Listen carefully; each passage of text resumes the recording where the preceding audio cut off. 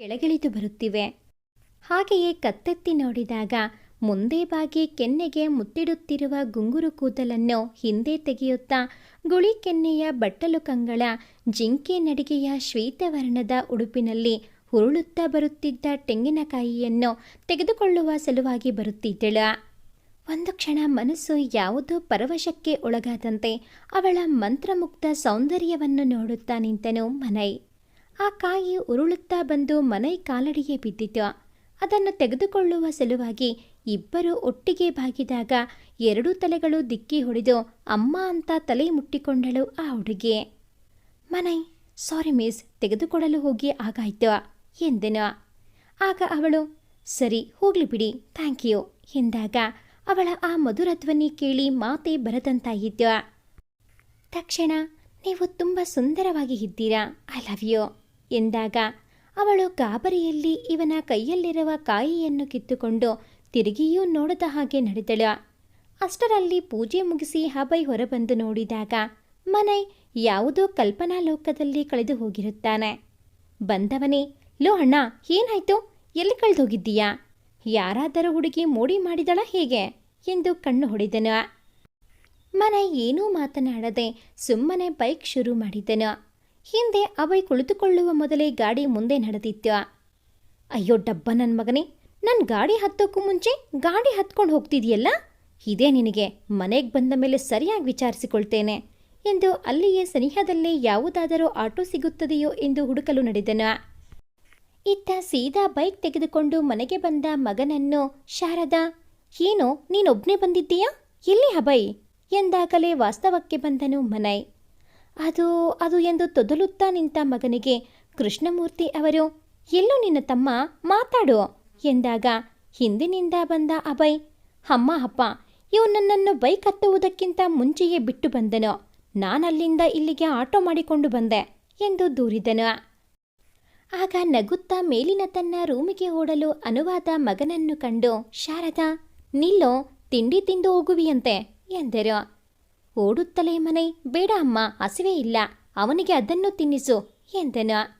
ಆಗ ಅಭಯ್, ಅಮ್ಮ, ಇವತ್ತು ದೇವಸ್ಥಾನದ ಹೊರಗೆ ನಿಂತಾಗ ಇವನಿಗೆ ಏನೋ ಆಗಿದೆ, ವಿಚಿತ್ರವಾಗಿ ಆಡ್ತಾ ಇದ್ದಾನೆ, ಎಲ್ಲಾದರೂ ಕರೆದುಕೊಂಡು ಹೋಗಿ ತಾಯ್ತಾ ಕಟ್ಟಿಸಿಕೊಂಡು ಬನ್ನಿ ಎಂದು ಹೇಳಿದಾಗ ಅವರಮ್ಮ ತಲೆಗೊಂದು ಮುಟುಕಿ, ಕೋತಿ, ಸಾಕ್ ತರಲೆ ಮಾಡಿದ್ದು, ತಿಂಡಿ ತಿನ್ನುವಿರಂತೆ ಬನ್ನಿ ಎಂದು ಎಲ್ಲರೂ ಡೈನಿಂಗ್ ಟೇಬಲ್ ಕಡೆ ಹೋದರು.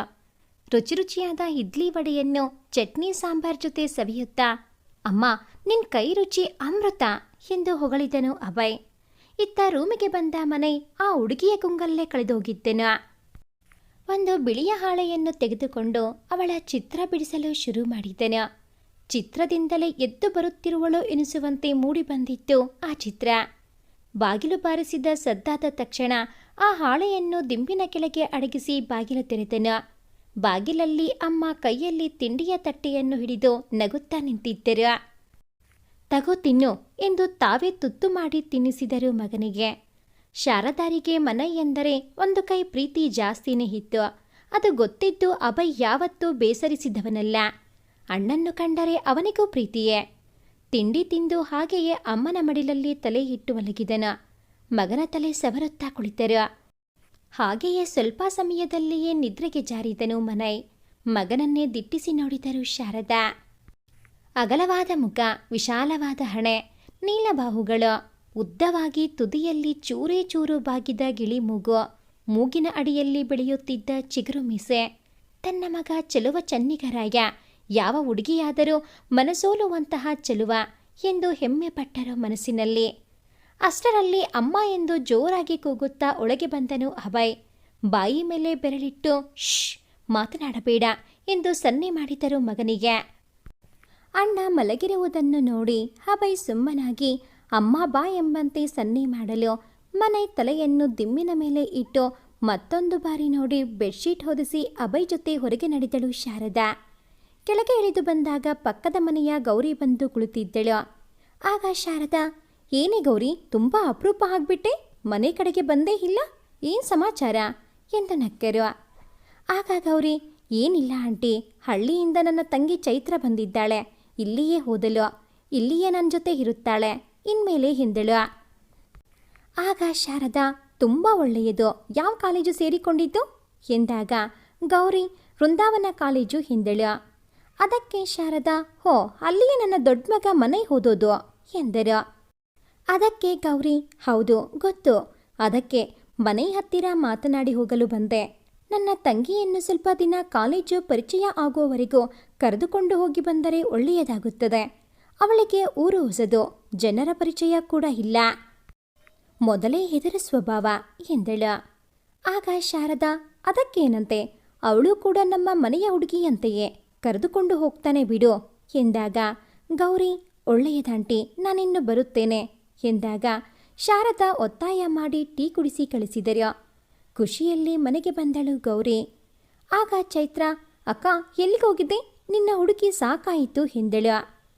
ಗೌರಿ, ನಿನ್ನ ಜೊತೆ ಕಾಲೇಜು ಹೋಗಲು ಪಕ್ಕದ ಮನೆ ಜೊತೆ ಇದ್ದಾನೆ, ನೀನು ಚಿಂತೆ ಬಿಡು ಎಂದಳು. ಆಗ ಚೈತ್ರ ಕೋಪದಿಂದ, ಏನು, ನಾನು ಹುಡುಗನ ಜೊತೆ ಕಾಲೇಜ್ ಹೋಗೋದಾ?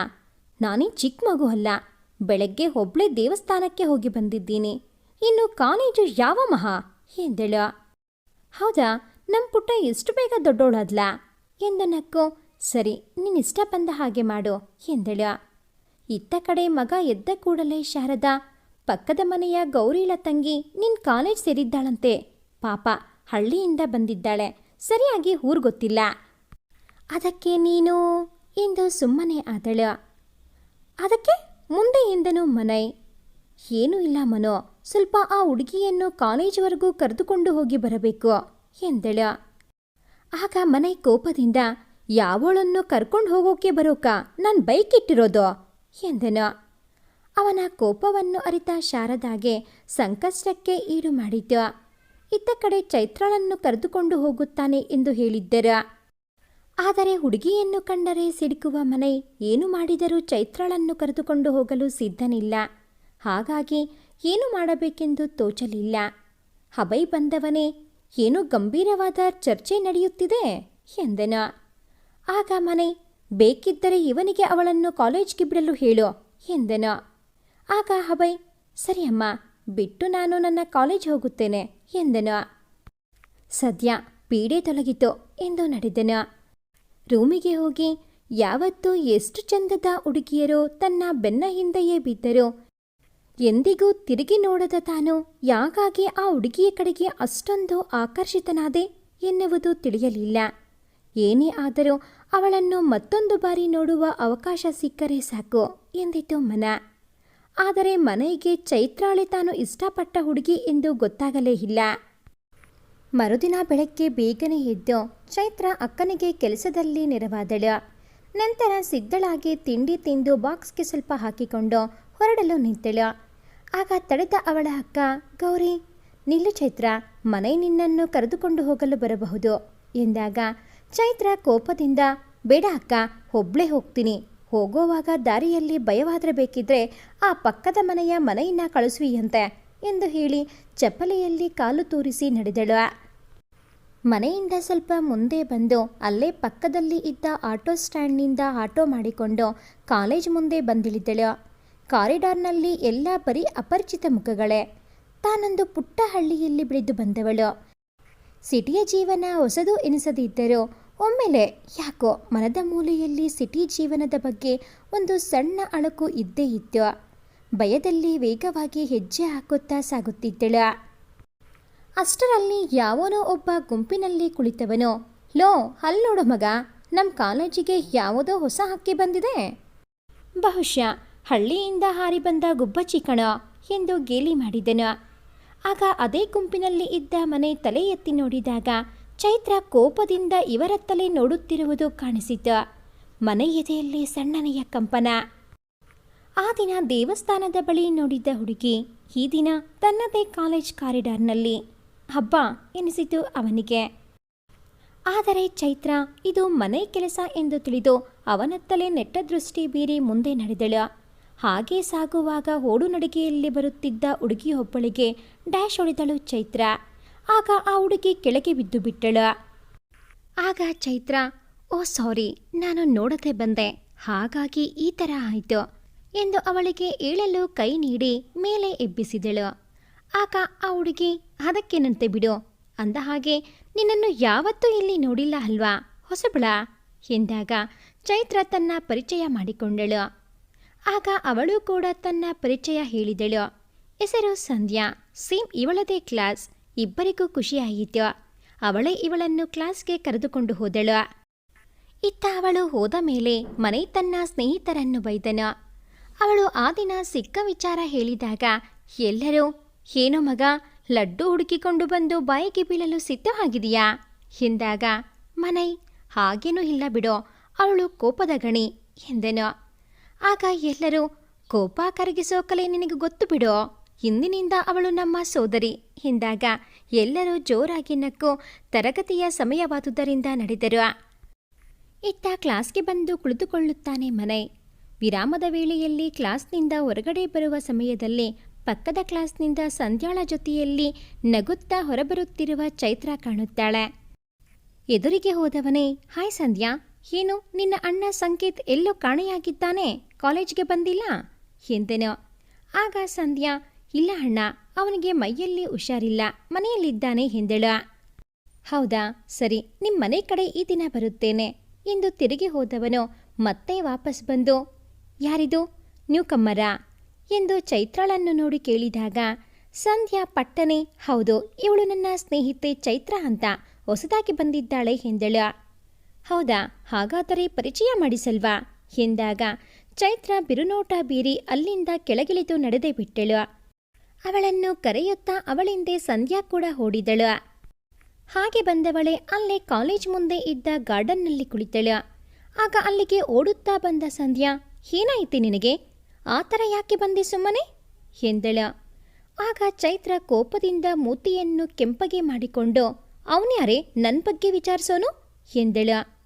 ಆಗ ಸಂಧ್ಯಾ ನಗುತ್ತಾ, ಕೂಲ್ ಬೇಬಿ ಕೂಲ್, ಅವನೇನು ಸಾಮಾನ್ಯ ಹುಡುಗ ಅಲ್ಲ, ಇಡೀ ಕಾಲೇಜ್ಗೆ ಟಾಪರ್, ಯಾವ ಹುಡುಗಿಯನ್ನು ಕಣ್ಣೆತ್ತಿ ಕೂಡ ನೋಡಲ್ಲ. ಏನೋ ನೀನು ನನ್ನ ಜೊತೆ ಇರೋದನ್ನು ಕಂಡು ವಿಚಾರಿಸಿದ್ದಾನೆ ಅಷ್ಟೇ ಬಿಡು ಎಂದಳು. ಏನೇ, ಅವನ ಬಗ್ಗೆ ಅಷ್ಟೊಂದೆಲ್ಲ ಗೊತ್ತಾ ನಿನಗೆ ಎಂದಳು ಚೈತ್ರ.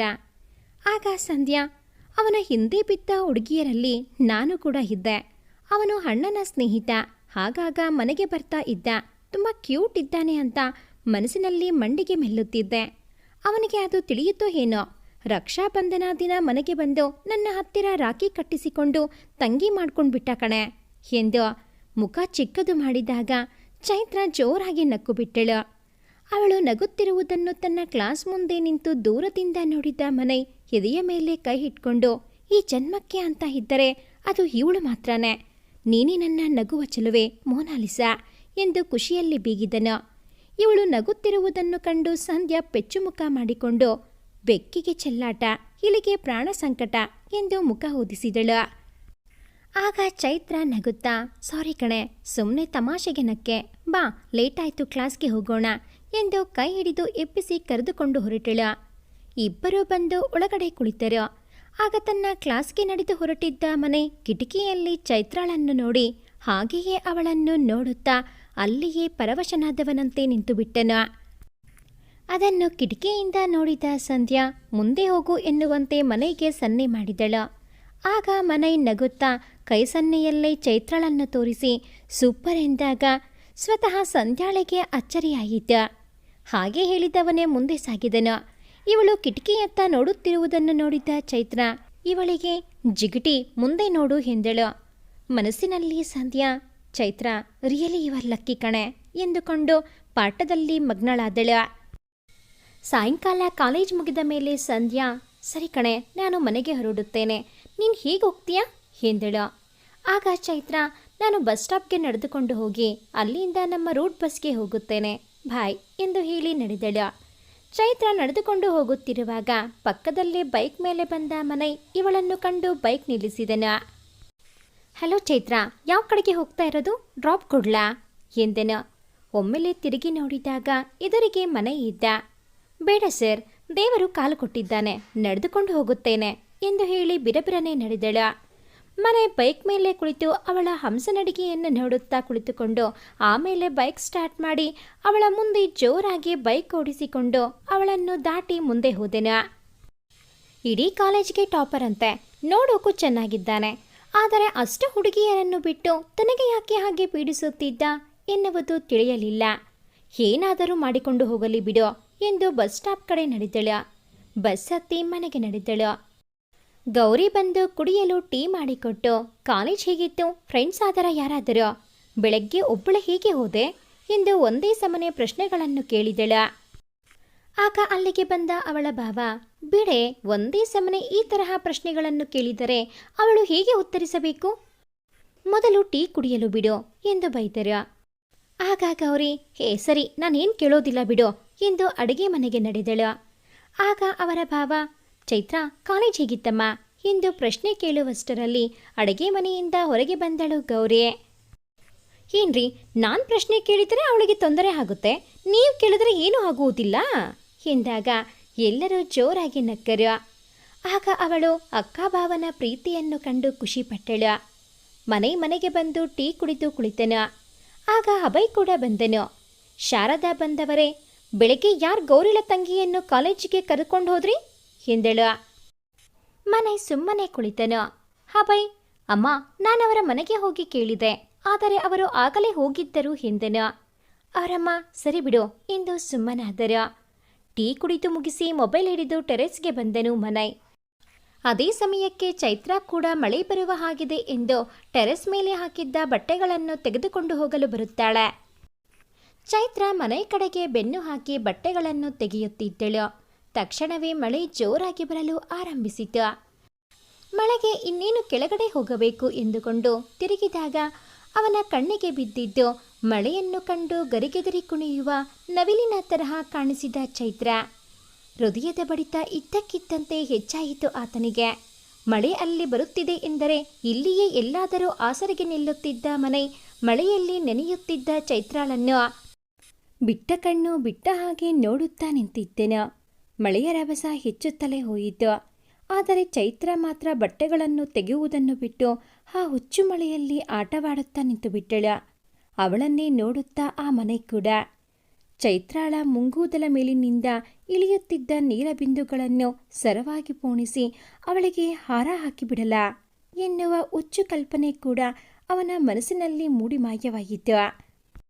ಪಕ್ಕದ ಮನೆಯ ಟೆರೆಸ್ ಮೇಲಿನಿಂದ ಯಾರೋ ತನ್ನನ್ನೇ ಗಮನಿಸುವುದು ಚೈತ್ರಾಳಿಗೆ ಆ ಸುರಿಯುವ ಮಳೆಯಲ್ಲಿಯೂ ಕಾಣಿಸಿ, ಇನ್ನು ಇಲ್ಲಿ ಇರುವುದು ಸರಿಯಲ್ಲ ಎನಿಸಿ ಬಟ್ಟೆಗಳನ್ನು ಎತ್ತಿಕೊಂಡು ಕೆಳಗೆ ನಡೆದಳು.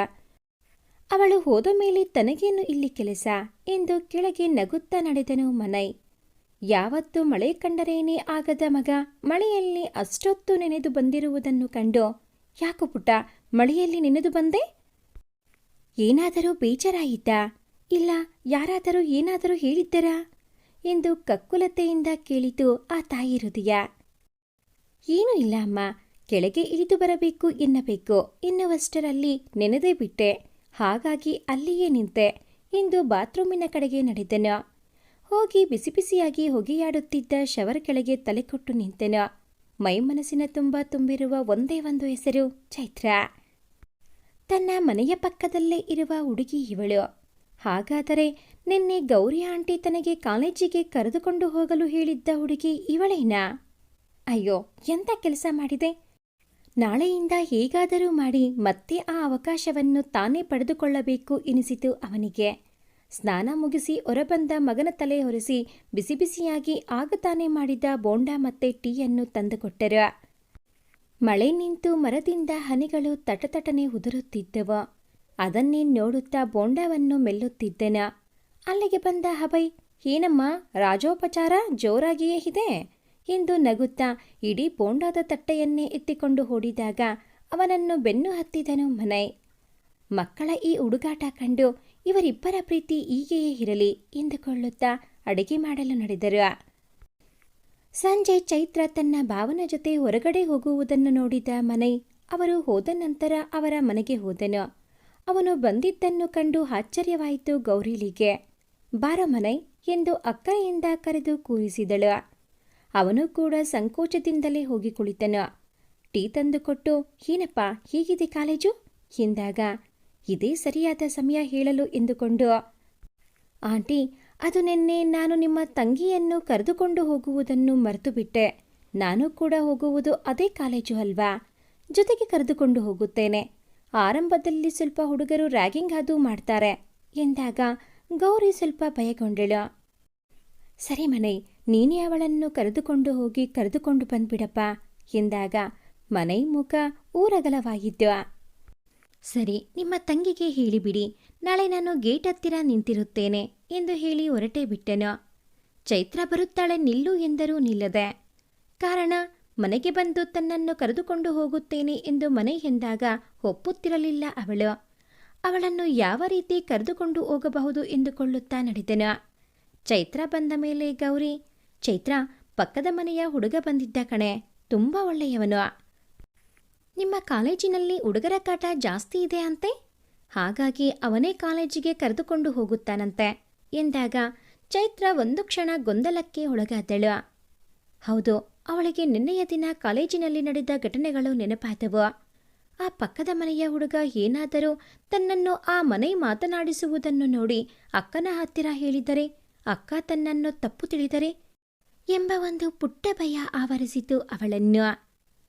ನಾಳೆ ಆತನಿಗೆ ತಾನು ಮುಖ ತೋರಿಸಿದರೆ ತಾನೇ ಅವನಿಗೆ ಗೊತ್ತಾಗುವುದು, ಏನಾದರೂ ಮಾಡಿದರಾಗಿದ್ದು. ಅವನ ಜೊತೆ ಹೋದರೆ ಬೇರೆಯವರು ತನ್ನನ್ನು ಪೀಡಿಸುವುದಾದರೂ ಕಡಿಮೆಯಾಗುತ್ತದೆ ಎಂದುಕೊಂಡು ಸುಮ್ಮನೆ, ಸರಿ ಅಕ್ಕ, ನೀನು ಹೇಳಿದ ಮೇಲೆ ಅವರ ಜೊತೆಯಲ್ಲೇ ಹೋಗುತ್ತೇನೆ ಎಂದಳು. ಮರುದಿನ ಬೆಳಗ್ಗೆ ತಿಂಡಿ ತಿಂದು ಇಬ್ಬರು ಸಿದ್ಧರಾದರು. ಚೈತ್ರ ಒಂದು ದುಪ್ಪಟ ತೆಗೆದುಕೊಂಡು ಮುಖ ಕಾಣಿಸದ ಹಾಗೆ ಕಟ್ಟಿಕೊಂಡಳು. ಇತ್ತ ಮನೆ ಕೂಡ ತನ್ನ ಮುಖ ನೋಡಿದರೆ ಚೈತ್ರ ಬೈಕ್ ಹತ್ತುವುದಿಲ್ಲ ಎಂದುಕೊಂಡು ಕೈಲಿ ಹೆಲ್ಮೆಟ್ ಹಿಡಿದುಕೊಂಡು ಹೊರಟೆನು. ಅದನ್ನು ನೋಡಿದ ಅಭಯ್, ಏನು ರಾಯರು, ಯಾವತ್ತೂ ಇರದವರು ಈ ದಿನ ಹೆಲ್ಮೆಟ್ ತೆಗೆದುಕೊಂಡು ಹೋಗುತ್ತಿದ್ದೀಯಾ ಎಂದೆನು. ಆಗ ಮನೆ, ಹಾ, ಈ ದಿನ ಬ್ಯಾಂಕ್ ದರೋಡೆ ಮಾಡಲು ಹೊರಟಿದ್ದೇನೆ, ನೀನು ಬರುತ್ತೀಯಾ ಎಂದು ನಕ್ಕನು. ಆಗ ಅಲ್ಲಿಗೆ ಬಂದ ಅವರಮ್ಮ, ಏನು ಇದು ಬೆಳಗ್ಗೆ ಬೆಳಗ್ಗೆನೆ ಇಂಥ ಮಾತು ಎಂದು ಇಬ್ಬರಿಗೂ ಬೈದಳು.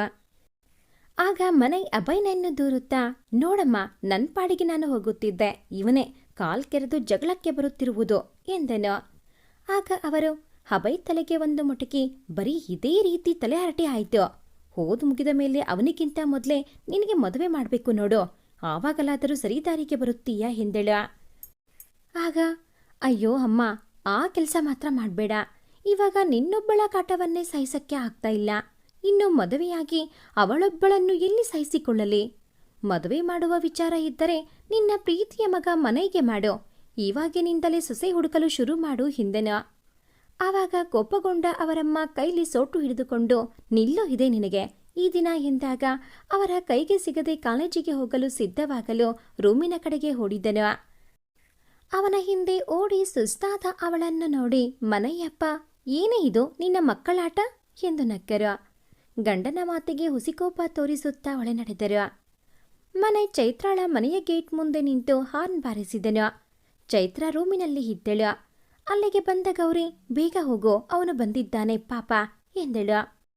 ಸರಿ ಅಕ್ಕ ಎಂದ ಚೈತ್ರಾಳ ಮುಖವನ್ನು ನೋಡಿ, ಏನೇ ಇದು ನಿನ್ನ ಹೊಸ ಅವತಾರ ಎಂದಳು. ಅಕ್ಕ, ಹೊರಗೆ ತುಂಬಾ ಬಿಸಿಲು, ಅದಕ್ಕೆ ಹೀಗೆ ಎಂದಾಗ, ಸರಿ ಹೋಗು, ಲೇಟ್ ಆಯ್ತು ಎಂದಾಗ ಬ್ಯಾಗ್ ಎತ್ತಿಕೊಂಡು ಓಡಿದಳು. ಗೇಟ್ ಹತ್ತಿರ ಹೋದಾಗ ಒಬ್ಬ ಯುವಕ ಬೈಕ್ ಹತ್ತಿ ಕುಳಿತಿರುವುದು ಕಾಣಿಸುತ್ತದೆ. ಆಗ ಅಕ್ಕನ ಕಡೆ ತಿರುಗಿದಾಗ, ಸರಿ ಹತ್ತು ಎಂಬಂತೆ ಕೈ ಮಾಡಿದಾಗ ಬೈಕ್ ಹತ್ತಿ ಕುಳಿತಳು ಚೈತ್ರ. ಆಗ ಮನೆ, ಮೇಡಮ್, ಸ್ವಲ್ಪ ಸರಿಯಾಗಿ ಹಿಡಿದುಕೊಂಡು ಕುಳಿತುಕೊಳ್ಳಿ ಎಂದಾಗ ಸರಿ ಎಂದಳು. ಅವಳು ಮುಖ ಕಾಣಿಸದ ಹಾಗೆ ಬಟ್ಟೆ ಕಟ್ಟಿದ್ದರಿಂದ ಅವಳ ಮುಖ ಕಾಣಿಸುತ್ತಿಲ್ಲ ಅವನಿಗೆ. ಸರಿ, ಹೇಗೂ ಕಾಲೇಜ್ ಹೋದ ಮೇಲೆ ಇದ್ದೇ ಇದೆ ಎಂದು ಸುಮ್ಮನಾದನು. ಖುಷಿಯಿಂದ ಮನದಲ್ಲಿ ಹಾಡು ಗುಣಗುತ್ತಾ ಬೈಕ್ ಓಡಿಸಿದರೆ ಚೈತ್ರ ಯಾವಾಗ ಕಾಲೇಜ್ ಬರುತ್ತದೋ ಎಂದು ಕಾದು ಕುಳಿತಂತೆ ಇದ್ದಳು. ಅವಳ ಎದೆಬಡಿತ ಹೆಚ್ಚಾಗುತ್ತಿದ್ದ. ಇದ್ದಕ್ಕಿದ್ದಂತೆ ಅವಳಿಗೆ ಮನೆ ನೆನಪಾದನು. ಈ ದಿನ ಹೀಗೆ ವರ್ತಿಸುವನೋ ಎಂದುಕೊಳ್ಳುತ್ತಿರುವಾಗ ನಡುವೆ ಹಂಪಂದು ಬೈಕ್ ಅಲಗಿದಂತಾಗಿ ಭಯಗೊಂಡ ಚೈತ್ರ ಮನೆ ಬೆನ್ನು ಗಟ್ಟಿಯಾಗಿ ಹಿಡಿದುಕೊಂಡಳು. ಮನೈ ಮೈಯಲ್ಲಿ ರೋಮಾಂಚನ ಉಂಟಾಯಿತು. ಅವಳು ಕೈಯನ್ನು ತೆಗೆಯುವುದನ್ನೇ ಮರೆತಳು. ಕಾಲೇಜ್ ಬಂದ ಮೇಲೆ ಮನೆ, ಮಿಸ್ ಕೆಳಗೆ ಇಳಿಯುತ್ತೀರಾ ಎಂದು ಒಲ್ಲದ ಮನಸ್ಸಿನಿಂದ ಹೇಳಿದಾಗ ಚೈತ್ರ, ಆಹಾ ಸಾರಿ, ಗೊತ್ತಾಗ್ಲಿಲ್ಲ, ಥ್ಯಾಂಕ್ಸ್ ಎಂದು ಹೇಳಿ ಕೆಳಗಿಳಿದು ನಡೆದಳು. ಮನೆ, ಥು, ಯಾಕಾದರೂ ಕಾಲೇಜು ಇಷ್ಟು ಬೇಗ ಬಂದಿದ್ದೋ, ಇನ್ನೂ ಸ್ವಲ್ಪ ನಿಧಾನವಾಗಿ ಬರಬಹುದಿತ್ತು ಎಂದುಕೊಂಡ. ಮುಂದೆ ಬಂದು ಹೆಲ್ಮೆಟ್ ಮತ್ತೆ ಜಾಕೆಟ್ ತೆಗೆದು ತಲೆಗೂದಲನ್ನು ಸರಿ ಮಾಡಿಕೊಳ್ಳುತ್ತಾ ಕಾಲೇಜು ಒಳಗಡೆ ನಡೆದನು.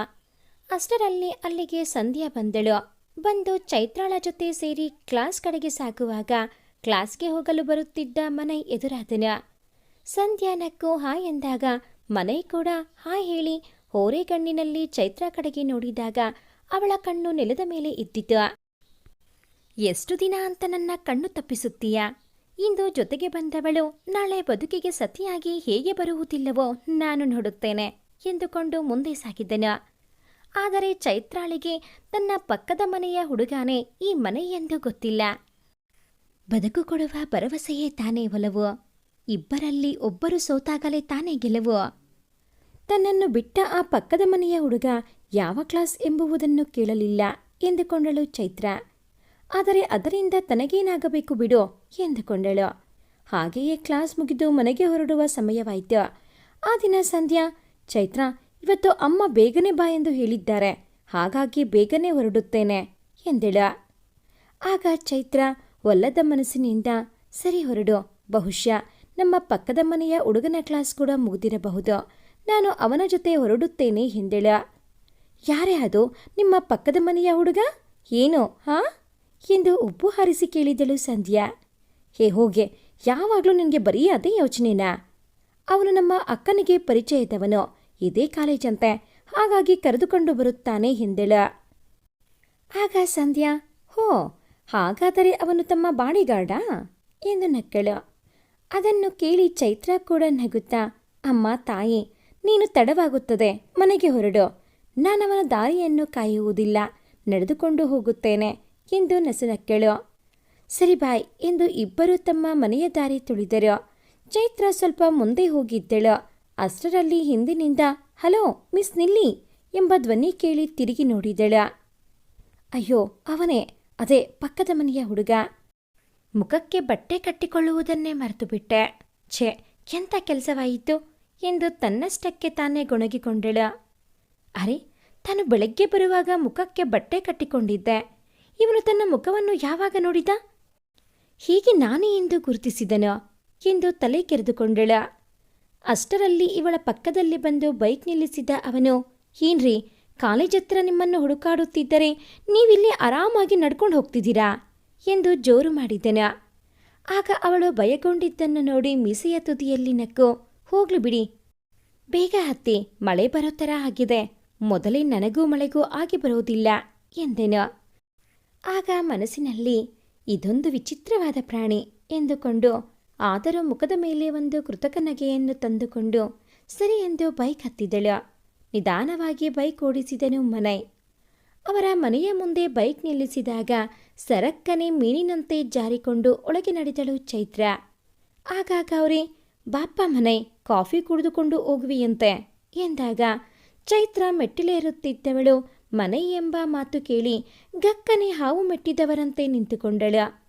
ಆ ಕಾಲೇಜಿನ ಮನೆಯನ್ನೇ ಈ ಪಕ್ಕದ ಮನೆಯ ಹುಡುಗ ಆಗಿರಬಹುದಾ ಎಂಬ ಸಣ್ಣ ಅನುಮಾನ ಅವಳನ್ನು ಕಾಡದೇ ಇರಲಿಲ್ಲ.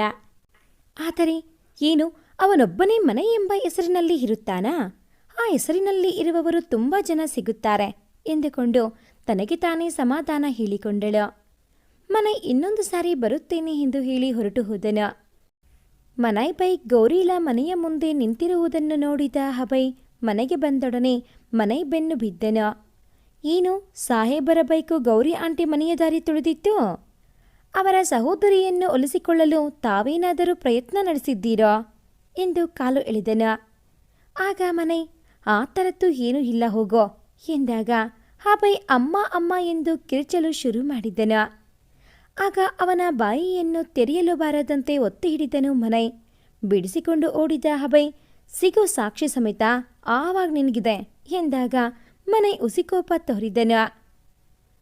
ಗೌರಿ ಮನೈ ಬಗ್ಗೆ ಕೇಳಿದಾಗ ಚೈತ್ರ, ಅಕ್ಕ ಅವರು ಬರೀ ನನ್ನ ಕರೆದುಕೊಂಡು ಹೋಗುತ್ತಾರೆ ಬರುತ್ತಾರೆ ಅಷ್ಟೇ, ಮತ್ತೇನೂ ಗೊತ್ತಿಲ್ಲ ಎಂದಾಗ ಅದ್ಯಾಕೆ ಹುಡುಗರ ಬಗ್ಗೆ ಕೇಳಿದರೆ ಉರಿದು ಬೀಳುತ್ತೀಯಾ ಎಂದಳು ಗೌರಿ.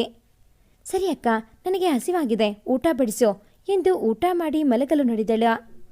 ನಾಳೆ ಹೇಗಾದರೂ ಮಾಡಿ ಆ ಮನೆ ಮತ್ತೆ ಈ ಮನೆ ಬೇರೆ ಬೇರೆನಾ ಇಲ್ಲ ಒಬ್ಬರೇನಾ ಎಂದು ತಿಳಿಯಬೇಕು ಎಂದುಕೊಂಡು ಅದೇ ಯೋಚನೆಯಲ್ಲಿ ನಿದ್ರಾದೇವಿಯ ಮಡಿಲಿಗೆ ಜಾರಿದಳು. ಮರುದಿನ ಅವನು ಹೇಗೋ ತನ್ನ ಮುಖ ನೋಡಿದ್ದಾನೆ ಎಂದುಕೊಂಡು ಮುಖಕ್ಕೆ ಮಾಸ್ಕ್ ಧರಿಸದನೆಯೇ ಅವನ ಜೊತೆ ಕಾಲೇಜಿಗೆ ಹೊರಟಳ. ಅವನು ಮಾತ್ರ ಹೆಲ್ಮೆಟ್ ಹಾಕಿಕೊಂಡು ಗಾಡಿ ಓಡಿಸುತ್ತಿದ್ದನು. ಸೈಡ್ ಮಿರರ್ನಲ್ಲಿ ಚೈತ್ರಾಳನ್ನು ನೋಡುತ್ತಾ ಬೈಕ್ ಓಡಿಸತೊಡಗಿದನು ಮನಯ್.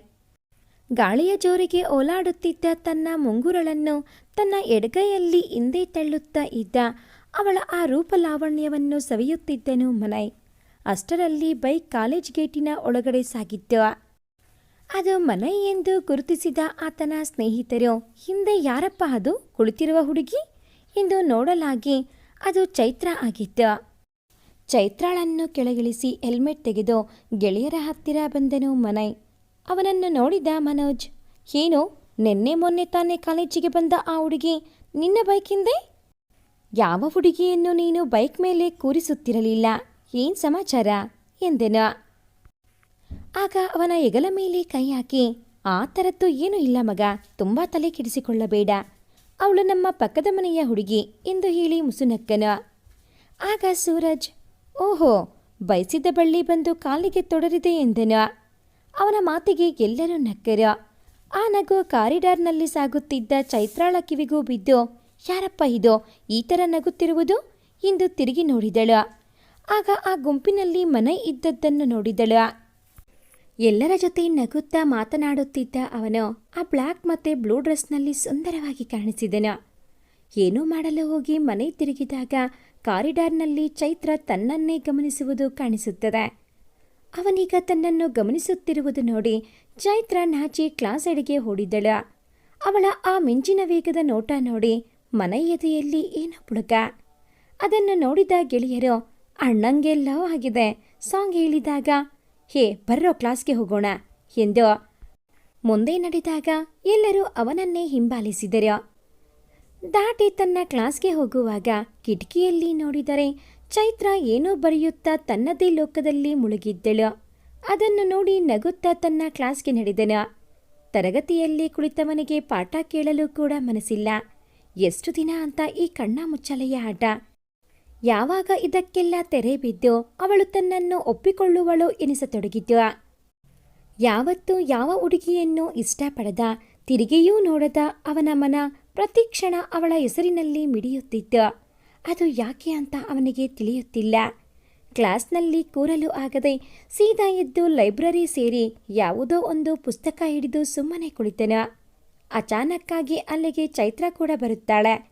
ಹಾಗೆ ಅವಸರದಲ್ಲಿ ಬರುವಾಗ ಕಾಲು ಚಾಚಿ ಕುಳಿತಿದ್ದ ಮನಯ್ ಕಾಲು ಅವಳಿಗೆ ಅಡ್ಡಲಾಗಿ ಎಡುವುತ್ತಾಳೆ. ಹಾಗೆ ಎಡವಿ ಬೀಳುತ್ತಿದ್ದ ಚೈತ್ರಾಳನ್ನು ಮನಯ್ ಜೊತೆ ಓದುತ್ತಿದ್ದ ಪೋಕೆರೆ ಶ್ರೀನಾಥ್ ಹಿಡಿದುಕೊಳ್ಳುತ್ತಾನೆ. ಆಗ ತಕ್ಷಣ ಅವನ ಕೈ ಬಿಡಿಸಿಕೊಂಡು ದೂರ ಸರಿದು ಥ್ಯಾಂಕ್ಸ್ ಎಂದು ಹೇಳುತ್ತಾಳೆ. ಅವನು ಚೈತ್ರಾಳನ್ನು ಮುಟ್ಟಿದ್ದ ಕೈಯನ್ನು ಸವರಿಕೊಳ್ಳಲು ಅದನ್ನು ನೋಡಿದ ಮನಯ್ ಮೈ ಹುರಿದು ಹೋಗುತ್ತದೆ. ಚೈತ್ರ ಏನು ಮಾಡಬೇಕೆಂದು ತೋಚದೆ ಬಂದು ಸೀದಾ ಮನಯ್ ಕೂತಿದ್ದ ಟೇಬಲ್ ಎದುರಿನ ಚೇರಿನಲ್ಲಿ ಕುಳಿತಳು. ಮನಯ್ ಕೈಲಿದ್ದ ಪುಸ್ತಕ ಇಟ್ಟು ಅವಳ ಮುಖವನ್ನು ನೋಡಿದಾಗ ಅವಳ ಮುಖದಲ್ಲಿನ ಗಾಬರಿ ಎದ್ದು ಕಾಣಿಸುತ್ತಿತ್ತು. ಶ್ರೀನಾಥ್ ಬಂದವನೇ ಚೈತ್ರಾಳ ಹತ್ತಿರ ನಿಂತು, ಹಾಯ್, ನಾನು ಶ್ರೀನಾಥ್, ನಿಮ್ಮ ಹೆಸರು ಅಂತ ಕೈ ಮುಂದೆ ಚಾಚಿದನು. ಆಗ ಮನಯ್ ಸಹನೆ ಮೀರುತ್ತಾನೆ. ಆದರೂ ಸುಮ್ಮನೆ ಸಹಿಸಿಕೊಂಡು ಕೂರುತ್ತಾನೆ. ಅವನೇ ಮುಂದುವರಿದು ಚೈತ್ರಾಳ ಕೈ ಹಿಡಿದುಕೊಂಡಾಗ ಚೈತ್ರಾಳ ಕಣ್ಣು ಕೋಪದಿಂದ ಉರಿದವು. ರೀ, ನೀವು ಮಾಡಿದ ಸಹಾಯಕ್ಕೆ ಆಗಲೇ ಧನ್ಯವಾದ ಹೇಳಿ ಆಗಿದೆ, ಮತ್ಯಾಕೆ ಹೀಗೆ ಮಾಡುತ್ತಿರುವಿರಿ ಎಂದಳು. ಆಗ ಶ್ರೀನಾಥ್, ನಿನ್ನ ಮುಟ್ಟಿದ ಈ ಕೈ ನಿನ್ನನ್ನು ಮತ್ತೆ ಮುಟ್ಟಲು ಹಾತರಿಯುತ್ತಿದೆ ಎಂದು ಅವಳ ಕೆನ್ನೆ ಮುಟ್ಟಲು ಹೋದನು. ಆಗ ಚೇರಿನಿಂದ ಮೇಲೆದ್ದ ಮನಯ್ ಅವನ ಆ ಕೈ ತಿರುಚಿ, ಬಾ, ನನಗೂ ನಿನ್ನ ಕೈ ಮುಟ್ಟಲು ಆಸೆ ಎಂದನು. ಆಗ ಶ್ರೀನಾಥ್, ಇದು ನನ್ನ ಮತ್ತೆ ಅವಳ ಮಧ್ಯೆ ಇರುವಂಥದ್ದು, ನೀನ್ ಮಧ್ಯೆ ಬರಬೇಡ ಮನಯ್ ಎಂದನು. ಆಗ ಮನಯ್ ಕೋಪದಿಂದ, ನಾನು ಮಧ್ಯೆ ಬಂದರೆ ಏನಾಗುತ್ತದೆ ನೋಡೇ ಬಿಡೋಣ ಎಂದು ಅವನ ಕಾಲರಿಗೆ ಕೈ ಹಾಕಿ ಅವನನ್ನು ಎಳೆದುಕೊಂಡು ಹೋಗಿ ಪ್ರಿನ್ಸಿಪಾಲ್ ರೂಮಿಗೆ ಹೋಗಬೇಕು ಎಂದವನು ಯಾಕೋ ಬೇಡ ಎನಿಸಿ ಹೊರಗೆ ಬಿಟ್ಟು ಲೈಬ್ರರಿ ಒಳಗೆ ನಡೆದನು. ಮತ್ತೆ ಬಂದು ಚೈತ್ರಾಳ ಎದುರಿನಲ್ಲಿ ಕುಳಿತನು. ಆಗ ಚೈತ್ರ ತುಂಬ ಧನ್ಯವಾದಗಳು ಎಂದಾಗ ಏನೂ ಹೇಳದೆ ಸುಮ್ಮನೆ ಅವಳ ಮುಖ ನೋಡಿ ಮನೆಗೆ ಹೊರಡಿ, ಇನ್ನೂ ಅವನಿಂದ ಸ್ವಲ್ಪ ಹುಷಾರು ಎಂದನು. ಅವಳು ಸರಿ ಎಂದು ಹೊರ ನಡೆದಳು. ಸ್ವಲ್ಪ ಹೊತ್ತಿಗೆ ಕಾಲೇಜ್ ಮುಗಿದ ಮೇಲೆ ಕಾಯುತ್ತಾ ನಿಂತ ಚೈತ್ರಾಳನ್ನು ಹೆಲ್ಮೆಟ್ ಧರಿಸಿ ಹತ್ತಿಸಿಕೊಂಡು ನಡೆದನ. ಇಬ್ಬರ ನಡುವೆ ಮಾತಿಲ್ಲ. ಇಬ್ಬರ ಮನದಲ್ಲಿ ಅದೇ ವಿಚಾರ ಕೊರೆಯುತ್ತಿತ್ತು. ಆದರೆ ಚೈತ್ರಾಳಿಗೇನು ಗೊತ್ತು, ಇವನೇ ಮಧ್ಯಾಹ್ನ ತನಗಾಗಿ ಅವನೊಂದಿಗೆ ಜಗಳ ಕಾದವನು ಎಂದು. ಅವಳ ಮನಸ್ಸು ಮನೆ ಕುರಿತೇ ಯೋಚಿಸುತ್ತಾ ಸಾಗಿತ್ತು. ಹಾಗೆ ಸಾಗುತ್ತಾ ಯಾಕೋ ಒಮ್ಮೆಲೆ ಮನೆ ಎಂದು ಕಿರುಚಿದಳು. ಆಗ ಮನೆ, ಏನಾಯ್ತು ಚೈತ್ರ ಅವರೇ ಎಂದಾಗ, ಏನೂ ಇಲ್ಲ, ಗಾಡಿ ಓಡಿಸಿ ಎಂದಳು. ಸರಿ ಎಂದು ಮನದಲ್ಲಿ ನಗುತ್ತಾ ಮನೆ ಗಾಡಿ ಓಡಿಸುತ್ತಾ ಸಾಗಿದನು. ಅವಳನ್ನು ಅವಳ ಮನೆಯ ಮುಂದೆ ಇಳಿಸಿ ತಾನು ಮನೆಯ ದಾರಿ ತುಳಿದನು. ಮನೆಗೆ ಹೋದ ಚೈತ್ರಾಳಿಗೆ ಅಳಬೇಕೋ ನಗಬೇಕೋ ಎಂದು ತಿಳಿಯದೆ ಒದ್ದಾಡುತ್ತಿದ್ದಳು. ಶಾರದಾ ಮತ್ತು ಕೃಷ್ಣಮೂರ್ತಿ ಅವರು ಮನೆ ಮತ್ತು ಅಭಯ್ ಬಗ್ಗೆ ಮಾತನಾಡುತ್ತಾ ಕುಳಿತಿದ್ದರು. ಶಾರದಾ ಗಂಡನ ಹತ್ತಿರ, ರೀ, ನನಗೂ ವಯಸ್ಸಾಗುತ್ತಾ ಬಂದಿತ್ತು. ಮೊದಲಿನ ಹಾಗೆ ಓಡಾಡಿಕೊಂಡು ಕೆಲಸ ಮಾಡಲು ಆಗುತ್ತಿಲ್ಲ. ಮನೆ ಓದು ಮುಗಿದ ವರ್ಷವೇ ಅವನ ಮದುವೆ ಮಾಡಿಬಿಡೋಣ ಎಂದು ಹೇಳಿದಳು. ಆಗ ಕೃಷ್ಣಮೂರ್ತಿ ಅವರು ಕೂಡ, ಸರಿ ಶಾರದಾ, ನಿನ್ನ ಮಾತಿನಂತೆ ಆಗಲಿ, ನೀನು ಈಗಿನಿಂದಲೇ ಹುಡುಗಿಯನ್ನು ನೋಡು ಎಂದೆನ. ಆಗ ಶಾರದಾ, ಬೇರೆ ಕಡೆ ಯಾಕೆ ನೋಡಬೇಕು? ನಿಮ್ಮ ಅಕ್ಕನ ಮಗಳು ಸುಮ್ಮನ ನೋಡಲು ಮುದ್ದಾಗಿ ಇದ್ದಾಳೆ, ಹಾಗೆಯೇ ನಮ್ಮ ಮನೆಗೆ ಸರಿಯಾಗಿ ಜೋಡಿಯಾಗುತ್ತಾಳೆ ಎಂದಾಗ ಕೃಷ್ಣಮೂರ್ತಿ ಹೆಂಡತಿಯ ಕಡೆಗೆ ಹೆಮ್ಮೆಯಿಂದ ನೋಡಿದ. ಅಲ್ಲ ಕಣೆ, ನಿನ್ನ ತವರು ಮನೆಯ ಕಡೆ ಸಾಕಷ್ಟು ಹುಡುಗಿಯರು ಇದ್ದರೂ ಕೂಡ ನನ್ನ ಅಕ್ಕನ ಮಗಳ ಹೆಸರು ಹೇಳಿದೆಯಲ್ಲ, ಮೆಚ್ಚಬೇಕು ನಿನ್ನನ್ನು ಎಂದೆನು. ಹಾಗೆಯೇ ಮುಂದುವರಿದು, ಇದು ಮನೆಗೆ ಕುರಿತ ವಿಚಾರ, ಆಯ್ಕೆ ಅವನದೇ ಆಗಿರಲಿ ಬಿಡು. ಅವನು ಯಾರನ್ನು ಬೇಕಾದರೂ ಆಯ್ಕೆ ಮಾಡಲಿ, ನಾವು ಮದುವೆಗೆ ಒಪ್ಪಿಕೊಳ್ಳೋಣ. ಅವನ ಖುಷಿಯೇ ನಮ್ಮ ಖುಷಿಯಾಗಿರುತ್ತದೆ ಎಂದಾಗ ಇವರಿಬ್ಬರ ಮಾತುಗಳನ್ನು ನಿಂತು ಕೇಳುತ್ತಿದ್ದ ಮನೆ ಮನದಲ್ಲಿ ಇಂತಹ ತಂದೆ ತಾಯಿ ಪಡೆದುದರ ಬಗ್ಗೆ ಹೆಮ್ಮೆ ಎನಿಸುವುದರ ಜೊತೆ ಕಣ್ಣಂಚಲ್ಲಿ ನೀರು ಕೂಡ ಜಿನುಗಿದ್ದ. ತಟ್ಟನೆ ಕಣ್ಣೀರು ಒರೆಸಿಕೊಂಡು ಅಮ್ಮ ಅಪ್ಪ ಎಂದು ಹೇಳುತ್ತಾ ಅವರ ಮಧ್ಯದಲ್ಲಿ ಬಂದು ಕುಳಿತನು. ಆಗ ಶಾರದಾ, ಏನೋ ಕಂದ, ಟೀ ತಂದ್ಕೊಡ್ಲಾ ಎಂದು ಕಕ್ಕುಲತೆಯಿಂದ ಕೇಳಿದಳ. ಬೇಡಮ್ಮ ಎಂದು ಹೇಳಿದನು.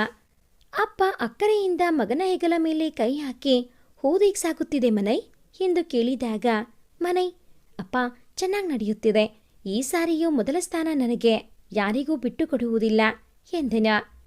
ಆಗ ಶಾರದಾ, ನನ್ನ ಪುಟ್ಟನ ಜಾಗವನ್ನು ಯಾರೋ ಹೇಗೆ ತುಂಬಲು ಸಾಧ್ಯ ಎಂದಾಗ, ಅಯ್ಯೋ ಅಮ್ಮ, ಇಷ್ಟೊಂದು ಹೊಗಳಬೇಡ, ಅವನಿಗೆ ಕೊಂಬು ಮೂಡಿಬಿಡುತ್ತೆ ಬೆಳಗ್ಗೆ ಎನ್ನುತ್ತಾ ಅಭಯ್ ಎಂದೆನ. ಅಲ್ಲಿ ನಗೆಯ ಅಲೆಯೂ ಮೂಡಿದವ. ಮರುದಿನ ಎಂದಿನಂತೆ ಮನೆ ಚೈತ್ರಾಳನ್ನು ಕರೆದುಕೊಂಡು ಹೊರಟನು.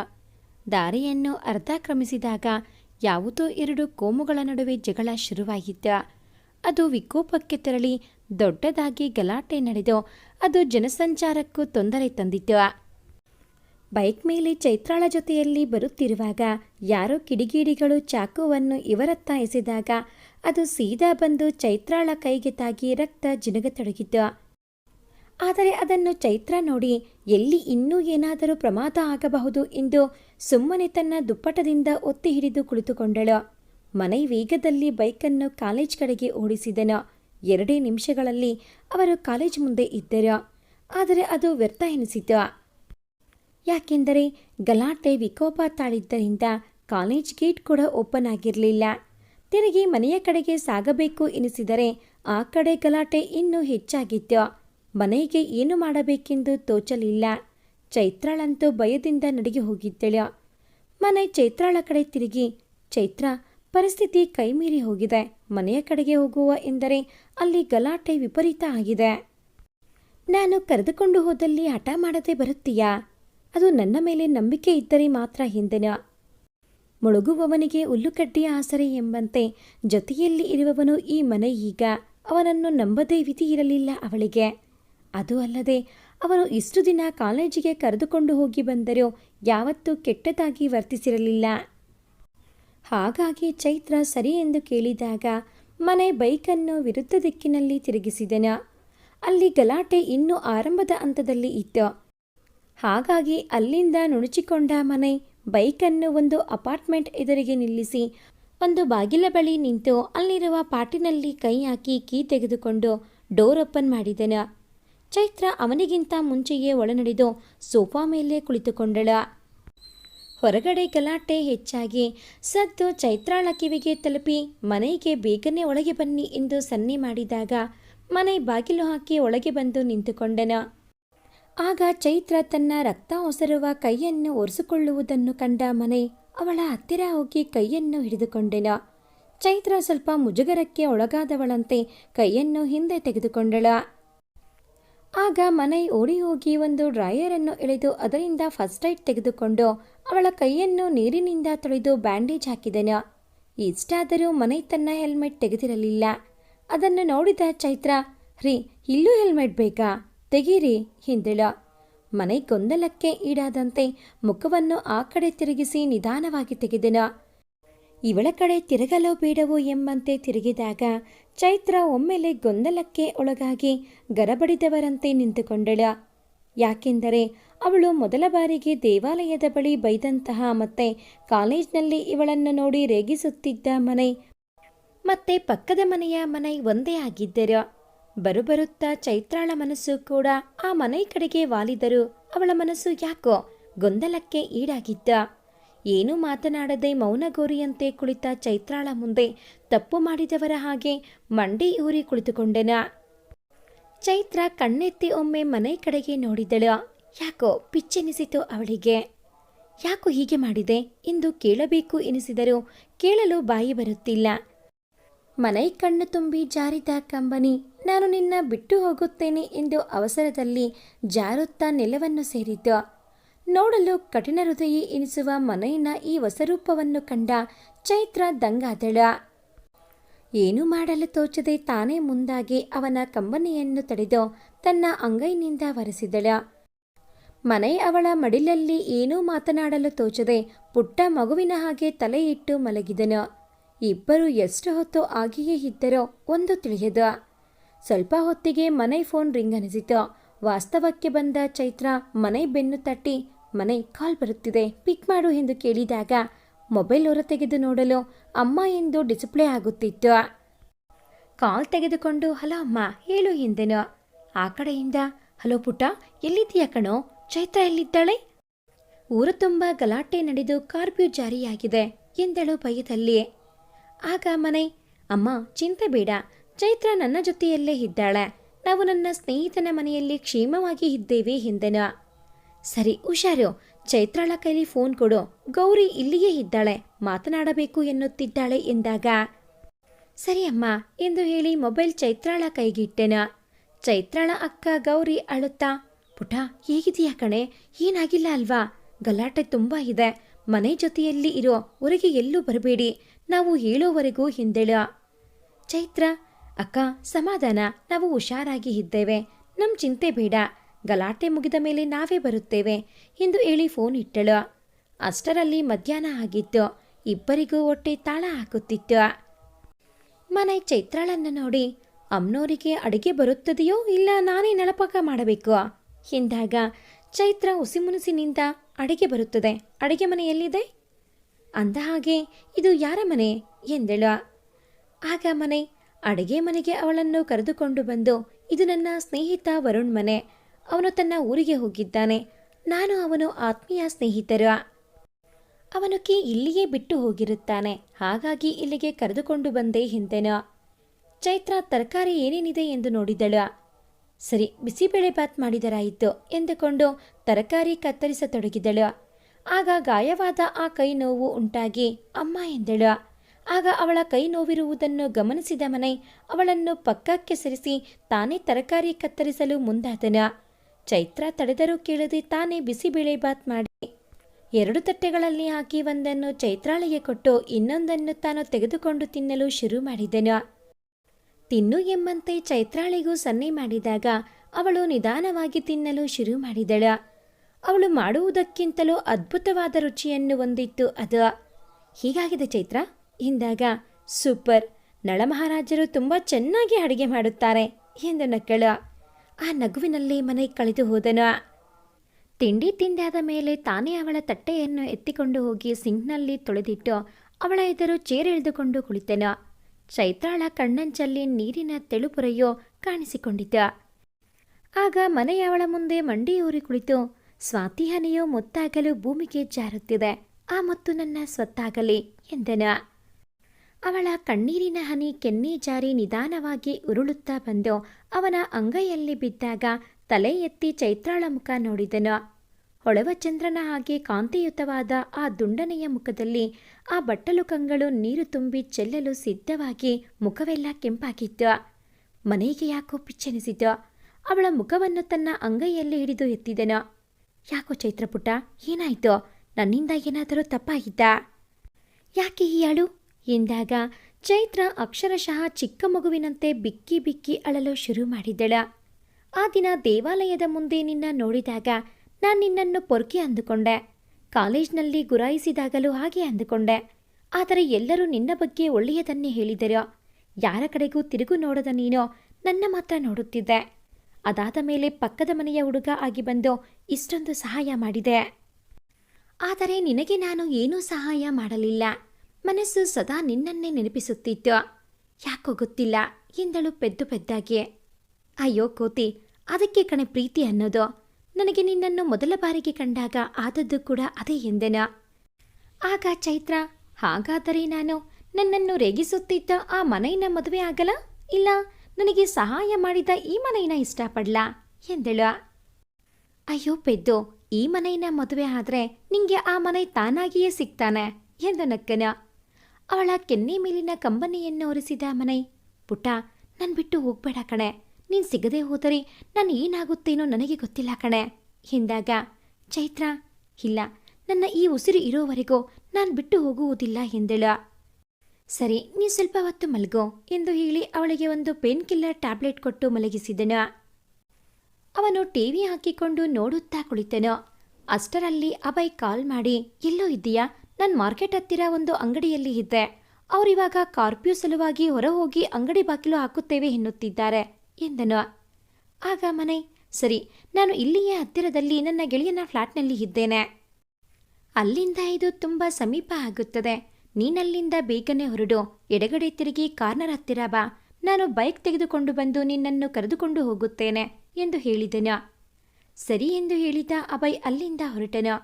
ಇತ್ತ ಮನೆ ಚೈತ್ರಾಳಿಗೆ ಹೇಳಿ ಹೋಗಬೇಕು ಎಂದರೆ ಅವಳು ಮಲಗಿ ನಿದ್ರೆ ಮಾಡುತ್ತಿದ್ದಳು.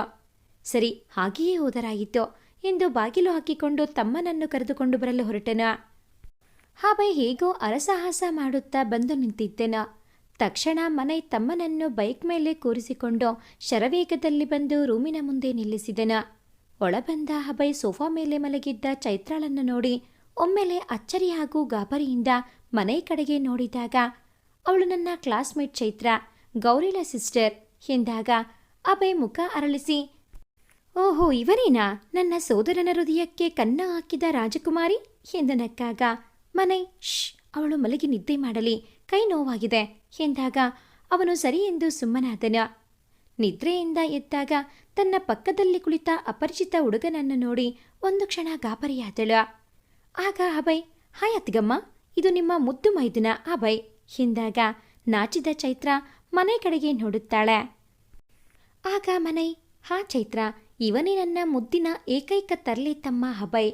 ಇಲ್ಲೆಲ್ಲೋ ಸಿಕ್ಕಿ ಹಾಕಿಕೊಂಡಿದ್ದನೋ, ಪಾಪ ಅಂತ ಕರೆದುಕೊಂಡು ಬಂದರೆ ನನ್ನ ಬುಡಕ್ಕೆ ಬತ್ತಿ ಇಡುತ್ತಾನೆ. ನೀ ಸ್ವಲ್ಪ ಹುಷಾರು ಎಂದಾಗ ಅಭಯ್ ಕೋಪದಿಂದ ಮುಖ ತಿರುಗಿಸಿ, ಜಗಳ ತರ್ಲೆ ಏನಿದ್ದರೂ ನಿನ್ ಜೊತೆ ಮಾತ್ರ. ಅತ್ತಿಗೆ ನನಗೆ ತಾಯಿಯ ಹಾಗೆ. ಅವಳಿಗೆ ಯಾವತ್ತೂ ಮೈದುನಾನೇ ಬೆಸ್ಟ್ ಫ್ರೆಂಡ್ ಥರ, ಗೊತ್ತಾ ಎಂದೆನು. ಆಗ ಚೈತ್ರ ಅಭಯ್ಗೆ, ನೀನವರ ಬಗ್ಗೆ ತಲೆ ಕೆಡಿಸಿಕೊಳ್ಳಬೇಡ. ನೀನು ಯಾವತ್ತಿಗೂ ನನಗೆ ಮೊದಲ ಮಗು.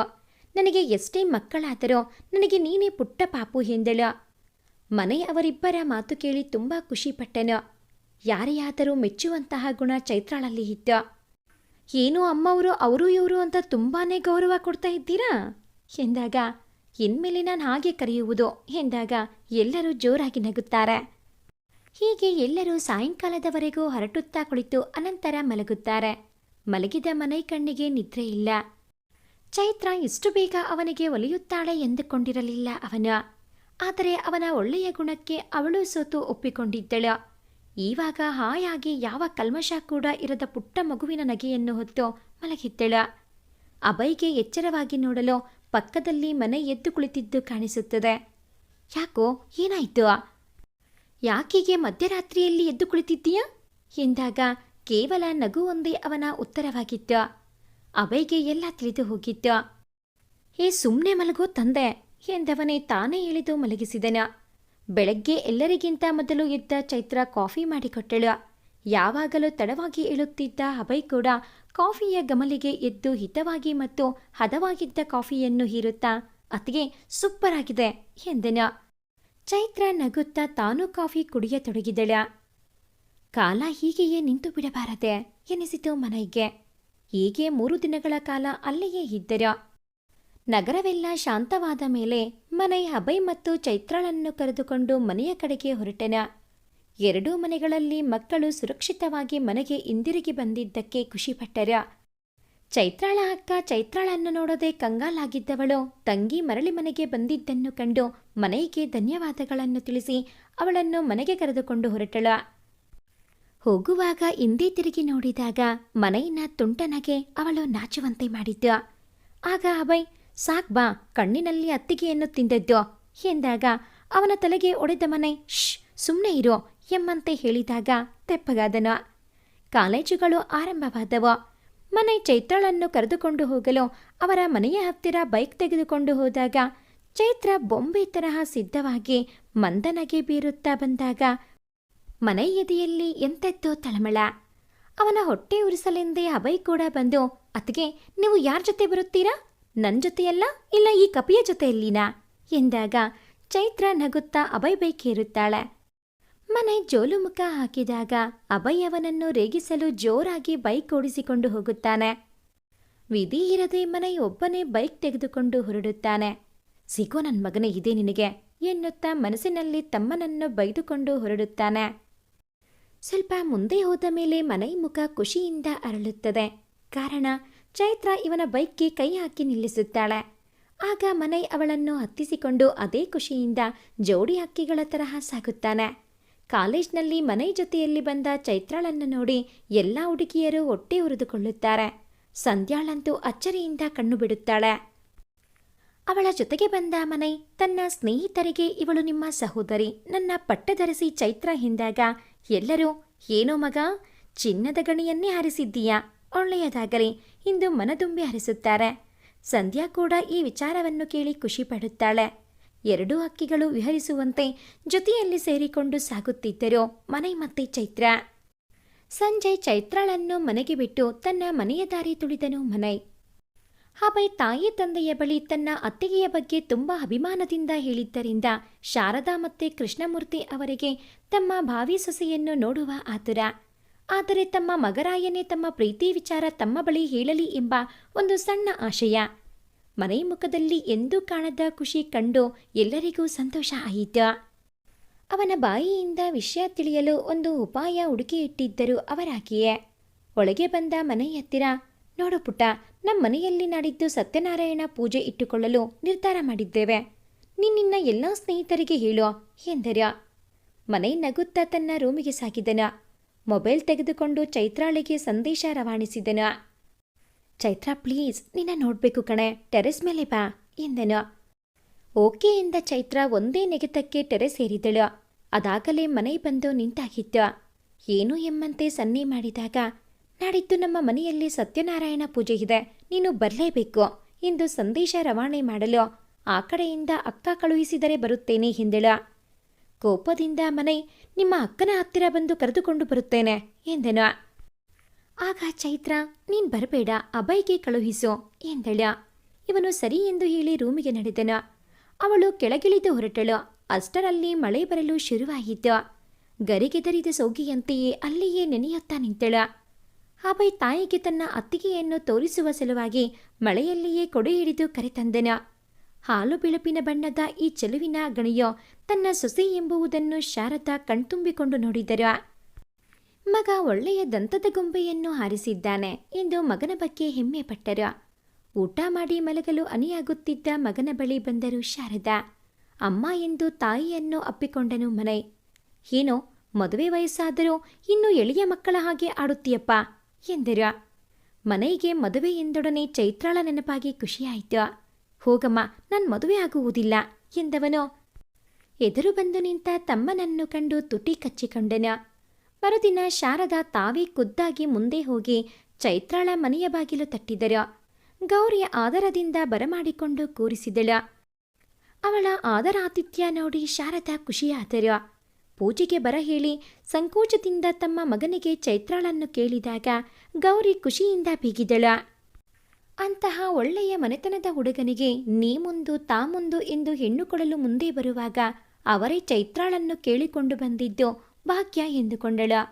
ಆದರೂ ತನ್ನ ತಂಗಿಯನ್ನು ಒಂದು ಮಾತು ಕೇಳಿ ಹೇಳುತ್ತೇನೆ ಎಂದಾಗ ಶಾರದಾ, ಗೌರಿ, ಮಕ್ಕಳಿಬ್ಬರು ಒಬ್ಬರನ್ನೊಬ್ಬರು ಮೆಚ್ಚಿದ್ದಾರೆ.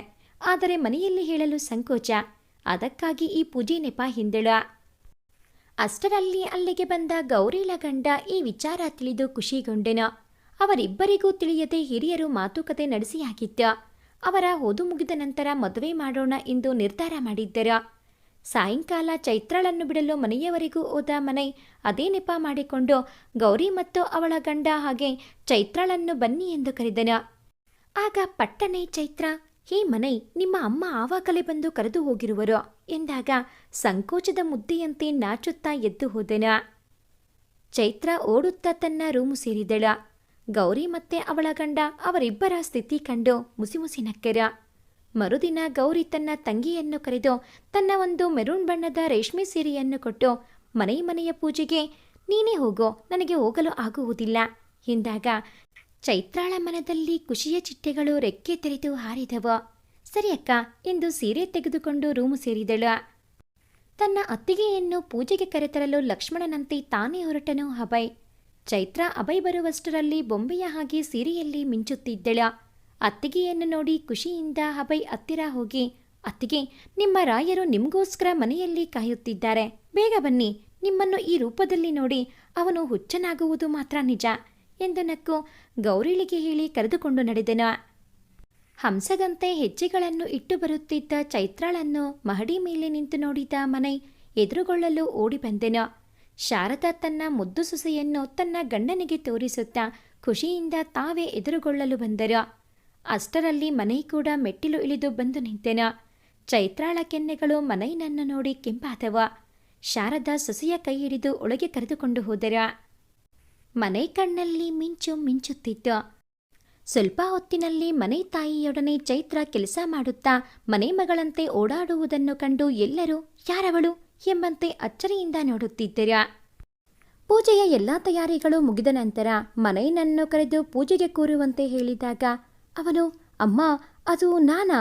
ಅದು ಪೂಜೆಗೆ ಕೂರಬೇಕಾ ಎಂದು ಅಚ್ಚರಿಯಿಂದ ಕೇಳಿದಾಗ ಶಾರದಾ, ನೋಡು, ಈ ಬೊಂಬೆ ಈ ಮನೆಗೆ ಬರಬೇಕು ಎಂದರೆ ನೀನು ಪೂಜೆಗೆ ಕೂರಲೇಬೇಕು ಎಂದಾಗ ಚೈತ್ರ ನಾಚಿಕೆಯಿಂದ ಮುಖ ಕೆಳಗೆ ಮಾಡಿದಳು. ಮನೈ ಇವಳಿಗಾದರೆ ನಾನು ಪೂಜೆ ಏನೋ, ಬೇಕಾದರೆ ಪೂಜಾರಿ ಬೇಕಾದರೂ ಆಗುತ್ತೇನೆ ಎಂದಾಗ ಕೃಷ್ಣಮೂರ್ತಿ, ಶಾರದಾ ಎಲ್ಲರೂ ಸೇರಿ ಜೋರಾಗಿ ನಕ್ಕರು. ಎಲ್ಲರಿಗೂ ಇವಳೇ ತನ್ನ ಮನೆಯ ಹಿರಿಯ ಸೊಸೆ ಎಂದು ಪರಿಚಯ ಮಾಡಿದ್ದ ಶಾರದಾ ಚೈತ್ರಾಳನ್ನು ಮನೈ ಜೊತೆಗೆ ಪೂಜೆಗೆ ಕೂರಿಸಿದಳ. ಇಬ್ಬರು ಸೇರಿ ಪೂಜೆಯನ್ನು ಪೂರ್ಣ ಮಾಡಿದರು. ಚೈತ್ರಾಳನ್ನು ಎಲ್ಲರೂ ನೋಡಿ ಮೆಚ್ಚಿದ್ದೇ ಬಂತು. ಎಲ್ಲರೂ ಮೆಚ್ಚುವ ಗುಣಗಳನ್ನು ಚೈತ್ರ ಪಡೆದುಕೊಂಡೇ ಬಂದಿದ್ದಳು. ಎಲ್ಲರೂ ಪೂಜೆ ಸಂಘವಾಗಿ ನೆರವೇರಿತು ಎಂದು ಹೇಳಿ ಊಟ ಮುಗಿಸಿ ಚೈತ್ರ ಮತ್ತು ಮನೆಗೆ ಹರಿಸಿ ನಡೆದರು.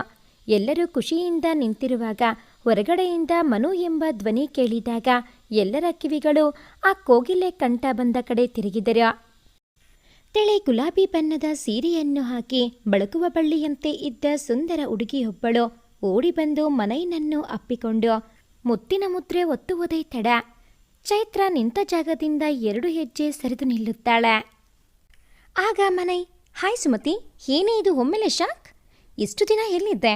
ಇವಾಗ ನೆನಪಾದನಾ ಎಂದು ಉಸಿಮುನಿಸು ತೋರಿದಾಗ ಹಿಂದಿನಿಂದ, ಹೌದಪ್ಪ, ಇವಾಗ ನಿನ್ನ ನೆನಪಾಗಿ 1 ನಿಮಿಷ ಕೂಡ ನಮ್ಮನ್ನು ಅಲ್ಲಿ ಇರಗೂಡದೆ ರೈಲ್ವೆ ಸ್ಟೇಷನ್ನಲ್ಲಿ ನಮ್ಮನ್ನು ಬಿಟ್ಟು ಓಡಿ ಬಂದಿದ್ದಾಳೆ ನೋಡು ಎಂದರು ನಂದಿನಿ ಮತ್ತೆ ಗೋವಿಂದ ದಂಪತಿಗಳು.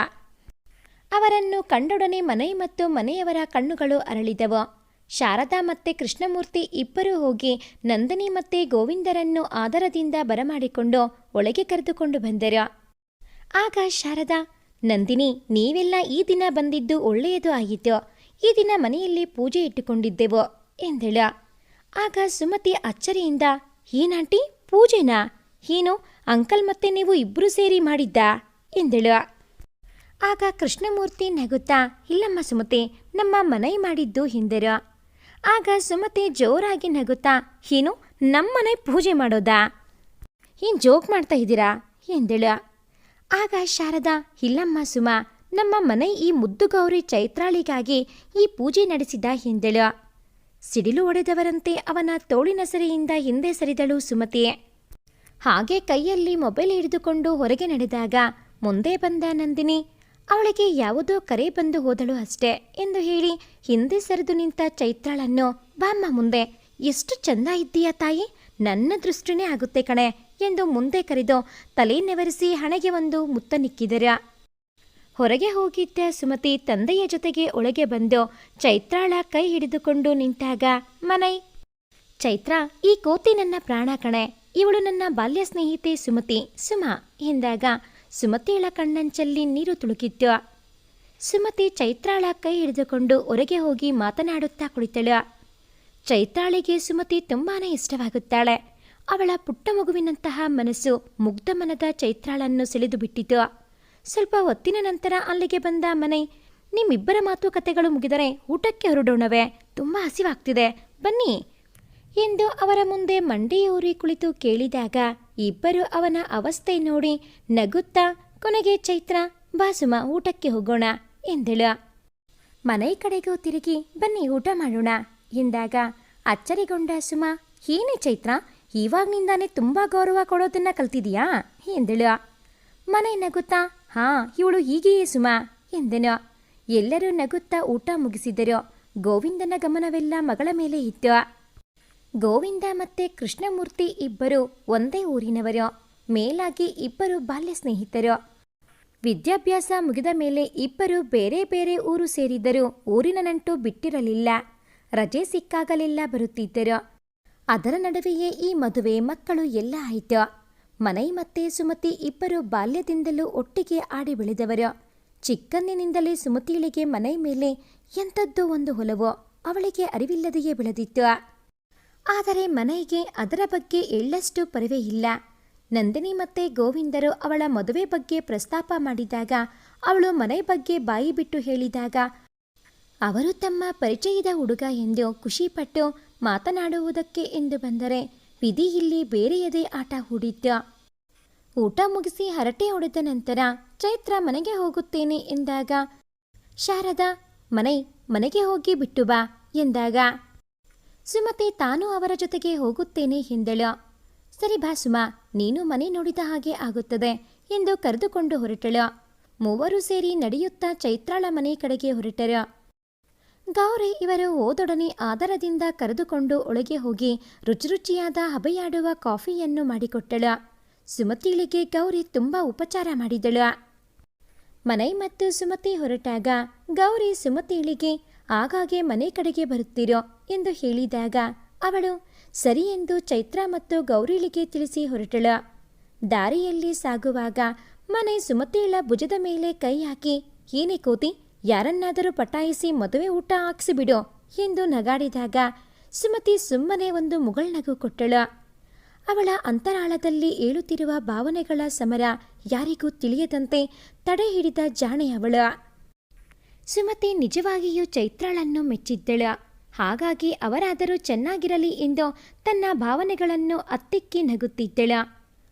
ಅವಳು ಹೆಣ್ಣು, ಎಷ್ಟು ಅಂತ ತಡೆದಾಳು ಪಾಪ. ನಿಯಮಕ್ಕೆ ಎಂಬಂತೆ 2 ತುತ್ತು ಬಾಯಿಗಿಟ್ಟು ರೂಮಿಗೆ ಹೊರಟಳು. ನಂದಿನಿ, ಯಾಕೋ ಬಂಗಾರ, ಒಂಥರ ಇದ್ದೀಯಾ, ಮರೆತು ಬಿಡು, ಎಲ್ಲವನ್ನೂ ಕೆಟ್ಟ ಕನಸು ಎಂದು ಹೇಳಿದಾಗ ಸುಮತಿ ಅಮ್ಮನ ಮಡಿಲಿನಲ್ಲಿ ತಲೆ ಇಟ್ಟು ಪುಟ್ಟ ಮಗುವಿನಂತೆ ಬಿಕ್ಕಿ ಬಿಕ್ಕಿ ಅತ್ತಳು. ಅಲ್ಲಿಯೇ ದಾಟಿ ಮುಂದೆ ಹೋಗುತ್ತಿದ್ದ ಮನೆ ಕಿವಿಗೆ ಅಳುವ ಧ್ವನಿ ಕೇಳಿ ತಿರುಗಿ ರೂಮಿಗೆ ಬಂದೆನ.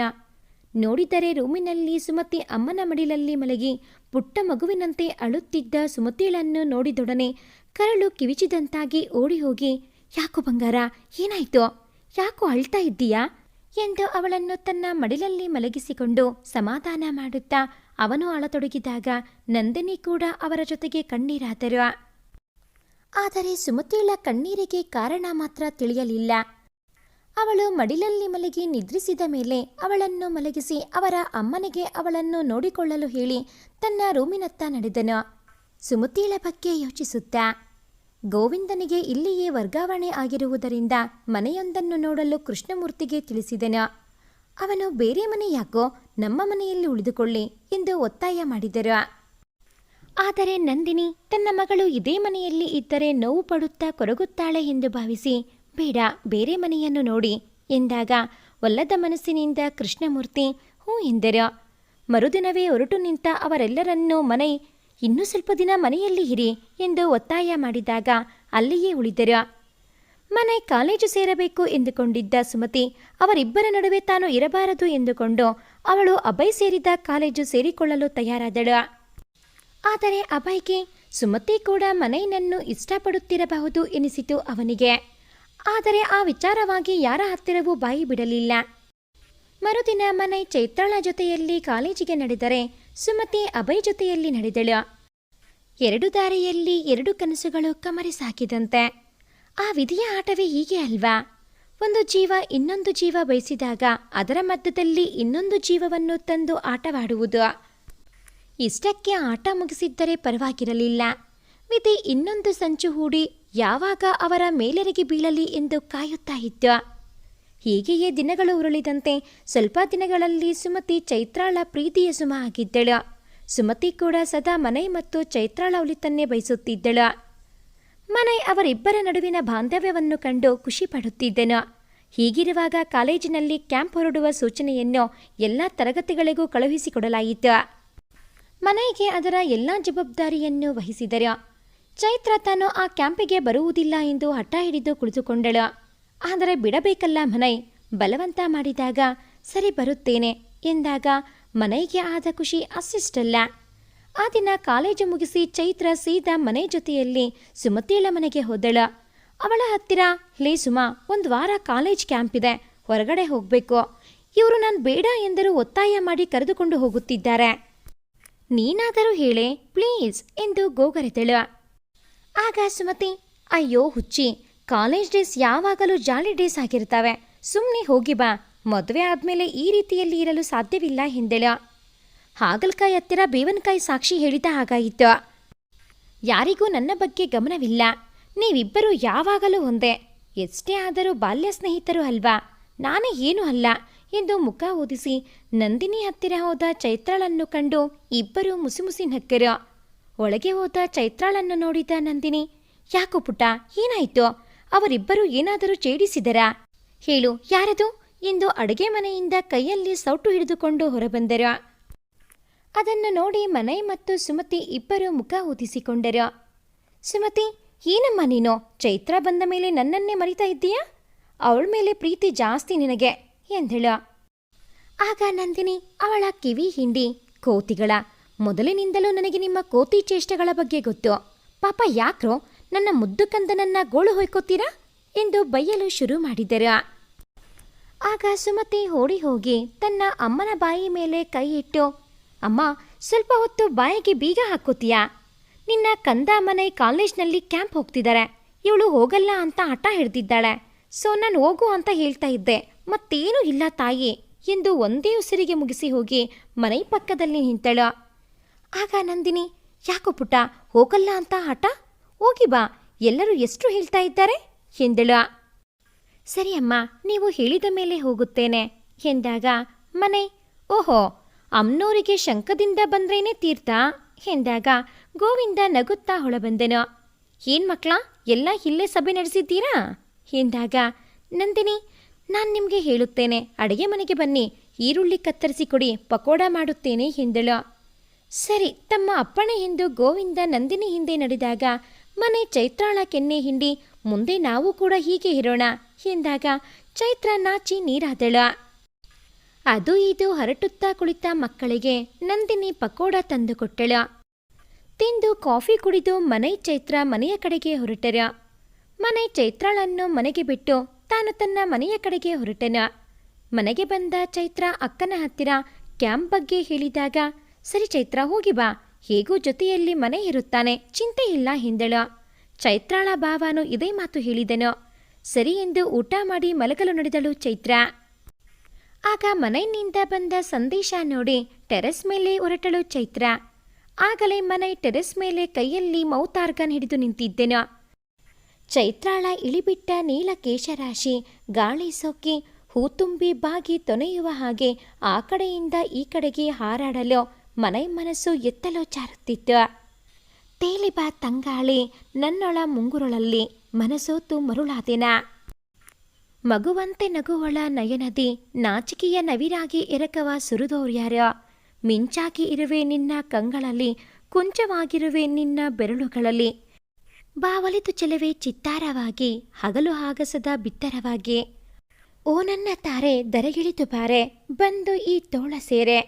ಹೀಗೆ ಹಾಡುತ್ತಾ ಮಂಡಿಯೂರಿ ಕುಳಿತು ಕೈಚಾಚಿದ ಮನೆಯನ್ನು ಕಂಡು ಖುಷಿಯಿಂದ ತೇಲಾಡಿದಳು ಚೈತ್ರ. ಪಕ್ಕದಲ್ಲಿ ಹಾರಿ ಬಂದ ಆಂಜನೇಯ ಸ್ವಾಮಿ ತರಹ ಯಾವಾಗ ಮೈದುನ ಅಭಯ್ ಬಂದು ನಿಂತಿದ್ದನೋ ತಿಳಿಯಲಿಲ್ಲ ಅವಳಿಗೆ. ಅನಂತರ ನೋಡಿ ನಾಚಿಕೆಯಿಂದ ಇನ್ನೇನು ಓಡಬೇಕು ಎನ್ನುವಷ್ಟರಲ್ಲಿ ಅಭಯ್ ಅತ್ತಿಗೆಯನ್ನು ಬಿಟ್ಟರೆ ತಾನೆ. ಸಾಕಷ್ಟು ಸತಾಯಿಸಿ ಕಾಡಿಸಿ ಕಳುಹಿಸಿ ಅಣ್ಣನನ್ನು ರೇಗಿಸಲು ಟೆರೆಸ್ನಿಂದ ನೆಗೆದು ಓಡಿದನು. ಮನೆಯನ್ನು ಗೋಳಾಡಿಸಿದ ಮೇಲೆಯೇ ನಿದ್ರೆಗೆ ಜಾರಿದ್ದನು ಅಭಯ್. ಅತ್ತಿಗೆಯನ್ನು ಕಂಡರೆ ಅತಿಯಾದ ಪ್ರೀತಿ ವಿಶ್ವಾಸ ಗೌರವ ಅವನಿಗೆ. ಮರುದಿನ ಎದ್ದ ಮನೆ ತನ್ನ ಬ್ಯಾಗನ್ನು ಮೊದಲೇ ಸಿದ್ಧಪಡಿಸಿಕೊಂಡನು. ಹಾಗೆಯೇ ಚೈತ್ರಾಳ ಮನೆಗೂ ಹೋಗಿ ಅವಳ ಬ್ಯಾಗ್ ಪ್ಯಾಕಿಂಗ್ ಮಾಡಲು ನೆರವಾದನು. ಮುಗಿಸಿ ಇನ್ನೇನು ಹೊರಡಬೇಕು ಎನ್ನುವಷ್ಟರಲ್ಲಿ ಚೈತ್ರಾಳ ಅಪ್ಪ ಅಮ್ಮ ಹಳ್ಳಿಯಿಂದ ಬಂದರು. ಮನೆ ಜೊತೆ ಮಾತನಾಡಿ ಅವರು ಇಷ್ಟೊಂದು ಒಳ್ಳೆಯ ಹುಡುಗ ತಮ್ಮ ಅಳಿಯ ಆಗುತ್ತಿರುವುದನ್ನು ಕೇಳಿ ತುಂಬ ಖುಷಿಯಾದರು. ಚೈತ್ರ ಮತ್ತು ಮನೆ ಅವರ ಕಾಲಿಗೆ ಬಿದ್ದಾಗ 100 ಕಾಲ ಚೆನ್ನಾಗಿ ಬಾಳಿ ಎಂದು ಹರಸಿದರು ಬಾಯಿ ತುಂಬ. ಹೇಳಿ ಚೈತ್ರಾಳನ್ನು ಕರೆದುಕೊಂಡು ಹೊರಟನು ಮನೈ. ಅವರು ಹೊರಡಲಿರುವ ಈ ಕ್ಯಾಂಪ್ ಅವರ ಬದುಕಿನ ದಿಕ್ಕನ್ನೇ ಬದಲಿಸುತ್ತದೆ ಎಂಬ ಅರಿವಿರದೆ 2 ಹಕ್ಕಿಗಳು ಗೂಡಿನಿಂದ ಹಾರಿ ನಭವನ್ನು ಅಳೆಯಲು ಕಾತರವಾಗಿದ್ದವು. ಸಾಯಂಕಾಲ ಕ್ಯಾಂಪ್ಗೆ ಹೊರಡಲು ಸಿದ್ಧವಾಗುವ ವೇಳೆಗೆ ಸುಮತಿ ಮನೆಗೆ ಬಂದಳು. ಮನು, ಯಾಕೋ ಗೊತ್ತಿಲ್ಲ ಕಣೋ, ಒತ್ತಾಯ ಮಾಡಿ ನಾನೇ ಚೈತ್ರಾಳಿಗೆ ಹೋಗು ಎಂದೆ. ಆದರೆ ಇವಾಗ ಬೇಡ, ಅವಳು ಇಲ್ಲೇ ಇರಲಿ ಎಂದು ಮನಸ್ಸು ಹೇಳುತ್ತಿದೆ ಎಂದಳು. ಆಗ ಮನೈ ನಗುತ್ತಾ, ಹುಚ್ಚಿ, ಹಾಗೇನು ಯೋಚನೆ ಮಾಡಬೇಡ, ನಾನು ಅವಳ ಜೊತೆಯಲ್ಲಿ ಇರುತ್ತೇನೆ ಎಂದಾಗ ಸುಮತಿ ಸರಿ ಎಂದು ಸುಮ್ಮನಾದಳು.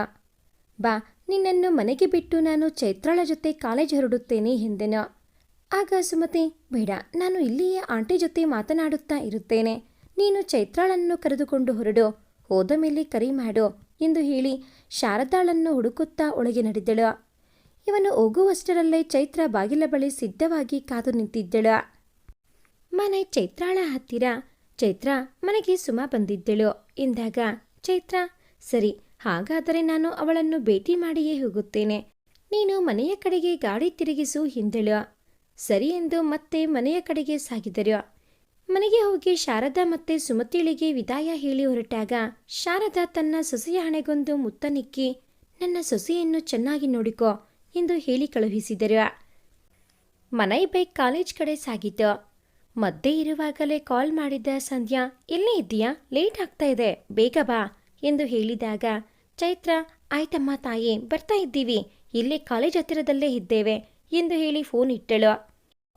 ಯಾರದ್ದೇ ಅದು ಫೋನ್ ಎಂದಾಗ ಚೈತ್ರ, ಸಂಧ್ಯಾ ಮಾಡಿದ್ದಳು, ಬೇಗ ಬನ್ನಿ ಎಂದಳು ಎಂದಾಗ ಮನೈ ಬೈಕ್ ವೇಗವನ್ನು ಹೆಚ್ಚಿಸಿ 2 ನಿಮಿಷದಲ್ಲಿ ಸಂಧ್ಯಾಳ ಮುಂದೆ ಬೈಕ್ ನಿಲ್ಲಿಸಿ, ಹೇಗೆ ಎಂದು ಕಣ್ಣು ಬಿಡುಕಿಸಿದ. ಆಗ ಸಂಧ್ಯಾ, ಹಾಂ ಸರಿ ಸರಿ ಬಂದಿದ್ದಾಯ್ತು, ಬೇಗ ಬಸ್ ಹತ್ತಿ, ಇಲ್ಲ ಅಂದರೆ ನಿಂತ್ಕೊಂಡು ಹೋಗಬೇಕಾಗುತ್ತದೆ ಎಂದು ಚೈತ್ರಾಳನ್ನು ಕೈ ಹಿಡಿದುಕೊಂಡು ಬಸ್ ಹತ್ತಿಸಿ ಇಬ್ಬರು ಒಂದೇ ಸೀಟಿನಲ್ಲಿ ಕುಳಿತರು. ಆಗ ಬೈಕ್ ನಿಲ್ಲಿಸಿ ಬಂದ ಮನೆ, ಸಂಧ್ಯಾ ಪುಟ, ನೀನು ಬೇರೆ ಸೀಟ್ನಲ್ಲಿ ಕೂರು ಬಂಗಾರ, ನಾನು ನಿಮ್ಮ ಅತ್ತಿಗೆ ಜೊತೆ ಕೂರುತ್ತೇನೆ ಎಂದಾಗ ಮುಖ ಊದಿಸಿ ಎದ್ದು ಹೊರಡಲು ಸಿದ್ಧಳಾದಳು. ಆಗ ಚೈತ್ರಾಳೆ ಅವಳನ್ನು ತಡೆದು, ಬೇಡ, ಇಲ್ಲಿಯೇ ಕೂರು, ಅವರು ಹಿಂದಿನ ಸೀಟಿನಲ್ಲಿ ಕೂರಲಿ ಎಂದಾಗ ಸಂಧ್ಯಾಳ ಮುಖ ಅರಳಿತು, ಮನೆ ಮುಖ ಬಾಡಿದ್ದು. ಸ್ವಲ್ಪ ಹೊತ್ತಿಗೆ ಬಸ್ ಹೊರಟಿತು. ಎಲ್ಲರೂ ಖುಷಿಯಿಂದ ಕೂಗಾಡತೊಡಗಿದರು. ಮನೆ ಚೈತ್ರಾಳ ಮುಖದಲ್ಲಿನ ಖುಷಿ ಕಂಡೆ ತಾನು ಖುಷಿಯಾದನು. ಸಂಧ್ಯಾ ಕಿಟಕಿಯಿಂದಾಚೆಗೆ ಅದು ಇದು ತೋರಿಸುತ್ತಾ ಮಾತಿಗೆ ಶುರುವಿಟ್ಟುಕೊಂಡಿದ್ದಳು. ಆ ಮಾತಿನ ಮಲ್ಲಿ ಮನೆ ಅವರ ಮಾತು ಆಲಿಸುತ್ತಾ ಹಾಗೆ ಸೀಟಿಗೆ ಹೊರಗಿ ಮಲಗಿದನು. ಸುತ್ತಲೂ ಸಾಲು ಸಾಲಾಗಿ ಎತ್ತರಕ್ಕೆ ಬೆಳೆದು ನಿಂತ ಮರದ ಸಾಲುಗಳು, ಎಲ್ಲೂ ನಿಲ್ಲದೆ ಓಡುತ್ತಿರುವ ಬಿಳಿ ಮೋಡಗಳ ಸಾಲುಗಳು ಒಮ್ಮೊಮ್ಮೆ ಒಂದೊಂದು ರೂಪವನ್ನು ತಳೆಯುತ್ತಿವೆ ಎನಿಸಿತು ಅವಳಿಗೆ. ಸಂಧ್ಯಾ ಆಗಲೇ ನಿದ್ರೆಗೆ ಜಾರಿದ್ದಳು. ಸ್ವಲ್ಪ ಹೊತ್ತಿಗೆ ಸೂರ್ಯ ತನ್ನ ದಿನದ ಕೆಲಸವನ್ನು ಮುಗಿಸಿ ಅವಸರದಲ್ಲಿ ತಾನು ಚೆಲ್ಲಿದ್ದ ರಂಗನ್ನು ತೆಗೆದುಕೊಳ್ಳುವುದನ್ನು ಮರೆತು ಹಾಗೆಯೇ ಜಾರಿದ್ದನ. ಸೂರ್ಯ ಅಲ್ಲಿದ್ದನು ಎಂಬುದಕ್ಕೆ ಕುರುಹಾಗಿ ನೆತ್ತರ ಹೊಳೆದಂತೆ ಅಲ್ಲಿ ಕೆಂಬಣ್ಣ ಚೆಲ್ಲಿತ್ತು. ಆ ನಿಸರ್ಗದ ಸೌಂದರ್ಯವನ್ನು ಸವಿಯುತ್ತಾ ಚೈತ್ರ ಕುಳಿತಿದ್ದಳು. ಆಗ ಪಕ್ಕದ ದಾರಿಯ ಬದಿಯಲ್ಲಿ ಬೆಳೆದ ಆಳೆತ್ತರದ ಹುಲ್ಲಿನ ಮಧ್ಯೆ ಏನೋ ಹೊಳೆಯುತ್ತಿರುವ ಹಾಗೆ ಕಾಣಿಸಿತು. ಅದನ್ನೇ ದಿಟ್ಟಿಸಿ ನೋಡುತ್ತಾಳೆ. ಅದೊಂದು ನಾಗರ ಹಾವು ಆಗಿತ್ತು. ಅದರ ಮೈಬಣ್ಣ ಆ ಇಳಿಸಂಜೆಯಲ್ಲೂ ಪಳಪಳ ಹೊಳೆಯುತ್ತಿತ್ತು. ಒಮ್ಮೆಲೆ ಆ ಹಾವು ಎಗರಿ ಚೈತ್ರಾಳ ಮೇಲೆ ಬಿದ್ದಂತೆ ಆಗಿ ಕಿಚಾರಣ ಕಿರುಚಿದಳು ಚೈತ್ರ. ಆ ಕೂಗಿಗೆ ನಿದ್ದೆಯ ಮಂಪರಿನಲ್ಲಿ ಇದ್ದವರು ಬೆಚ್ಚಿ ಬಿದ್ದು ಎದ್ದರು. ಮನೈ ಮತ್ತೆ ಸಂಧ್ಯಾ ಇಬ್ಬರು ಯಾಕೆ ಚೈತ್ರ, ಏನಾಯಿತು ಎಂದಾಗ ಅದು ಅಲ್ಲಿ ಆವು ಆವು ಎಂದು ತೊದಲಿದಾಗ ಸಂಧ್ಯಾ ಅವಳಿಗೆ ಸ್ವಲ್ಪ ನೀರು ಕುಡಿಸಿದಳು. ಇವರದೇ ಕಾಲೇಜ್ ಲೆಕ್ಚರರ್ ಒಬ್ಬ ಚೈತ್ರಾಳಿಗೆ ಅತಿ ಎನ್ನುವಷ್ಟು ಕಾಳಜಿ ಮಾಡುತ್ತಿದ್ದ. ಅವನ ಉದ್ದೇಶ ಬೇರೆಯಾಗಿ ಎಂದು ಅರಿತ ಚೈತ್ರ ಅವನ ಬಗ್ಗೆ ತಲೆ ಕೆಡಿಸಿಕೊಳ್ಳುತ್ತಲೇ ಇರಲಿಲ್ಲ. ಅವನು ಕೂಡ ಎದ್ದು ಬಂದು ಏನಾಯ್ತು ಚೈತ್ರ ಎಂದಾಗ ಮನೆ ಮಧ್ಯೆ ಬಾಯಿ ಹಾಕಿ ಏನೂ ಇಲ್ಲ ಸರ್, ಹಾವು ನೋಡಿ ಭಯಗೊಂಡಿದ್ದಾಳೆ ಅಷ್ಟೇ, ನೀವು ಹೋಗಿ ಎಂದಾಗ ಅವಮಾನದಿಂದ ಕುದಿದ ಸರ್ ಅಲ್ಲಿಂದ ಮುಂದೆ ಸಾಗಿ ತನ್ನ ಸೀಟಿನಲ್ಲಿ ಕುಳಿತನ. ಮನೆ ಮತ್ತೆ ಚೈತ್ರ ಇಬ್ಬರ ಬಗ್ಗೆ ತಿಳಿದಿದ್ದರೂ ಕೂಡ ಎಲ್ಲೋ ಒಂದು ಕಡೆ ಚೈತ್ರ ಸಿಗುವಳು ಎಂದು ಬಯಸಿ ಕುಳಿತಿದ್ದನ. ಮನೆಗೆ ಅದು ಗೊತ್ತಾದ ದಿನದಿಂದ ಚೈತ್ರಾಳಿಗೆ ಆದಷ್ಟು ಅವನಿಂದ ದೂರವಿರುವಂತೆ ಸೂಚಿಸಿದ್ದನ. ಅತಿಯಾಗಿ ಬೆಚ್ಚಿದ ಚೈತ್ರಾಳನ್ನು ಸಮಾಧಾನ ಮಾಡಲು ಸಾಧ್ಯವಾಗದೆ ಸಂಧ್ಯಾ ಮನೈನನ್ನು ಕರೆದು ಅವಳ ಪಕ್ಕದಲ್ಲಿ ಕುಳಿತುಕೊಳ್ಳಲು ಹೇಳುತ್ತಾನೆ. ಮನೈ ಬಂದು ಚೈತ್ರಾಳ ಪಕ್ಕದಲ್ಲಿ ಕುಳಿತಾಗ ಭಯಗೊಂಡಿದ್ದ ಚೈತ್ರ ಮನೈ ಮಡಿಲಲ್ಲಿ ಪುಟ್ಟ ಮಗುವಿನಂತೆ ಮುದುರಿ ಮಲಗುತ್ತಾಳೆ. ಅವಳ ಕೆನ್ನೆಯನ್ನು ತಟ್ಟಿ ಮಲಗಿಸುತ್ತಾ ಮನೈ ಕೂಡ ಹಾಗೆ ಸೀಟಿಗೆ ಹೊರಗುತ್ತಾನೆ. ಸ್ವಲ್ಪ ಹೊತ್ತಿಗಾಗಲೇ ಚಂದಿರ ತನ್ನ ಹಾಲು ಬೆಳಕನ್ನು ಚೆಲ್ಲತೊಡಗಿದನ.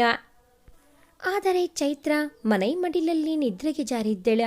ಸುಮಾರು ರಾತ್ರಿ 10 ಗಂಟೆಯ ಸುಮಾರಿಗೆ ಚಿತ್ರದುರ್ಗವನ್ನು ತಲುಪಿದರು. ಕ್ಯಾಂಪ್ ಇಲ್ಲಿ ಹಾಕುವುದಿಲ್ಲ, ಆದರೆ ಈಗ ಹೊತ್ತಾಗಿರುವುದರಿಂದ ಎಲ್ಲರೂ ಊಟ ಮಾಡಿ ಇಲ್ಲಿಯೇ ರೂಮ್ ಮಾಡಿ ಮಲಗಿದರಾಗಿತ್ತು. ಬೆಳಗ್ಗೆ ಬೇಗನೆ ಎದ್ದು ಮತ್ತೆ ಮುಂದುವರೆದರಾಗಿತ್ತು ಎಂದಾಗ ಎಲ್ಲರೂ ಸರಿ ಎಂದರು. ಎಲ್ಲರೂ ಬಸ್ನಿಂದ ಕೆಳಗಿಳಿದು ಹೋಟೆಲ್ ಒಂದರಲ್ಲಿ ಊಟವನ್ನು ಮುಗಿಸಿ ಅಲ್ಲಿಯೇ ಪಕ್ಕದಲ್ಲಿ ಇದ್ದ ವಿಶ್ರಾಂತಿ ಮಂದಿರದಲ್ಲಿ ರೂಮು ತೆಗೆದುಕೊಂಡು ಹುಡುಗಿಯರು ಒಂದು ಕಡೆ, ಹುಡುಗರು ಹೀಗೆ ಎಲ್ಲರೂ ಒಂದೊಂದು ರೂಮಿನಲ್ಲಿ ವಾಸ್ತವ್ಯ ಹೂಡಿದರು.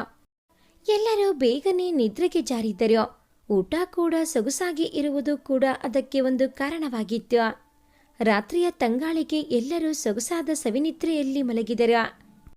ಅದಾಗಲೇ ಸಂಧ್ಯಾ ನಿದ್ದೆಗೆ ಜಾರಿ ಚೈತ್ರಾಳ ಮೇಲೆ ಕಾಲು ಹಾಕಿ ಮಲಗಿದಾಗ ಅದರಿಂದ ಎಚ್ಚರವಾದ ಚೈತ್ರ ಅವಳ ಕಾಲನ್ನು ಪಕ್ಕಕ್ಕೆ ಸರಿಸಿ ಮತ್ತೆ ಮಲಗಲು ಯತ್ನಿಸಿದರು. ಅವಳಿಗೆ ಯಾಕೋ ನಿದ್ರೆಯೇ ತಾಗುತ್ತಿಲ್ಲ. ಯಾಕಾದರೂ ಮನೆ ಮಾತು ಕೇಳಿ ತಾನು ಇಲ್ಲಿಗೆ ಬಂದೆನೋ ಎನಿಸತೊಡಗಿತು ಅವಳಿಗೆ. ಮೊಬೈಲ್ ತೆಗೆದುಕೊಂಡು ಕಿವಿಗೆ ಇಯರ್ಫೋನ್ ಸಿಕ್ಕಿಸಿ ತನಗೆ ಇಷ್ಟವಾದ ಹಾಡು ಕೇಳುತ್ತಾ ನಿದ್ರೆ ಮಾಡಲು ಯತ್ನಿಸಿದಳು. ಮರುದಿನ ಬೆಳಗ್ಗೆ ಬೇಗನೆ ಎದ್ದು ಎಲ್ಲರೂ ಸ್ನಾನ ಮಾಡಿ ತಿಂಡಿ ಮುಗಿಸಿ ಸಿದ್ಧವಾದಾಗ ಪ್ರಿನ್ಸಿಪಾಲ್ ಬಂದು ಎಲ್ಲರೂ ಮೊದಲು ಚಿತ್ರದುರ್ಗದ ಕೋಟೆಯನ್ನು ನೋಡಿಕೊಂಡು ಹೋಗೋಣ ಎಂದರು. ಎಲ್ಲರಿಗೂ ಚಲನಚಿತ್ರಗಳಲ್ಲಿ ಮಾತ್ರ ನೋಡಿದ್ದ ಕೋಟೆಯನ್ನು ಕಣ್ಣಾರೆ ನೋಡುವ ಸಲುವಾಗಿ ಸರಿ ಎಂದು ಕೋಟೆ ಏರಲು ಸಿದ್ಧರಾದರು. ಎಲ್ಲರೂ ಉತ್ಸಾಹದಿಂದ ಮುಂದೆ ಸಾಗುತ್ತಾ ಹೋಗುತ್ತಿದ್ದರು. ಅಲ್ಲಿ ಒಬ್ಬ ಗೈಡ್ ಇವರಿಗೆ ಆ ಕೋಟೆಯ ಬಗ್ಗೆ ಮತ್ತು ಅಲ್ಲಿದ್ದ ನಾಯಕರ ಸಾಧನೆಗಳನ್ನು ವಿವರಿಸಲು ಎಲ್ಲರಿಗೂ ಆ ಸ್ಥಳದ ಬಗ್ಗೆ ಹೆಮ್ಮೆ ಎನಿಸಿತು. ಮದಕರಿ ನಾಯಕ ಮತ್ತು ಓಬವ್ವಳ ಬಗ್ಗೆ ಎಲ್ಲರೂ ಬಹಳ ಮೆಚ್ಚುಗೆ ಸೂಚಿಸಿದರು.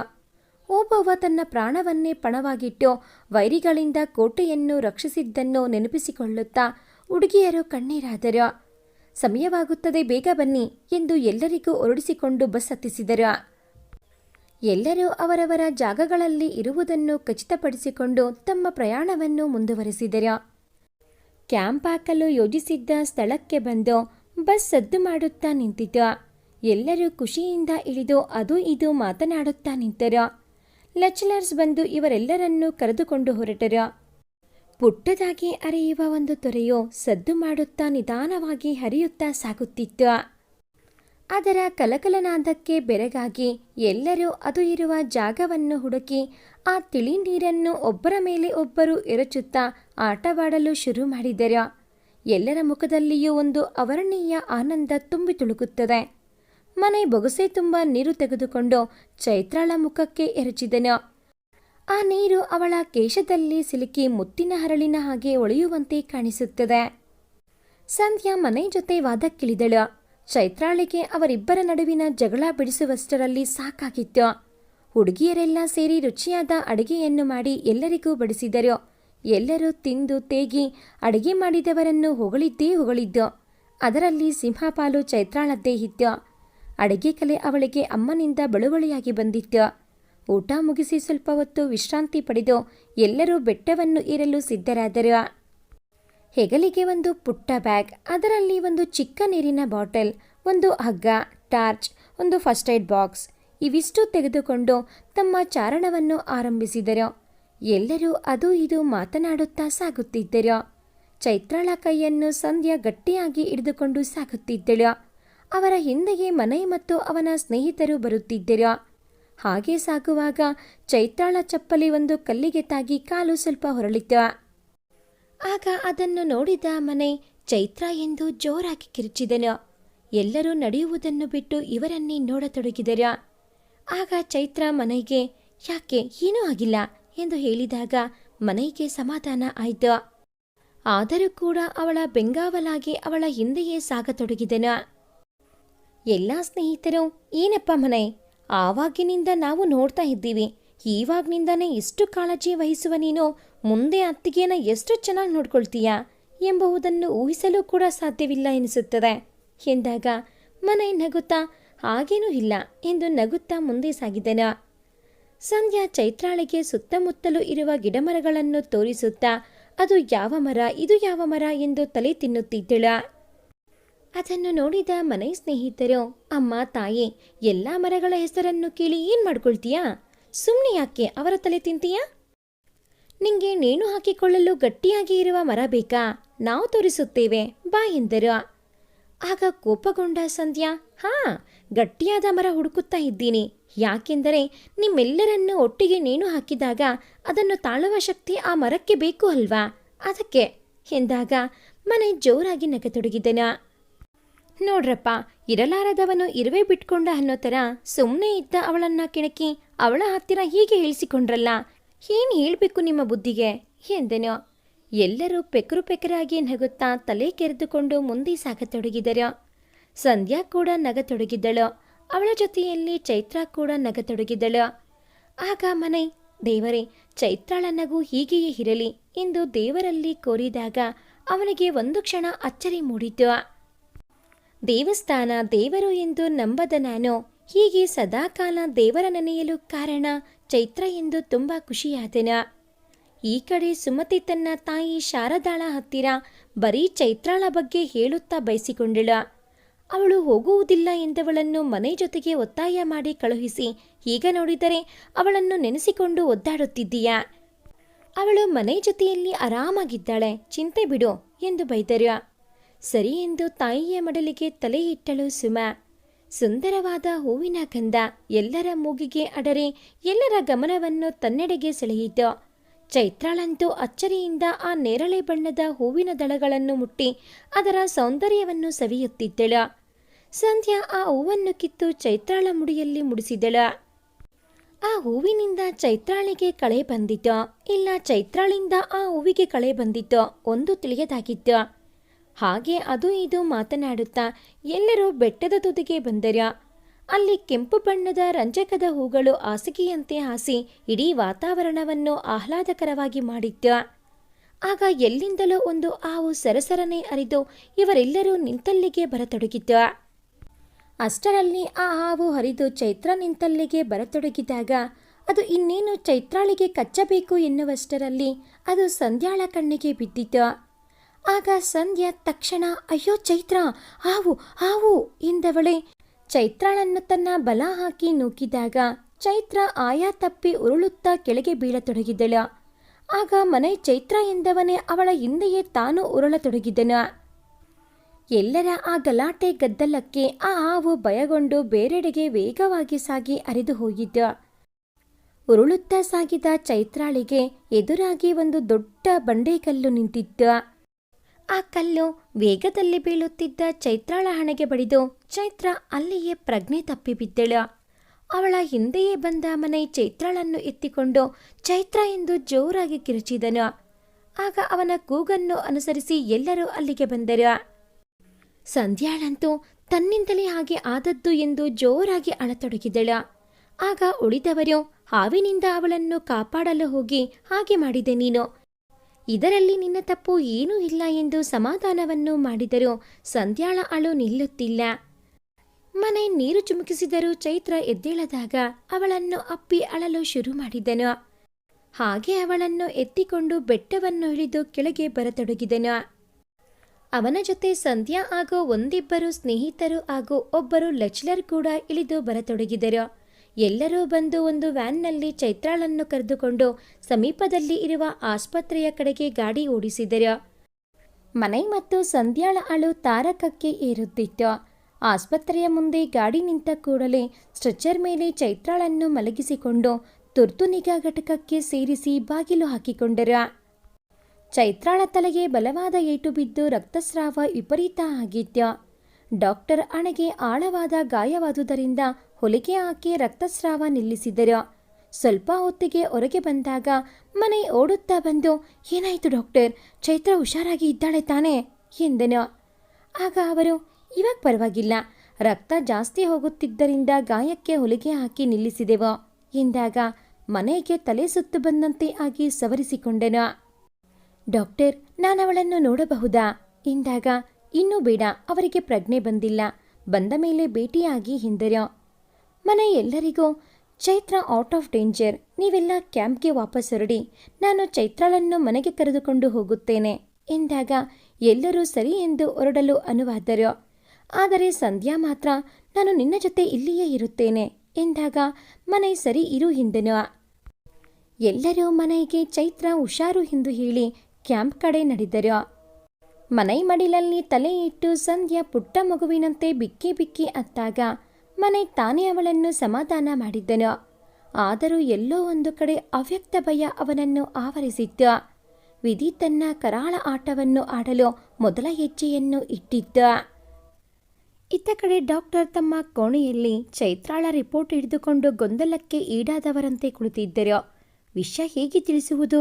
ಹುಡುಗ ಮೊದಲೇ ಹೆದರಿದವನಂತೆ ಇದ್ದಾನೆ. ಇದನ್ನು ಕೇಳಿ ಏನಾದರೂ ಹೆಚ್ಚು ಕಡಿಮೆ ಆದರೆ ಎಂಬ ಸಣ್ಣ ಅಳಕು ಅವರನ್ನು ಕಾಡುತ್ತಿತ್ತು. ರಿಪೋರ್ಟನ್ನು ಮತ್ತೆ ಕವರಿನ ಒಳಗೆ ತುರುಕಿದನು. ಕವರಿನ ಮೇಲೆ ಇದ್ದ ಹೆಸರನ್ನು ಒಮ್ಮೆ ನೋಡಿದನು. ಚೈತ್ರ ಎಂದು ಬರೆದಿತ್ತು. ಎಷ್ಟು ಮುದ್ದಾದ ಹೆಸರು ಎಂದುಕೊಳ್ಳುತ್ತಾ ಆ ಕವರನ್ನು ಡ್ರಾಯರ್ ಒಳಗೆ ತಳ್ಳಿ ಚೈತ್ರಾಳನ್ನು ಮಲಗಿಸಿದ್ದ ಬೆಡ್ ಕಡೆಗೆ ನಡೆದನು. ತಲೆಗೆ ಆಳವಾದ ಗಾಯವಾಗಿದ್ದರಿಂದ ಹೊಲಿಗೆ ಹಾಕಿದ್ದರು. ಹಣೆಗೆ ಮತ್ತೆ ಕೈಗೆ ತರಚು ಗಾಯಗಳು ಆಗಿದ್ದರಿಂದ ಬ್ಯಾಂಡೇಜ್ ಹಾಕಿದ್ದರು. ಡಾಕ್ಟರ್ ತೇಜಸ್ ಬಂದು ಚೈತ್ರಾಳ ಬೆಡ್ ಪಕ್ಕದಲ್ಲಿ ನಿಂತುಕೊಂಡನು. ಏನೂ ಅರಿಯದ ಮುಗ್ಧ ಮಗುವಿನ ಹಾಗೆ ಮಲಗಿದ್ದ ಚೈತ್ರಾಳನ್ನು ಕಂಡು ಅವನ ಮನಸ್ಸಿಗೆ ಒಂದು ತರಹ ಕಸಿವಿಸಿ ಆಯಿತು. ನಿಧಾನವಾಗಿ ಅವಳ ಹಣೆಯನ್ನು ಮೆಲ್ಲುವಾಗಿ ಸವರಿದಾಗ ಚೈತ್ರಾಳಲ್ಲಿ ಸಂಚಲನವಾಗಿ ಅವಳು ಮುಸುಕಾಡಿದಾಗ ಕೈ ಹಿಂದೆ ತೆಗೆದುಕೊಂಡನು. ಚೈತ್ರ ಆ ಮಂಪರಿನಲ್ಲಿಯೇ ಮನೆ ಎಂದು ಕನವರಿಸುತ್ತಲೇ ಇದ್ದಳು. ಮನೆ ಅವಳ ಅಕ್ಕನಿಗೆ ವಿಷಯ ತಿಳಿಸಬೇಕೋ ಬೇಡವೋ ಎಂಬ ಗೊಂದಲದ ನಡುವೆ ಒತ್ತಾಡುತ್ತಿದ್ದನು. ವಿಷಯ ತಿಳಿದು ತನ್ನ ಮನೆಯವರು ಮತ್ತೆ ಅವಳ ಮನೆಯವರು ಗಾಬರಿಗೊಂಡರೆ ಎಂಬ ಅಳುಕು ಕಾಡುತ್ತಿತ್ತು. ಡಾಕ್ಟರ್ ಹೇಳಿದ ಔಟ್ ಆಫ್ ಡೇಂಜರ್ ಎಂಬ ಮಾತು ನೆನಪಿಗೆ ಬಂದು ತನ್ನ ತಾಯಿಗೆ ಕರೆ ಮಾಡಿದನು. ಆ ಕಡೆಯಿಂದ, ಹೇಳು ಮನೆ, ಇವಾಗ ಅಮ್ಮ ನೆನಪಾದಳಾ ಎಂದ ಅಮ್ಮನಿಗೆ ಮನೆ ಮಾತನಾಡುವುದರಲ್ಲಿ ವ್ಯತ್ಯಾಸ ಎನಿಸಿ, ಯಾಕೋ ಕಂದ, ಏನಾಯಿತು ಎಂದು ಕಕ್ಕುಲತೆಯಿಂದ ಕೇಳಿದಳು. ಆಗ ಮನೆ, ಏನೂ ಇಲ್ಲ ಅಮ್ಮ, ಅದು ಮಧ್ಯಾಹ್ನ ಬೆಟ್ಟ ಏರುವಾಗ ಚೈತ್ರ ಎಂದು ಹೇಳಿ ಮಾತು ನಿಲ್ಲಿಸಿದಾಗ ಅವರು ಗಾಬರಿಯಲ್ಲಿ, ಏನಾಯಿತು ಚೈತ್ರಾಳಿಗೆ ಎಂದರು. ಆಗ ಮನೆ, ಎದುರುವಂಥದ್ದು ಏನೂ ಇಲ್ಲಮ್ಮ, ಕಾಲು ಜಾರಿ ಬಿದ್ದು ಸ್ವಲ್ಪ ತಲೆಗೆ ಪೆಟ್ಟಾಗಿದೆ, ಇವಾಗ ಆಸ್ಪತ್ರೆಯಲ್ಲಿ ಇದ್ದೇವೆ ಎಂದಾಗ ಶಾರದಾ, ಅಯ್ಯೋ ಏನಾಯಿತು ನನ್ನ ಪುಟ್ಟ ಜೀವಕ್ಕೆ ಎಂದು ಕುಸಿಯುವಷ್ಟರಲ್ಲಿ ಅಲ್ಲಿಗೆ ಬಂದ ಸುಮತಿ ಅವರನ್ನು ನೋಡಿದವಳೆ ಓಡಿ ಬಂದು ಅವರನ್ನು ಸೋಫಾದ ಮೇಲೆ ಕೂರಿಸಿದಳು. ಅಲ್ಲೇ ಬಿದ್ದ ಮೊಬೈಲ್ ತೆಗೆದುಕೊಂಡು ಅವಳು ಮಾತನಾಡಿದಾಗ ಮನೆ ಅವಳಿಗೂ ವಿಷಯ ತಿಳಿಸಿ ಗಾಬರಿಯಾಗುವಂಥದ್ದು ಏನೂ ಇಲ್ಲ ಎಂದು ಹೇಳಿದರೂ ಕೂಡ ಸುಮತೀಳ ಮನ ನೋವಿನಿಂದ ನಲುಗಿತು. ಆದರೆ ಮನೆ ತಾಯಿಗೆ ಸಮಾಧಾನ ಮಾಡುವ ಸಲುವಾಗಿ ತಾನು ಧೈರ್ಯವನ್ನು ತಂದುಕೊಂಡು ಅವರ ಮುಂದೆ ಏನೂ ಆಗದವಳ ಹಾಗೆ ನಟಿಸಿ ಅವರಿಗೆ ಸಮಾಧಾನ ಮಾಡಿದಳು. ಸುಮತೀಳಿ ಚೈತ್ರಾಳ ಅಕ್ಕನ ಮನೆಗೆ ಹೋಗಿ ವಿಚಾರ ತಿಳಿಸಿದಾಗ ಗೌರಿ ಮತ್ತು ಅವಳ ಗಂಡ ಗಾಬರಿಗೊಂಡು ಅವರು ಚೈತ್ರಾಳನ್ನು ನೋಡಿಕೊಂಡು ಬರೋಣ ಎಂದು ಹೊರಡಲು ಸಿದ್ಧವಾದಾಗ ಬೇಡ ಎಂದು ಮನೆ ಸಮಾಧಾನ ಮಾಡಿದಾಗ ಸರಿ ಎಂದು ಹೋಗುವ ನಿರ್ಧಾರವನ್ನು ಕೈಬಿಟ್ಟರು. ಹಾಗೆಯೇ ಗೌರಿಳೆ ಮನೆಗೆ ಬಂದು ಮನೆ ತಾಯಿಗೆ ಸಮಾಧಾನ ಪಡಿಸಿದರು. ಇತ್ತ ಮನೆಗೆ ಹೇಗೆ ವಿಷಯ ತಿಳಿಸುವುದು ಎಂದು ಗೊಂದಲಕ್ಕೆ ಬಿದ್ದ ಡಾಕ್ಟರ್ ಅನಿವಾರ್ಯವಾಗಿ ಮನೆಯನ್ನು ತನ್ನ ರೂಮಿಗೆ ಬರಲು ಹೇಳಿ ಕಳುಹಿಸಿದ. ಮನೆ ಡಾಕ್ಟರ್ ರೂಮಿಗೆ ಹೋದ ನಂತರ ಬನ್ನಿ ಮನೆ ಕುಳಿತುಕೊಳ್ಳಿ ಎಂದು ಹೇಳಿದಾಗ ಮನೆ ಕುಳಿತ ನಂತರ ಮಾತು ಆರಂಭಿಸಿದರು ಡಾಕ್ಟರ್. ಮನೆ, ಚೈತ್ರ ನಿಮಗೆ ಏನಾಗಬೇಕು ಎಂದು ಕೇಳಿದಾಗ ಮನೆ, ಚೈತ್ರ ನಾನು ಮದುವೆ ಆಗಬೇಕಾದ ಹುಡುಗಿ ಎಂದಾಗ ಡಾಕ್ಟರ್ ಮುಖದಲ್ಲಾದ ಬದಲಾವಣೆಗಳನ್ನು ತುಂಬ ಬೇಗನೆ ಗುರುತಿಸಿದನು ಮನೆ. ಯಾಕೆ ಡಾಕ್ಟರ್, ಏನಾಯಿತು? ಚೈತ್ರ ಇವಾಗ ಚೆನ್ನಾಗಿದ್ದಾಳೆ ತಾನೇ ಎಂದು ಗಾಬರಿಯಲ್ಲಿ ಕೇಳಿದನು. ಆಗ ಡಾಕ್ಟರ್, ಮನೆ, ನಿನ್ನ ಜೊತೆ ನಿನ್ನ ಕುಟುಂಬದವರಾರು ಬಂದಿಲ್ವಾ? ದೊಡ್ಡವರು ಇಲ್ಲ ಚೈತ್ರಾಳ ಕುಟುಂಬದ ಯಾರಾದರೂ ಇದ್ದಾರೆಯೇ ಎಂದಾಗ ಮನೆ ತಲೆ ಅಲ್ಲಾಡಿಸಿ ಇಲ್ಲ ಎಂದನು. ಡಾಕ್ಟರ್ ಮನೆ ಮುಖವನ್ನು ದಿಟ್ಟಿಸಿ ನೋಡಿದಾಗ ಮನೆಯವರ ಹಣೆಯ ಗಾಬರಿಯ ಗೆರೆಗಳನ್ನು ನೋಡಿ ತಾನೂ ಗಾಬರಿಗೊಂಡನು. ಸರ್, ಚೈತ್ರಾಳಿಗೆ ಏನಾಯಿತು ಹೇಳಿ ಎಂದಾಗ ಡಾಕ್ಟರ್ ತಮ್ಮ ಕುರ್ಚಿ ಬಿಟ್ಟು ಎದ್ದು ಬಂದು ಮನೆ ಬೆನ್ನಿನ ಮೇಲೆ ಕೈ ಇಟ್ಟು, ಧೈರ್ಯ ತೆಗೆದುಕೊಳ್ಳಿ ಮನೆ, ನಾನು ಹೇಳುವ ಮಾತುಗಳನ್ನು ನೀವು ಹೇಗೆ ಸ್ವೀಕರಿಸುತ್ತೀರಿ ಎಂಬುವುದು ನಿಮಗೆ ಬಿಟ್ಟಿದ್ದು, ಆದರೆ ಧೈರ್ಯ ಕೆಡಬೇಡಿ ಎಂದು ಅವನ ಕೈಯನ್ನು ಹಿಡಿದುಕೊಂಡು, ಸಾರಿ ಮನೆ, ನಿನ್ನ ಹುಡುಗಿಗೆ ಮೆದುಳಿನಲ್ಲಿ ಒಂದು ಗಡ್ಡೆಯಾಗಿದೆ, ಅವಳ ತಲೆಯನ್ನು ಸ್ಕ್ಯಾನ್ ಮಾಡಿದಾಗ ಇದೆ ಅಂತ ತಿಳಿಯಿತು ಎಂದರು. ಅದು ಸಾಮಾನ್ಯವಾದ ಗಡ್ಡೆಯಾಗಿದ್ದರೆ ಅದನ್ನು ಆಪರೇಷನ್ ಮಾಡಿ ತೆಗೆಯಬಹುದಿತ್ತು. ಆದರೆ ಅದು ಕ್ಯಾನ್ಸರ್ ಗಡ್ಡೆಯಾಗಿದ್ದು ಅದು ತನ್ನ ವಿಸ್ತರಣೆಯ ಹಂತವನ್ನು ತಲುಪಿಯಾಗಿದೆ. ಅದನ್ನು ಹಾಗೆ ಬಿಟ್ಟರೂ ಇಲ್ಲ ಆಪರೇಷನ್ ಮಾಡುತ್ತೇವೆ ಎಂದರೂ ಅವಳ ಜೀವಕ್ಕೆ ಅಪಾಯ ತಪ್ಪಿದ್ದಲ್ಲ. ಅವಳು ಇರುವಷ್ಟು ದಿನ ಅವಳನ್ನು ಚೆನ್ನಾಗಿ ನೋಡಿಕೋ ಎಂದಾಗ ಡಾಕ್ಟರ್ ಕಣ್ಣಂಚಲ್ಲೂ ಕಮ್ಮನಿ ಜಿನುಗಿತ್ತು. ಇದಿಷ್ಟು ಕೇಳುವಷ್ಟರಲ್ಲಿ ಮನೆ ನೆಲದಲ್ಲಿ ಬಿದ್ದಿದ್ದೇನೋ, ಬುಡ ಕಡಿದ ಬಾಳೆಯ ಹಾಗೆ. ಅವನ ನೋವು ಸಂಕಟ ಯಾರ ಹತ್ತಿರ ಹೇಳಿದರೂ ಸಹಿಸಲು ಸಾಧ್ಯವಾಗುವಂತೆ ಇರಲಿಲ್ಲ. ಯಾರನ್ನು ತಾನು ತನ್ನ ಜೀವನ ಎಂದು ನಂಬಿದ್ದನೋ ಆ ಜೀವದ ಜೀವನ ಇನ್ನು ಕೆಲವು ದಿನಗಳು, ವರ್ಷಗಳು ಎಂದಾಗ ಆ ವೇದನೆಯ ಆಳವನ್ನು ಅಳೆಯಲು ಯಾರಿಂದಲೂ ಸಾಧ್ಯವಿರಲಿಲ್ಲ. ನೆಲದಲ್ಲಿ ಬಿದ್ದು ಒದ್ದಾಡುತ್ತಿದ್ದ ಮನೆಯನ್ನು ಎತ್ತಿ ಚೇರಿನ ಮೇಲೆ ಕೂರಿಸಿದ ಡಾಕ್ಟರ್, ಮನೆ, ನೀನೇ ಹೀಗೆ ಧೈರ್ಯಗೆಟ್ಟರೆ ಅವಳಿಗೆ ಅವಳ ಮನೆಯವರಿಗೆ ಈ ವಿಷಯ ತಿಳಿಸುವವರು ಯಾರು ಎಂದಾಗ ಮನೆ ನಡಗುತ್ತಲೇ ಎದ್ದು ನಿಂತು, ದಯವಿಟ್ಟು ಈ ವಿಷಯ ಅವಳಿಗೆ ಮತ್ತೆ ಅವಳ ಮನೆಯವರಿಗೆ ತಿಳಿಯುವುದು ಬೇಡ. ಅವರೆಲ್ಲರೂ ಈ ವಿಷಯ ಕೇಳಿ ಏನಾಗುತ್ತಾರೆ ಎಂಬುದನ್ನು ಊಹೆ ಮಾಡಲು ಸಾಧ್ಯವಿಲ್ಲ ಎಂದೆನು. ಅದು ಏನೇ ಆಗಲಿ, ಈ ಜನ್ಮದಲ್ಲಿ ಅವಳೇ ನನ್ನ ಹೆಂಡತಿ, ನಾನೇ ಅವಳ ಗಂಡ. ಇದನ್ನು ಯಾರಿಂದಲೂ ತಪ್ಪಿಸಲು ಸಾಧ್ಯವಿಲ್ಲ. ಅವಳಿಗೆ ಗೊತ್ತಾದರೆ ಅವಳು ನನ್ನನ್ನು ಖಂಡಿತ ಮದುವೆ ಆಗಲು ಒಪ್ಪುವುದಿಲ್ಲ. ಅವಳು ಒಂದೇ ಒಂದು ದಿನ ನನ್ನ ಜೊತೆ ಹೆಂಡತಿಯಾಗಿ ಬದುಕಿದರೆ ಸಾಕು, ಇಡೀ ಜೀವನವನ್ನು ಅವಳ ನೆನಪಿನಲ್ಲಿ ಕಳೆದು ಬಿಡುತ್ತೇನೆ ಎಂದು ಬಿಕ್ಕಿದಾಗ ಡಾಕ್ಟರ್ ಅವನ ಪ್ರೀತಿಯನ್ನು ಕಂಡು ಬೆರಗಾಗುವುದರ ಜೊತೆಗೆ ಮರುಗಿದರು. ಡಾಕ್ಟರ್ ಮತ್ತೆ ಮನೆ ನಡುವೆ ನಡೆಯುವ ಸಂಭಾಷಣೆಯನ್ನು ಅಲ್ಲಿ ಮತ್ತೆರಡು ಕಿವಿಗಳು ಕೇಳಿಸಿಕೊಳ್ಳುತ್ತಿದ್ದವು. ರೂಮಿನ ಆಚೆಯಿಂದ ಇವರ ಮಾತುಗಳನ್ನು ಆಲಿಸುತ್ತಿದ್ದ ಸಂಧ್ಯಾ ಚೈತ್ರಾಳಿಗೆ ಬಂದ ಪರಿಸ್ಥಿತಿಯನ್ನು ನೆನೆದು ಅಲ್ಲಿಯೇ ಕುಸಿದು ಬಿದ್ದಾಗ ಆ ಕಡೆ ಬಂದ ಸಪ್ಪಳವನ್ನು ಕೇಳಿ ಅಲ್ಲಿ ಹೋದಾಗ ಸಂಧ್ಯಾ ನೆಲದ ಮೇಲೆ ಪ್ರಜ್ಞೆ ಇಲ್ಲದೆ ಬಿದ್ದಿದ್ದಳ. ಮನೆಯನ್ನೇ ಅವಳನ್ನು ಎತ್ತಿಕೊಂಡು ಹೋಗಿ ಒಂದು ಬೆಡ್ ಮೇಲೆ ಮಲಗಿಸಿದಾಗ ಅವಳನ್ನು ಪರೀಕ್ಷಿಸಿದ ಡಾಕ್ಟರ್, ಬಹುಶಃ ಈ ಹುಡುಗಿ ನಾವು ಮಾತನಾಡುವುದನ್ನು ಕೇಳಿಸಿಕೊಂಡಿದ್ದಾಳೆ, ಇವಳು ಚೈತ್ರಾಳಿಗೆ ಏನಾಗಬೇಕು ಎಂದರು. ಆಗ ಮನೆ, ಅವಳು ಚೈತ್ರಾಳ ಆಪ್ತ ಸ್ನೇಹಿತೆ ಹಾಗೂ ನನ್ನ ಗೆಳೆಯನ ತಂಗಿ ಎಂದನು. ಡಾಕ್ಟರ್ ಅವಳಿಗೆ ಚಿಕಿತ್ಸೆ ನೀಡಿ ಸ್ವಲ್ಪ ಹೊತ್ತಿನಲ್ಲಿಯೇ ಪ್ರಜ್ಞೆ ಬರುವುದು ಎಂದು ತಿಳಿಸಿ ಹೊರನಡೆದರು. ಮನೆ ಸಂಧ್ಯಾಳ ಹಣೆಯ ಮೇಲೆ ಕೈ ಇಟ್ಟು ನಿವರಿಸಿ ಮನಸ್ಸು ಭಾರವಾದ ಹಾಗೆ ಎನಿಸಿ ಅಲ್ಲಿಂದ ಎದ್ದೆನು. ಕಿಟಕಿಯ ಪಕ್ಕದಲ್ಲಿ ಹೋಗಿ ಹೊರಗಿನ ಗಿಡ ಮರ ನೋಡುತ್ತಾ ನಿಂತು ಬಿಟ್ಟೆನು. ಆ ದೇವರು ಯಾಕೆ ಹೀಗೆ ನನ್ನ ಜೊತೆ ಆಟವಾಡುತ್ತಿದ್ದಾನೆ? ನಾನು ದೇವರನ್ನು ನಂಬುವುದಿಲ್ಲ ಎಂಬ ಒಂದು ಸಣ್ಣ ಕಾರಣ ಇಟ್ಟುಕೊಂಡು ನನ್ನನ್ನು ಅವನ ಹತ್ತಿರ ಸೆಳೆಯಲು ಹೂಡಿದ ಆಟ ಎಂದು ಎನಿಸತೊಡಗಿತು. ಮನೆಗೆ ಅವನ ಚೈತ್ರಾಳನ್ನು ಹೇಗಾದರೂ ಮಾಡಿ ಆ ಯಮರಾಯನಿಂದ ಮರಳಿ ಕರೆತರುವುದೊಂದೇ ಅವನ ಗುರಿಯಾಗಿತ್ತು. ಅದಕ್ಕಾಗಿ ಆ ದೇವರನ್ನು ಕೂಡ ಮೊರೆ ಹೋಗಲು ಸಿದ್ಧನಾಗಿದ್ದೆನು. ತಕ್ಷಣ ಆತನಿಗೆ ಏನೂ ನೆನಪಾದಂತೆ ಎನಿಸಿ ತಾನು ನಿಂತ ರೂಮಿನ ಹೊರಗಡೆ ಇದ್ದ ಗಣಪತಿಯ ವಿಗ್ರಹ ಕಣ್ಣಿಗೆ ಕಾಣಿಸಿತು. ಸೀತಾ ಅಲ್ಲಿಂದ ಹೊರನಡೆದು ಆ ದೇವರ ಎದುರು ಮಂಡಿಯೂರಿ ಕುಸಿದು ಕುಳಿತೆನು. ಅವನಿಗೆ ಅರಿವಿರದೆ ಎರಡೂ ಕೈಗಳು ಜೋಡಿಸಿದ್ದವು. ಕಣ್ಣುಗಳು ರೆಪ್ಪೆ ತೆರೆಯಲು ಆಗದಂತೆ ಮುಚ್ಚಿದ್ದವು. ಪೂರ್ಣ ಸೋತು ಹೋದವರ ಭಾವ ಅವನನ್ನು ಆವರಿಸಿತ್ತು. ದೇವರೇ, ನಾನು ಏನಾದರೂ ತಪ್ಪು ಮಾಡಿದ್ದರೆ ಆ ಶಿಕ್ಷೆಯನ್ನು ನನಗೆ ನೀಡು. ಏನೂ ಮಾಡದ ನನ್ನ ಆ ಪುಟ್ಟ ಜೀವಕ್ಕೆ ಏನೂ ತೊಂದರೆ ಮಾಡಬೇಡ ದೇವರೇ ಎಂದು ಒಂದೇ ಸಮನೆ ಮನಸ್ಸು ಅಲುಬುತ್ತಿತ್ತು. ಅವನ ಬೆನ್ನಿನ ಮೇಲೆ ಕೈಯೊಂದು ಬಿದ್ದಾಗ ಒಮ್ಮೆಲೆ ಬೆಚ್ಚಿ ತಿರುಗಿ ನೋಡಿದರೆ ಸಂಧ್ಯಾ ನಿಂತಿದ್ದಳು.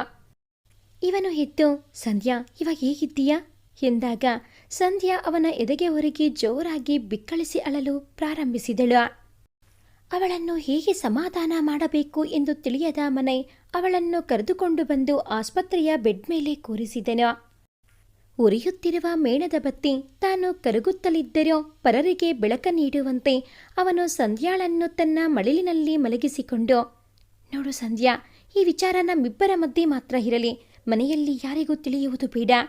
ಮುಂದೆ ಒಂದು ದಿನ ತಾನಾಗಿಯೇ ಗೊತ್ತಾಗುತ್ತದೆ. ಆದರೆ ಈಗಿನ ಪರಿಸ್ಥಿತಿ ಅವರಿಗೆ ತಿಳಿಸಿ ಎಲ್ಲರನ್ನೂ ಕಣ್ಣೀರಿನ ಕೊಳದಲ್ಲಿ ಮುಳುಗಿಸಲು ತನಗೆ ಇಷ್ಟವಿಲ್ಲ ಎಂದನು. ಅದಕ್ಕೂ ಮೀರಿ ತನ್ನ ಜೀವನದ ಜೀವವಾದ ಚೈತ್ರಾಳಿಗೆ ಈ ವಿಚಾರ ತಿಳಿಯುವುದು ಬೇಡ ಎಂದು ಹೇಳಿದನು.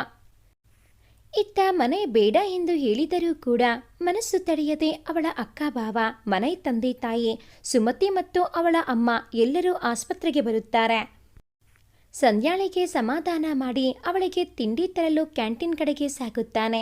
ಅಷ್ಟರಲ್ಲಿ ಮನೆಯವರೆಲ್ಲರೂ ಸಂಧ್ಯಾಳ ಹತ್ತಿರ ಬಂದು ಚೈತ್ರಾಳ ಬಗ್ಗೆ ವಿಚಾರಿಸಿದಾಗ ಸಂಧ್ಯಾ ಏನೂ ಹೇಳಲಾರದೆ ಕೇವಲ ಕಂಬನಿ ದುಂಬಿದಾಗ ಮನೆ ತಾಯಿ, ಯಾಕೆ ಸಂಧ್ಯಾ, ಏನಾಯಿತು, ಎಲ್ಲಿ ಚೈತ್ರ ಎಂದು ಕೇಳಿದಾಗ ಅವಳ ವಾರ್ಡ್ ಕಡೆಗೆ ಬೆರಳು ಮಾಡಿ ತೋರಿಸುತ್ತಾಳೆ. ಅಷ್ಟರಲ್ಲಿ ಮನೆ ಅಲ್ಲಿಗೆ ಓಡಿ ಬರುತ್ತಾನೆ. ಬಂದವನೇ, ಚೈತ್ರಾಳಿಗೆ ಏನೂ ಆಗಿಲ್ಲ ಎನ್ನುವವರ ಹಾಗೆ, ಏನೂ ಇಲ್ಲ ಅಮ್ಮ, ತಲೆಗೆ ಸ್ವಲ್ಪ ಗಾಯವಾಗಿದೆ ಅಷ್ಟೇ. ಡಾಕ್ಟರ್ ವಿಶ್ರಾಂತಿ ಹೇಳಿದ್ದಾರೆ, ಇನ್ನೂ ಮಲಗಿದ್ದಾಳೆ ಎಂದು ಹೇಳಿ ಅವರಿಗೆ ರೂಮಿನ ಹೊರಗಡೆಯಿಂದಲೇ ಚೈತ್ರಾಳನ್ನು ತೋರಿಸುತ್ತಾನೆ. ಸಂಧ್ಯಾಳ ಕಡೆ ತಿರುಗಿ ಮನೆಯವರಿಗೆ ಏನೂ ಹೇಳಬೇಡ ಎಂಬಂತೆ ಕಣ್ಣ ಸನ್ನೆ ಮಾಡಿದನು. ಆದರೆ ಅದನ್ನು ಸುಮತಿ ಹೇಗೋ ನೋಡಿಬಿಟ್ಟಳು. ಚೈತ್ರಾಳನ್ನು ನೋಡಿ ಮನೆ ಅಮ್ಮ ಮತ್ತೆ ಅಕ್ಕ ಗಾಬರಿಯಲ್ಲಿ ಅಳಲು ಶುರು ಮಾಡಿದರು. ಅವರನ್ನು ನೋಡಿದ ಮನೆ ಚೈತ್ರಾಳನ್ನು ಇಷ್ಟೊಂದು ಪ್ರೀತಿಸುವ ಇವರು ಚೈತ್ರಾಳಿಗೆ ಕ್ಯಾನ್ಸರ್ ಇರುವ ವಿಚಾರ ತಿಳಿದರೆ ಹೇಗೆ ಎಂದು ಒಂದು ಕ್ಷಣ ಯೋಚಿಸಿ ಭಯಗೊಂಡನು. ಎಲ್ಲರೂ ಡಾಕ್ಟರ್ ಜೊತೆ ಮಾತನಾಡಲು ಹೊರಟರು ಚೈತ್ರಾಳ ಆರೋಗ್ಯದ ಕುರಿತಾಗಿ. ಆದರೆ ಮನೆ ಅವರಿಗೂ ಕೂಡ ಮೊದಲೇ ತಿಳಿಸಿದ್ದರಿಂದ ಅವರು ಆ ಒಂದು ವಿಷಯ ಮುಚ್ಚಿಟ್ಟು ಏನೂ ಭಯಪಡುವಂಥದ್ದು ಇಲ್ಲ ಎಂದು ಸಮಾಧಾನ ಪಟ್ಟುಕೊಳ್ಳುವಂತೆ ಮಾಡಿದನು. ಇಂತಹ ಒಂದು ಒಳ್ಳೆಯ ಕುಟುಂಬಕ್ಕೆ ಸೇರಿದ ನೀನೇ ಪುಣ್ಯವಂತೆ ಚೈತ್ರ ಎಂದು ಮನಸ್ಸಿನಲ್ಲಿ ಅಂದುಕೊಂಡೆನು. ಮನೆ ಎಲ್ಲರೂ ಮತ್ತೆ ಎಲ್ಲವೂ ಸರಿಯಾಗಿದೆ ಎಂದು ನೆಮ್ಮದಿಯಿಂದ ಉಸಿರು ಬಿಟ್ಟು ತಿರುಗುವಷ್ಟರಲ್ಲಿ ಅವನ ಮುಂದೆ ಸುಮತಿ ನಿಂತಿದ್ದಳು. ಸುಮಾ, ನೀನಾ ಎಂದು ಸುಮ್ಮನೆ ಆದನು. ಆಗ ಸುಮತಿ, ಹೇಳು ಮನು, ನೀನು ನಮ್ಮಿಂದ ಏನೂ ಮುಚ್ಚಿಡ್ತಾ ಇದ್ದೀಯಾ ಎಂದು ಎನಿಸುತ್ತಿದೆ ನನಗೆ ಎಂದಳು. ಅವಳ ಮಾತಿಗೆ ಮನೆ, ಏನೂ ಇಲ್ಲ ಕಣೆ ಸುಮಾ, ಎಲ್ಲ ಸರಿಯಾಗಿದೆ. ಚೈತ್ರಾಳಿಗೆ ಏಟಾಗಿದೆ ಅಲ್ವಾ, ಅದಕ್ಕೆ ಏನೋ ಒಂದು ಥರದ ಕಾಪರಿ ಅಷ್ಟೇ ಎಂದನು. ಹೌದಾ, ಸರಿ, ಚೈತ್ರ ಹುಷಾರು ಎಂದು ಸುಮ್ಮನೆ ಆದಾಗ ಮನೆಗೆ ಬೀಸೋ ದೊಣ್ಣೆಯಿಂದ ತಪ್ಪಿಸಿಕೊಂಡ ಅನುಭವ ಆಗಿತ್ತು. ಮನೆ ಎಷ್ಟು ಬೇಡ ಎಂದರೂ ಕೂಡ ಚೈತ್ರಾಳ ಅಕ್ಕ ಗೌರಿ ಆಸ್ಪತ್ರೆಯಲ್ಲಿಯೇ ಉಳಿದುಕೊಳ್ಳುವೆ ಎಂದಳು. ಸರಿ ಎಂದು ಉಳಿದವರನ್ನು ಕರೆದುಕೊಂಡು ಮನೆಯ ಅಪ್ಪ ಅಮ್ಮ ಹೊರಟಾಗ ಸಂಧ್ಯಾಳನ್ನು ಕೂಡ ಕರೆದುಕೊಂಡು ಹೋಗಿ ಎನ್ನಲು ಸಂಧ್ಯಾ, ಬೇಡ, ನಾನು ಚೈತ್ರಾಳ ಜೊತೆಯಲ್ಲಿ ಇರುತ್ತೇನೆ ಎಂದಳು. ಆದರೆ ಮನೆ ಒತ್ತಾಯ ಮಾಡಿದಾಗ ಸಂಧ್ಯಾ ಒಲ್ಲದ ಮನಸ್ಸಿನಿಂದ ಅಲ್ಲಿಂದ ನಡೆದಳು. ಚೈತ್ರಾಳಿಗೆ ಪ್ರಜ್ಞೆ ಬಂದ ಮೇಲೆ ನನಗೆ ಕರೆ ಮಾಡು ಎಂದು ಎಲ್ಲರೂ ಹೇಳಿದರು. ಮನೆ ಚೈತ್ರಾಳ ಪಕ್ಕದಲ್ಲಿ ಕುಳಿತು ಅವಳಿಗೆ ಪ್ರಜ್ಞೆ ಬರುವುದನ್ನೇ ಕಾಯುತ್ತಾ ಕುಳಿತನು. ಹೊರಗಡೆಯಲ್ಲಿ ಚೈತ್ರಾಳ ಅಕ್ಕ ಮತ್ತು ಭಾವ ಇಬ್ಬರು ಕುಳಿತಿದ್ದರು. ರಾತ್ರಿ ಇಡೀ ನಿದ್ರೆ ಮಾಡದ ಮನೆ ಕುಳಿತಲ್ಲಿಯೇ ಹಾಗೆ ಚೈತ್ರಾಳ ಕೈ ಹಿಡಿದುಕೊಂಡು ನಿದ್ರೆಗೆ ಜಾರಿದ್ದೆನು. ನಿಧಾನವಾಗಿ ಚೈತ್ರಾಳ ಕೈ ಅಲಗಿದಂತಾಗಿ ಮನೈ ಒಮ್ಮೆಲೆ ಎದ್ದು ಕಣ್ಣು ಬಿಟ್ಟೆನು. ಮನೈ ಕೈ ಹಿಡಿದುಕೊಂಡ ಚೈತ್ರ ನಿಧಾನವಾಗಿ ಕಣ್ಣು ಬಿಟ್ಟು, ಮನೈ, ನಾನು ಎಲ್ಲಿದ್ದೇನೆ, ನನಗೆ ಏನಾಗಿದೆ ಎಂದು ಕೇಳಿದಾಗ, ಮನೈ, ಏನಿಲ್ಲ ಕಣೆ ಪುಟ್ಟಿ, ಕ್ಯಾಂಪ್ನಲ್ಲಿ ನೀನು ಬೆಟ್ಟ ಹತ್ತುವಾಗ ಬಿದ್ದೆ, ತನಗೆ ಸ್ವಲ್ಪ ಏಟಾಗಿತ್ತು, ಹಾಗಾಗಿ ಆಸ್ಪತ್ರೆಗೆ ಕರೆದುಕೊಂಡು ಬಂದಿದ್ದೆ ಹಿಂದೆನೋ. ಯಾವುದೋ ಮಂಪರಿನಲ್ಲಿ ಇದ್ದ ಚೈತ್ರ ಹಾಗೆಯೇ ಮತ್ತೆ ನಿದ್ರೆಗೆ ಜಾರಿದಳು. ಒಂದೆರಡು ದಿನಗಳು ಕಳೆದ ಮೇಲೆ ಚೈತ್ರಾಳನ್ನು ಆಸ್ಪತ್ರೆಯಿಂದ ಕರೆದುಕೊಂಡು ಮನೆಗೆ ಬಂದಾಗ ಅವರ ಅಕ್ಕ ಗೌರಿ ಆರತಿ ಎತ್ತಿ ಚೈತ್ರಾಳನ್ನು ಮನೆಯ ಒಳಗೆ ಕರೆದುಕೊಂಡು ಹೋದರು. ಮನೆ ಚೈತ್ರಾಳ ಬ್ಯಾಗ್ ಅವಳ ರೂಮಿನ ಒಳಗೆ ಇಟ್ಟು ಬಂದು ಚೈತ್ರಾಳ ಜೊತೆ ಹಾಲಿನಲ್ಲಿ ಕುಳಿತುಕೊಂಡೆನು. ಚೈತ್ರ ಮತ್ತೆ ಮನೆಗೆ ಕುಡಿಯಲು ಹಾಲು ತಂದುಕೊಟ್ಟಳು ಗೌರಿ. ಹಾಲು ಬೇಡ ಎಂದು ಮನೆ ಹೇಳಿದಾಗ, ಚೈತ್ರ, ಯಾಕೆ, ಏನಾಯಿತು? ಹಾಲು ಕಂಡ್ರೆ ಸಾಕು ಚಿಕ್ಕ ಮಕ್ಕಳಂತೆ ಕುಡಿಯುವ ನೀನು ಇವತ್ತ್ಯಾಕೆ ಬೇಡ ಎಂದು ಹೇಳ್ತಾ ಇದ್ದೀಯಾ? ಏನಾಯಿತು ಎಂದಳು ಕಳಕಳಿಯಿಂದ. ಆಗ ಮನೆ, ಏನೂ ಇಲ್ಲ ಚೈತ್ರ, ನೀನಿವಾಗ ಪೇಷಂಟ್ ಅಲ್ವಾ, ಸೊ ಹಾಲಿನ ಅವಶ್ಯಕತೆ ಹೆಚ್ಚಿಗೆ ಇರುವುದು ನಿನಗೆ ಎನ್ನುತ್ತಾ ಅದೊಂದು ಗ್ಲಾಸ್ ಹಾಲು ಕೂಡ ಮೂಗು ಹಿಡಿದು ಚೈತ್ರಾಳಿಗೆ ಕುಡಿಸಿಬಿಟ್ಟೆನು. ಆಗ ಚೈತ್ರ ಹುಸಿಕೋಪ ತೋರಿಸುತ್ತಾ ಎದ್ದು ತನ್ನ ರೂಮಿಗೆ ನಡೆದಳು. ಮನೈ ಅಲ್ಲಿಯೇ ಸ್ವಲ್ಪ ಹೊತ್ತು ಕುಳಿತು ಗೌರಿ ಮತ್ತು ಅವಳ ಗಂಡನ ಜೊತೆಯಲ್ಲಿ ಮಾತನಾಡುತ್ತಾ ಕುಳಿತು ನಂತರ ಮನೆಗೆ ಹೋಗುವುದಾಗಿ ತಿಳಿಸಿ ಚೈತ್ರಾಳಿಗೆ ಹೇಳಿ ಉದರಾಯಿತು ಎಂದು ರೂಮಿಗೆ ಹೋಗಿ ನೋಡುತ್ತಾನೆ. ಎಲ್ಲಿದ್ದಾಳೆ ಚೈತ್ರ? ಪುಟ್ಟ ಮಗುವಿನ ಹಾಗೆ ಆಗಲೇ ನಿದ್ದೆಗೆ ಜಾರಿಯಾಗಿತ್ತು. ಅವಳಿಗೆ ಹೊದಿಕೆಯನ್ನು ಹೊದಿಸಿ ಹಾಗೆಯೇ ಅವಳ ಪಕ್ಕದಲ್ಲಿ ಕುಳಿತುಕೊಂಡಾಗ ನಿದ್ದೆ ಕಣ್ಣಿನಲ್ಲಿಯೂ ಚೈತ್ರಾಳ ಬೆರಳುಗಳು ಮನೈ ಕೈಯಲ್ಲಿ ಹೊಸೆದುಕೊಂಡವು. ಅದನ್ನು ನೋಡಿದ ಮನೆಯಿಂದ ಕಣ್ಣುಗಳು ಕಂಬನಿ ತುಂಬಿದವು. ಚೈತ್ರ ಪುಟ, ಪ್ಲೀಸ್, ಯಾವತ್ತೂ ನನ್ನ ಒಂಟಿಯಾಗಿ ಬಿಟ್ಟು ಹೋಗ್ಬೇಡ ಕಣೆ. ನಿನ್ನ ಬಿಟ್ಟು ಒಂದು ಕ್ಷಣ ಕೂಡ ನಾನು ಬದುಕಿರಲು ಸಾಧ್ಯವಿಲ್ಲ. ನೀನಿರದ ಜೀವನ ಊಹೆ ಕೂಡ ಮಾಡಲಾಗದು. ಇದ್ದರೂ ನಿನ್ನ ಜೊತೆಯಲ್ಲಿ, ಹೋದರೂ ಕೂಡ ನಿನ್ನ ಜೊತೆಯಲ್ಲಿ ಎಂದು ಹೇಳಿದನು. ಅಷ್ಟರಲ್ಲಿ ಅಭಯ್ ತನ್ನ ಅತ್ತಿಗೆಯನ್ನು ಕೂಗುತ್ತಾ ಅಲ್ಲಿಗೆ ಬರುತ್ತಾನೆ. ಅಭಯ್ನ ಧ್ವನಿಯನ್ನು ಕೇಳಿ ಜಾರುತ್ತಿದ್ದ ತನ್ನ ಕಂಬನಿಯನ್ನು ಕೈಯಿಂದ ತೊಡೆದು ಏನೂ ಆಗದವರ ಹಾಗೆ ಕುಳಿತುಕೊಳ್ಳುವುದಕ್ಕೂ ಅಭಯ್ ಒಳಗೆ ಬರುವುದಕ್ಕೂ ಸರಿಯಾಗುತ್ತದೆ. ಏನು, ಸಾಹೇಬರು ಅತ್ತಿಗೆಯನ್ನು ನಾನು ಬರುವುದಕ್ಕೆ ಮುಂಚಿತವಾಗಿಯೇ ಲಾಲಿ ಹಾಡು ಹೇಳಿ ಮಲಗಿಸಿರುವ ಹಾಗೆ ಇದೆ ಎಂದು ತರಲೆ ಮಾತನಾಡಿದಾಗ ತನ್ನ ನೋವನ್ನು ಮರೆಮಾಚಿದ ಮನೈ ನಗುತ್ತಾ, ಇಲ್ಲ ಕಣೋ, ಚೈತ್ರ ಕೂಡ ಇದುವರೆಗೂ ತನ್ನ ತರ್ಲೆ ತಿಮ್ಮ ಮೈದುನ ಅಭಿ ಬರಲಿಲ್ಲ ಎಂದು ದಾರಿ ಕಾಯುತ್ತಾ ಕುಳಿತಿದ್ದಳು. ಆದರೆ ನಾನೇ, ಬೇಡ ಚೈತ್ರ, ಅವನಿಗೆ ಊರು ಉದ್ಧಾರ ಮಾಡೋ ಕೆಲಸ ಇದೆ, ನೀ ಮಲ್ಗು, ಬೆಳಗ್ಗೆ ಬಂದು ಭೇಟಿಯಾಗುತ್ತಾನೆ ಎಂದು ಹೇಳಿ ಮಲಗಿಸಿಬಿಟ್ಟೆ ಎಂದೆನು. ಮನೈ ಮಾತು ಕೇಳಿ ಮುಖ ಊದಿಸಿದ ಅಭಯ್, ನೀನದು ಬರೀ ಇದೇ ಆಯಿತು, ಬಾ ಮನೆಗೆ ಇದೆ ನಿನಗೆ ಎಂದು ಕಾಲು ಎತ್ತಿ ಹಾಕುತ್ತಾ ನಡೆದು ಬಿಟ್ಟೆನು. ಅದನ್ನು ಕಂಡ ಗೌರಿ, ಏನು ಹುಡುಗು ಬುದ್ಧಿಯ ಮಕ್ಕಳಪ್ಪ, ಚಿಕ್ಕ ಮಕ್ಕಳ ಹಾಗೆ ಹಠ. ಚೈತ್ರ ಇನ್ನು ಆ ಮನೆ ಸೇರಿದ ಮೇಲೆ ಈ ಪುಟ್ಟ ಮಗುವನ್ನು ನೋಡಿಕೊಳ್ಳುವುದೇ ಒಂದು ಕೆಲಸ ಆಗಿಬಿಡುತ್ತದೆ ಎಂದು ತನ್ನ ಗಂಡನಿಗೆ ಹೇಳಿ ನಕ್ಕಳ. ಅದರ ಹಿಂದೆಯೇ ಮನೆ ಕೂಡ ಬಂದು ಅವರಿಬ್ಬರಿಗೂ ತಿಳಿಸಿ ತಾನು ಮನೆಗೆ ಹೋಗಲು ಸಿದ್ಧನಾಗಿ ನಿಂತಾಗ ಗೌರಿ ಊಟ ಮಾಡಿಕೊಂಡು ಹೋಗು ಎಂದು ಒತ್ತಾಯ ಮಾಡಿದಳು. ಆದರೆ ಮನೈ, ಈಗ ಬೇಡ, ಮತ್ತೆ ಬರುತ್ತೇನೆ, ಚೈತ್ರ ಹುಷಾರು, ಅವಳ ಮಾತ್ರೆಯೆಲ್ಲ ಒಂದು ಕವರ್ನಲ್ಲಿ ಹಾಕಿ ಆ ಟೀಪಾಯಿಯ ಮೇಲೆ ಇಟ್ಟಿದ್ದೇನೆ ಎಂದು ಹೇಳಿ ಹೊರಟು ಬಿಟ್ಟನು. ಆಗ ಗೌರಿ ತನ್ನ ಗಂಡನಿಗೆ, ನೋಡಿ, ಮದುವೆ ಆಗುವುದಕ್ಕೂ ಮುಂಚೆಯೇ ಎಷ್ಟು ಕಾಳಜಿ ಅವನಿಗೆ, ನೀವು ಇದ್ದೀರಾ ಎಂದು ಗಂಡನ ಮೂತಿಗೆ ತಿವಿದು ಅಡುಗೆ ಮನೆ ಕಡೆ ನಡೆದಳು. ಇತ್ತ ಕೋಪಿಸಿಕೊಂಡು ಹೋಗುತ್ತಿದ್ದ ಅಭಯ್ ಹಿಂದೆ ಮನೆ ಓಡಿ ಹೋಗಿ ಹೆಗಲ ಮೇಲೆ ಕೈ ಹಾಕಿ ಅದು ಇದು ಮಾತನಾಡುತ್ತಾ ಅವನ ಮನಸ್ಸನ್ನು ಕರಗಿಸಿದನು. ಇಬ್ಬರು ಅಣ್ಣ ತಮ್ಮ ಎನ್ನುವುದಕ್ಕಿಂತ ಸ್ನೇಹಿತರು ಎಂದರೂ ಕೂಡ ತಪ್ಪಾಗಲಾರದು. ಹಾಗೆಯೇ ಇದ್ದರು ಇಬ್ಬರು. ಮನೈ ಆದಷ್ಟು ಬೇಗ ಚೈತ್ರಾಳ ಜೊತೆಯಲ್ಲಿ ಮದುವೆ ಮಾಡಿಕೊಳ್ಳಬೇಕು, ಅವಳು ಇರುವಷ್ಟು ದಿನ ನನ್ನ ಜೊತೆಯಲ್ಲಿ ನಗುನಗುತ್ತಾ ಚೆನ್ನಾಗಿರಬೇಕು, ಯಾವ ನೋವು ಇರದ ಹಾಗೆ ಎಂದುಕೊಳ್ಳುತ್ತಾ ಹಾಗೆಯೇ ನಿದ್ರೆಗೆ ಜಾರಿದ್ದನು ಊಟ ಮುಗಿಸಿ. ಕದಿಯಲಾರದ ಕನಸೆಂದರೆ ಪ್ರೀತಿ, ಅದಕ್ಕೆ ಮರುಳಾಗುವುದು ಈ ಮನದ ನೀತಿ. ಬಾ ಕೊಡುವೆ ಕೊಡುಗೆ ಓ ನನ್ನ ಚೆಲುವೆ, ನೀ ತಾನೇ ಕತ್ತಿದ್ದು ನನ್ನ ಮನವ ಓ ಒಲವೇ. ನವಿಲುಗರಿಯ ನಾಚಿಸುವ ಸೊಬಗು ಸೋಗೆಯಂತೆ ನೀ ಗರಿಗೆದರುವುದೇ ಮೆರುಗು. ಎಲ್ಲಿದ್ದೆ ಇಷ್ಟು ದಿನ, ಹೇಗಿದ್ದೆ ಅಷ್ಟು ದಿನ, ನಿನ್ನ ಬರುವಿಗೆ ಕಾದಿದ್ದೆ ಹೇಗೋ ದಿನ. ನೀ ಬಂದ ಮೇಲೆ ನೀನೆ ನನ್ನ ಜಗವೋ, ಅದಕ್ಕೆ ಕಾರಣ ಮಗುವಿನ ಮೊಗದ ನಿನ್ನ ನಗುವೋ. ಪಾರಿಜಾತ ಕೂಡ ತೂಗುವುದು ತೊನೆದು ನಿನ್ನ ನಡುವಿನ ನಡುಗೆಯ ನೆನೆದು. ನಾನಂತೂ ಬಡಪಾಯಿ ಬಿಟ್ಟೋಗದಿರೋ, ಕನಸ ಕೊಟ್ಟ ಮನವ ಸುಟ್ಟು ಹೋಗದಿರೋ. ಅದು ಏನೇ ಇರಲಿ, ಅದು ಏನೇ ಬರಲಿ, ನಾನಿರುವೆ ನಿನ್ನ ಜೊತೆಯಲ್ಲಿ. ಅದು ನೋವಾದರೂ ಸರಿಯೇ, ಸಾವಾದರೂ ಸರಿಯೇ, ನಾನಾದ ನಿನ್ನ ಕೊರಳ ಉಸಿರು ಸರಿಯೇ. ಕದ್ದು ಕರೆದೊಯ್ಯದಿರು ಯಮರಾಯ, ನಾನು ಕಾವಲಾಗಿರುವೆ ಮಹಾರಾಯ. ಅವಳು ನನ್ನ ಉಸಿರು, ಅವಳೊಡನೆಯೇ ನನ್ನ ಹೆಸರು. ಅಯ್ಯೋ ಯಮ, ನನ್ನ ಚೈತ್ರಾನ ನನ್ನ ಜೊತೆಗೆ ಬಿಟ್ಟೋಗು, ಕರೆದುಕೊಂಡು ಹೋಗಬೇಡ ಅಂತ ಪಕ್ಕದಲ್ಲಿ ಮಲಗಿದ್ದ ಅಭಯ್ನ ಕೈಯನ್ನು ಚೈತ್ರಾಳ ಕೈ ಎಂದುಕೊಂಡು ಜೋರಾಗಿ ಎಳೆಯತೊಡಗಿದ್ದೆನು. ಆಗ ಅಭಯ್, ಮನೆ ಏನಾಯಿತು, ಇದು ನನ್ನ ಕೈ ಬಿಡು ಎಂದು ಕೊಸರಿದಾಗಲೇ ಮನೆಗೆ ಎಚ್ಚರವಾಗಿತ್ತು. ನಿದ್ದೆ ಮಂಪರಿನಲ್ಲಿ ಎತ್ತವನೇ, ಅಭಯ್, ಅದು ನನ್ನ ಚೈತ್ರ, ಅವಳನ್ನು ಯಾರೋ ನನ್ನಿಂದ ಕಿತ್ಕೊಂಡು ಹೋಗ್ತಾ ಇದ್ದಾರೆ ಎಂದು ತಮ್ಮನ ಮಡಿಲಲ್ಲಿ ಮಲಗಿ ಬಿಕ್ಕಳಿಸಲು ಆರಂಭಿಸಿದೆನು. ಆಗ ಅಭಯ್ಗೆ ಹೇಗೆ ಸಮಾಧಾನ ಮಾಡಬೇಕು ಎಂದು ತಿಳಿಯಲಿಲ್ಲ.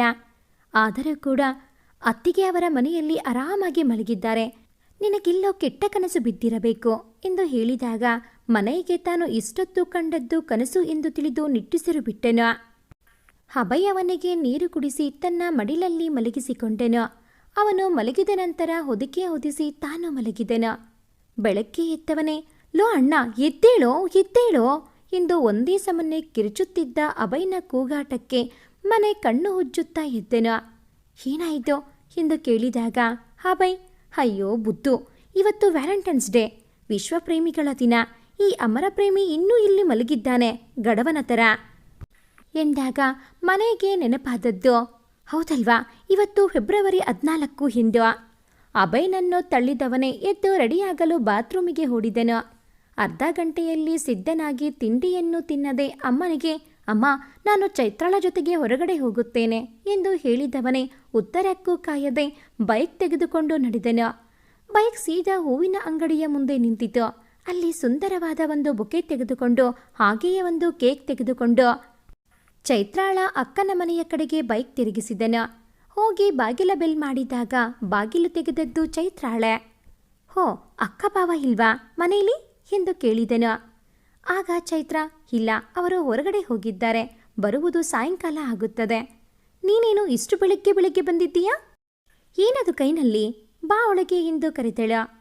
ಮನೆ ಒಳಗೆ ಬಂದವನೇ ಚೈತ್ರಾಳ ಮುಂದೆ ಮಂಡಿಯೂರಿ ಕುಳಿತು ಬೊಕೆಯನ್ನು ಮುಂದೆ ಚಾಚಿ, ನನ್ನ ಮುದ್ದು ಪೆತ್ತು ಚೈತ್ರ, ಲವ್ ಯು ಕಣೆ ಎಂದು ಹೇಳಿದೆನು.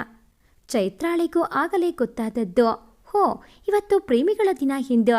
ಬೊಕೆಯನ್ನು ತೆಗೆದುಕೊಂಡು ಥ್ಯಾಂಕ್ ಯು ಎಂದು ನುಡಿದಾಗ ಮನೆ ಅಲ್ಲಿಯೇ ಅವಳ ಮುಂದೆ ಕೆಳಗೆ ಕುಳಿತು ಬಿಟ್ಟನು. ಇದೇ ನಿನ್ನ ನಗುವಿಗೆ ನಾನು ಸೋತಿದ್ದು ಎಂದು ಅವಳ ಕೆನ್ನೆಗಳಿಗೆ ಸಿಹಿ ಮುದ್ರೆ ಒತ್ತಿದಾಗ ಅವಳು ನಾಚಿ ನೀರಾದಳು. ಕೆನ್ನೆಗಳು ಗುಲಾಬಿ ರಂಗೇರಿದ್ದವ. ಮನೆ ಅವಳ ಮುಖವನ್ನು ಎತ್ತಿ ತನ್ನ ಕೈಯಲ್ಲಿ ಹಿಡಿದುಕೊಂಡಾಗ ಅವಳ ಅದರಗಳು ಅದರುತ್ತಿದ್ದವ. ಮನೆ ತನ್ನ ಕೈಗಳಿಂದ ಅವಳ ತುಟಿಗಳನ್ನು ಮುಟ್ಟಲು ಹೋದಾಗ ಅವಳು ನಾಚಿಕೆಯಿಂದ ಹಿಂದೆ ಸರಿದಳ. ಮನೆ ಚೈತ್ರಾಳನ್ನು ಸೋಫಾ ಮೇಲೆ ಕೂರಿಸಿ ತಾನು ಕೂರಿ ಅವಳಿಂದ ಕೇಕ್ ಕಟ್ ಮಾಡಿಸಿ ಅವಳಿಗೆ ತಿನ್ನಿಸಿದಾಗ ಚೈತ್ರ ಖುಷಿಯಿಂದ ಅವನ ಕೆನ್ನೆಗೆ ಕೆನ್ನೆ ಸೇರಿಸಿ ಕುಳಿತು ಪುಟ್ಟ ಮಗುವಿನ ಹಾಗೆ ಕುಳಿತಿದ್ದನ್ನು ನೋಡಿ ಮನೆ ಕಣ್ಣು ನೀರಾಡಿದ್ದ. ದೇವರೇ, ದಯವಿಟ್ಟು ನನ್ನ ಆಯುಷನ್ನು ಇವಳಿಗೆ ಕೊಟ್ಟು ಇವಳು ಇರುವಷ್ಟು ದಿನ ನಾನಿರಬೇಕು, ಇಲ್ಲ ನಾನಿರುವಷ್ಟು ದಿನ ಇವಳಿರಬೇಕು, ಒಟ್ಟಿನಲ್ಲಿ ಇಬ್ಬರು ಕೊನೆಯವರೆಗೂ ಜೊತೆಯಾಗಿ ಇರಬೇಕು ಎಂದು ಕೋರಿಕೊಂಡನು. ಅಷ್ಟರಲ್ಲಿ ಬಾಗಿಲು ಬಾರಿಸಿದ ಸದ್ದಾಯಿತು. ಎದ್ದು ಹೋಗಿ ಬಾಗಿಲು ತೆರೆದಾಗ ಅಲ್ಲಿ ಹೂಗುಚ್ಛದ ಜೊತೆಗೆ ನಿಂತ ಸುಮತಿ ಕಾಣಿಸಿದಳು. ಅವಳನ್ನು ನೋಡಿದ ಮನೈ, ಸುಮಾ, ನೀನಿಲ್ಲಿ? ಹೋ, ಒಳಗೆ ಬಾ ಎಂದು ಕೈ ಹಿಡಿದುಕೊಂಡು ಕರೆತಂದಾಗ ಅವಳು ಬಂದಿರುವುದನ್ನು ನೋಡಿದ ಚೈತ್ರ ಓಡಿ ಬಂದು ಸುಮತಿಳನ್ನು ಆಲಂಗಿಸಿದಳು. ಏನು, ಸುಮಾ ಅಮ್ಮನವ್ರಿಗೆ ಇಷ್ಟು ಬೇಗನೆ ನಮ್ಮ ಮನೆಯ ದಾರಿ ನೆನಪಾಗಿದೆ ಎಂದಳು ಚೈತ್ರ. ಆಗ ನಗುತ್ತಾ ಬಂದ ಸುಮತಿ, ನಿಮ್ಮಿಬ್ಬರಿಗೂ ಒಂದು ಗುಡ್ ಗಿಫ್ಟ್ ಇದೆ, ಅದನ್ನು ಹೇಳಿ ಹೋಗೋಣ ಎಂದು ಬಂದೆ ಎಂದಾಗ ಇಬ್ಬರು ಅಚ್ಚರಿಯಿಂದ ಒಬ್ಬರ ಮುಖ ಒಬ್ಬರು ನೋಡಿಕೊಂಡರು. ಅಷ್ಟೊತ್ತಿಗಾಗಲೇ ಅಭಯ್ ಕೂಡ ಎದುರಿಸಿರು ಬಿಡುತ್ತಾ ಓಡಿ ಬಂದನು. ಹಲೋ ರೋಮಿಯೋ ಅಂಡ್ ಜೂಲಿಯೆಟ್, ನಿಮಗೊಂದು ಸಂತೋಷದ ಸುದ್ದಿ ಎಂದಾಗ ಎಲ್ಲರೂ ಅವನ ಕಡೆಗೆ ನೋಡಿದರು. ಆಗ ಸುಮತಿ ಅವನ ಕಿವಿ ಹಿಡಿದು, ಈ ವಿಷಯವನ್ನು ಮೊದಲು ನಾನು ಹೇಳುತ್ತೇನೆ, ನೀನೇನಾದರೂ ಹೇಳಿದರೆ ನಿನ್ನ ಹಲ್ಲು ಉದುರಿಸಿ ನಿಮ್ಮನೆ ಉದ್ದಿನ ಡಬ್ಬಿಯಲ್ಲಿ ಹಾಕ್ಬಿಡುತ್ತೇನೆ ಎಂದಾಗ ಎಲ್ಲರೂ ಬಿದ್ದು ಬಿದ್ದು ನಗತೊಡಗಿದರು. ಸರಿಯಮ್ಮ ಮಹಾತಾಯಿ, ನೀನೇ ಹೇಳು ಎಂದಾಗ ಅವಳು ಜೋರಾಗಿ, ಮನೈ ಮತ್ತೆ ಚೈತ್ರ ಮದುವೆ, ಅದು ಮುಂದಿನ ತಿಂಗಳಲ್ಲಿ. ಚೈತ್ರಾಳ ಕಂಗಳಿಂದ ಮುತ್ತಿನಂತೆ ಖುಷಿಯ ಬಿಂದುಗಳು ಜಾರುವಾಗ ಅಭಯ್ ಮತ್ತೆ ಸುಮತಿ ಒಟ್ಟಿಗೆ ಬೊಗಸೆ ಹುಟ್ಟಿದ್ದರು. ಇಬ್ಬರೂ ಸೇರಿ ಕಣ್ಣೀರು ಇವತ್ತಿಗೆ ಕೊನೆ ನಿಮ್ಮಿಬ್ಬರಿಗೂ ಎಂದರು ಭಾವುಕರಾಗಿ. ಅಷ್ಟರಲ್ಲಿ ಅಲ್ಲಿಗೆ ಗೌರಿ ಮತ್ತೆ ಅವಳ ಗಂಡ, ಮನೆ ಮತ್ತೆ ಚೈತ್ರಾಳ ಅಪ್ಪ ಅಮ್ಮ, ಹಾಗೆಯೇ ಸುಮತಿಳ ತಂದೆ ತಾಯಿ ಕೂಡ ಒಮ್ಮೆಲೆ ಬಂದರು. ಚೈತ್ರ ಓಡಿ ಹೋಗಿ ಅಪ್ಪನನ್ನು ಅಪ್ಪಿಕೊಂಡಳು. ಒಂದು ಹಬ್ಬದ ವಾತಾವರಣ ಮೂಡಿ ಬಂದಿತು. ಆಗ ಸುಮತಿಳ ತಂದೆ, ಎಲ್ಲರೂ ಈ ಕಡೆ ಗಮನ ಕೊಡಿ. ನೀವೆಲ್ಲ ಏನೋ ಮದುವೆ ಸಂಭ್ರಮದಲ್ಲಿ ಇದ್ದೀರಾ. ನನ್ನ ಮಗಳಿಗೂ ಒಂದು ಗಂಡು ನೋಡಿ ಬಾ. ನಾನು ಇದೇ ಮಂಟಪದಲ್ಲಿ ನನ್ನ ಮಗಳ ಮದುವೆಯನ್ನು ನೋಡಿದ ಹಾಗೆ ಆಗುತ್ತದೆ ಎಂದನು. ಮನೆ ತಂದೆ, ನೀನು ಒಪ್ಪಿದರೆ ಈಗಲೂ ನಿನ್ನ ಮಗಳು ನನ್ನ ಮನೆಯ ಸೊಸೆ ಆಗುತ್ತಾಳೆ ಎಂದನು. ಆಗ ಮಧ್ಯೆ ಬಾಯಿ ಹಾಕಿದ ಅಭಯ್, ಅಯ್ಯೋ ಅಣ್ಣ, ಅಪ್ಪ ನಿನಗೆ ಇಬ್ಬರು ಹುಡುಗಿಯರ ಜೊತೆ ಮದುವೆ ಮಾಡ್ತಾರಂತೆ. ಈಗಿನ ಕಾಲದಲ್ಲಿ ಒಬ್ಬರನ್ನು ನಿಭಾಯಿಸಲು ಕಷ್ಟ. ನೀನೇಗೋ ಈ ಇಬ್ಬರ ಜೊತೆ ಹೇಗುತ್ತೀಯ? ಗಟ್ಟಿ ಗುಂಡಿಗೆ ನಿನ್ನದು ಬಿಡು ಮಾರಾಯ. ಹೀಗೆಂದಾಗ ಮನೆ ತಮ್ಮನ ತಲೆಗೆ ಪೆಟ್ಟು ಕೊಟ್ಟನು. ಆಗ ಮನೆ ತಂದೆ, ಅವನಿಗೆ ಇಬ್ಬರನ್ನು ಮದುವೆ ಮಾಡುವುದಿಲ್ಲ. ನಿನಗೆ ಸುಮತಿಳನ್ನು ಹೆಂಡತಿಯಾಗಿ ತರುತ್ತೇವೆ ಎಂದರು. ಆಗ ಸುಮತಿಳ ತಂದೆಯ ಮುಖ ಖುಷಿಯಿಂದ ಅರಳಿತು. ಆಗ ಸುಮತಿ, ಅಯ್ಯೋ, ಈ ಚೈಲ್ಡ್ನ ಮದುವೆ ಆಗ್ಬೇಕಾ ನಾನು ಎಂದಾಗ ಅಭಯ್ ಕೋಪದಿಂದ ಮುಖ ಸಿಂಡರಿಸಿದನು. ಅವನನ್ನು ನೋಡಿ ಎಲ್ಲರೂ ಜೋರಾಗಿ ನಕ್ಕಾಗ ಅವನು, ನನಗೆ ಮದುವೆ ಬೇಡ ಎಂದು ಹೇಳಿ ಓಡ ಹೊರಟಾಗ ಸುಮತಿ ಅವನ ಕೈ ಹಿಡಿದು, ಈ ಕೈಯನ್ನು ಇನ್ನು ಬಿಡುವ ಮಾತೇ ಇಲ್ಲ ಎಂದಾಗ ಅವನು ಸುಮತಿಳ ತಲೆಗೆ ಒಂದು ಮುಟುಕಿದನು. ಕುಟುಂಬದ ಎಲ್ಲರಲ್ಲಿಯೂ ಹುರುಪು ತುಂಬಿ ತುಳುಕುತ್ತಿತ್ತು. ಮನೆಯೊಬ್ಬನನ್ನು ಬಿಟ್ಟು. ಯಾಕೆಂದರೆ ಅವನಿಗೆ ಗೊತ್ತಿರಲಿಲ್ಲ ಚೈತ್ರ ಇನ್ನು ಎಷ್ಟು ದಿನದ ಅತಿಥಿ ಎಂದು. ನೆನೆದಾಗ ಕರಳು ಕಿವಿಚಿದಂತಾಯಿತು. ಆಗ ಅದನ್ನು ಗಮನಿಸಿದ ಸುಮತಿ ಬೇಡ ಎಂಬಂತೆ ಕಣ್ಸನ್ನೆ ಮಾಡಿದಾಗ ಮತ್ತೆ ಮೊದಲಿನಂತೆ ಆದನು. ಅದನ್ನು ನೋಡಿದ ಅಭಯ್ ಏನು ಎಂಬಂತೆ ನೋಡಿದಾಗ ಮಾತು ಮರೆಸಿದಳು ಸುಮತಿ. ದಿನಗಳು ಹೀಗೆಯೇ ಸರಿಯುತ್ತಿದ್ದವು. ಸುಮತಿಳಿಗೂ ಚೈತ್ರ ಜಾಸ್ತಿ ದಿನ ಬದುಕುವುದಿಲ್ಲ ಎಂದು ತಿಳಿದಾಗಿತ್ತು. ಹೇಗೆಂದರೆ ಅವಳಿಗೆ ಅನುಮಾನ ಇತ್ತು, ಮನೆ ಯಾವುದೋ ಒಂದು ವಿಷಯವನ್ನು ಮುಚ್ಚಿಡುತ್ತಿದ್ದಾನೆ ಎಂದು. ಒಂದು ದಿನ ಅವಳ ಮೇಲೆ ಆಣೆ ಮಾಡಿಸಿಕೊಂಡು ಸತ್ಯವನ್ನು ಹೇಳಲೇಬೇಕು ಅಂದಾಗ ಮನೆ ಎಲ್ಲ ಸತ್ಯವನ್ನು ಅವಳ ಮುಂದೆ ಹೇಳಿದ್ದ. ಈ ವಿಷಯ ತಿಳಿದು ಸುಮತಿ ಅಲ್ಲೇ ಕುಸಿದು ಬಿದ್ದಿದ್ದಳು. ಆಗಾಗ ಮನೆ ಸಣ್ಣ ಪುಟ್ಟ ನೆಪ ಹೇಳಿ ಚೈತ್ರಾಳನ್ನು ಆಸ್ಪತ್ರೆಗೆ ಕರೆದುಕೊಂಡು ಹೋಗಿ ಬರುತ್ತಿದ್ದ. ಕೊನೆಗೂ ಮದುವೆಯ ದಿನ ಹತ್ತಿರ ಬರುತ್ತಿತ್ತು. ಬರುತ್ತಾ ಚೈತ್ರ ನಿಶ್ಶಕ್ತಿಯನ್ನು ಹೊಂದುತ್ತಿದ್ದಳು. ಯಾರ ಮನೆಯವರಿಗೂ ಗೊತ್ತಿರದ ಸತ್ಯ ಮನೆ ಮತ್ತು ಸುಮತಿಳಿಗೆ ಮಾತ್ರ ಗೊತ್ತಿತ್ತು. ಅವಳು ಇನ್ನು ಕೆಲವು ದಿನಗಳ ಅತಿಥಿ ಎಂದು ಗೊತ್ತಾದ ದಿನದಿಂದ ಮನೆ ನೋವು ಯಾರಿಗೂ ಬೇಡ ಎನ್ನುವಷ್ಟು ಇತ್ತು. ಸರಿಯಾಗಿ ಊಟ ನಿದ್ದೆ ಇಲ್ಲದೆ ಆತನೂ ಕೂಡ ಸೊರಗುವುದನ್ನು ಗಮನಿಸಿದ ಅಭಯ್ ಒಂದು ದಿನ ಅಣ್ಣನ ಹತ್ತಿರ ಕುಳಿತುಕೊಂಡು, ಯಾಕೋ, ಏನಾಯಿತು? ತುಂಬ ದಿನಗಳಿಂದ ನಿನ್ನನ್ನು ನಾನು ಗಮನಿಸುತ್ತಾ ಇದ್ದೇನೆ. ಒಳಗೊಳಗೆ ಕೊರಗುತ್ತಿದ್ದೀಯಾ? ಪ್ಲೀಸ್ ಅಣ್ಣ, ಏನಾದರೂ ತೊಂದರೆ ಇದ್ದರೆ ದಯವಿಟ್ಟು ಹೇಳು. ಮದುವೆ ಹತ್ತಿರ ಬರುತ್ತಿದೆ. ತುಂಬ ಖುಷಿಯಾಗಿ ಇರಬೇಕಾದ ನೀನೇ ಹೀಗೆ ಕುಳಿತರೆ ನಾವು ಉಳಿದವರು ಏನು ಮಾಡಬೇಕು ಹೇಳು ಎಂದು ಗದರಿದನು. ಚೈತ್ರ ಅತ್ತಿಗೆ ಮತ್ತೆ ನಿನಗೆ ಏನಾದರೂ ಜಗಳ ಆಯಿತಾ? ಅವರೇನಾದರೂ ಹೇಳಿದರಾ ನಿಂಗೆ? ಹೇಳೋ, ಏನಾಯಿತು ಎಂದು ಜೋರು ಮಾಡಿದಾಗ ಕಣ್ಣನ್ನು ದಾಟಿ ಜಾರಿ ಹೋಗದಂತೆ ಕಂಬನಿಯನ್ನು ತಡೆದು ತಮ್ಮನ ಕೈ ಹಿಡಿದುಕೊಂಡು ಅವನನ್ನು ಟೆರೆಸ್ಗೆ ಕರೆದುಕೊಂಡು ಬಂದೆನು. ಹಾಗೆ ಬಂದವನೇ ಒಂದು ಮೂಲೆಯಲ್ಲಿ ನಿಂತು ಆಕಾಶವನ್ನು ಗಮನಿಸುತ್ತಾ ಹಾಗೆ ನಿಂತು ಬಿಟ್ಟನು. ಅಣ್ಣನ ಈ ವಿಚಿತ್ರವಾದ ವರ್ತನೆಯನ್ನು ನೋಡಿ, ಏನಾಯಿತು ನಿನಗೆ ಎಂದು ಅವನನ್ನು ತನ್ನ ಕಡೆ ತಿರುಗಿಸಿಕೊಂಡನು ಅಭಯ್. ಕಣ್ಣೀರಿನ ಕೊಳಗಳಾಗಿದ್ದ ಅವನ ಕಂಗಳನ್ನು ನೋಡಿ ಅಭಯ್ ಅಣ್ಣನನ್ನು ಜೋರಾಗಿ ತಪ್ಪಿಕೊಂಡು, ಯಾಕೋ ಹೀಗೆ ಏನೂ ಹೇಳದೆ ನೀನು ನೋವು ತಿಂದು ನನಗೂ ನೋವು ನೀಡುತ್ತಿದ್ದೀಯಾ ಎಂದು ತಾನು ಅವನ ಜೊತೆಯಲ್ಲಿ ಅಳತೊಡಗಿದನು. ಇನ್ನೂ ಜೋರಾಗಿ ಅಳುತ್ತಾ ಕೆಳಗೆ ಕುಸಿದ ಮನೆಯನ್ನು ಅಭಯ್ ತನ್ನ ತೊಡೆಯ ಮೇಲೆ ಮಲಗಿಸಿಕೊಂಡನು. ಆಗ ಅವನನ್ನು ತಬ್ಬಿ ಹಿಡಿದ ಮನೆ, ಅಭಯ್, ನಿನ್ನ ಅತ್ತಿಗೆ ಇನ್ನು ಹೆಚ್ಚು ದಿನ ಬದುಕುವುದಿಲ್ಲ. ಅವಳಿಗೆ ಕ್ಯಾನ್ಸರ್ ಇದೆ. ಅದು ಕೊನೆಯ ಹಂತದಲ್ಲಿ. ಇಷ್ಟು ಹೇಳಿದ್ದೇ ತಡ ಅಭಯ್ಗೆ ಕೆಳಗೆ ನಿಂತನೆಲ್ಲ ಕುಸಿಯುವ ಅನುಭವ ಆಗುತ್ತಿತ್ತು. ಛೀ, ಪಾಪಿ ದೇವರು, ಕಿತ್ತುಕೊಳ್ಳುವುದೇ ಆದರೆ ಯಾಕಾದರೂ ನೀಡುತ್ತಾನೋ? ಏನ್ ಖುಷಿಯೋ, ಒಂದು ಜೀವವನ್ನು ನಲಗಿಸಿ ತಾನು ನಗುವುದು. ವಿಧಿಯನ್ನು ಎಷ್ಟು ಹಳಿದರೂ ಜರಿದರೂ ಕೂಡ ಅದು ತನ್ನ ಹಿಡಿತವನ್ನು ಸಡಿಲಿಸುವುದಿಲ್ಲ. ಯಾರಿಗೂ ಕರುಣೆಯನ್ನು ತೋರುವುದಿಲ್ಲ. ತನ್ನ ಅಟ್ಟಹಾಸವನ್ನು ಮೆರೆಯುವುದೇ ಅದರ ಗುರಿ ಎನಿಸುತ್ತಿತ್ತು ಅಭಯ್ಗೆ. ಗೊತ್ತಿಲ್ಲದೆ ಅಭಯ್ ಬಾಯಿಯಿಂದ ಸಾಲುಗಳು ಹೊರಟವ. ಸಾಕು ಮಾಡುವಿದೆಯೇ ನಿನ್ನ ಅಟ್ಟಹಾಸ. ನಮ್ಮನ್ನು ಅಳಿಸಿ ನಗುವುದೇ ನಿನಗೆ ಸಂತಸ. ಯಾರಿಗೂ ಏನೂ ಕೆಡುಕು ಬಯಸದ ಜೀವ ಇಂದು ತಿನ್ನುತ್ತಿದೆ ನೋವ. ಕಾಣದ ಕೈ ನಾಟಕ ರಂಗ, ಎಷ್ಟು ದಿನ ಕುಡಿಯಬೇಕು ನಾವು. ನಿನ್ನ ಸಂಗ ಬಿಡಿಗಾಸು ಬದುಕಿದು, ಇಡೀ ಆಸೆಗೆ ನಲುಗಿಯದು.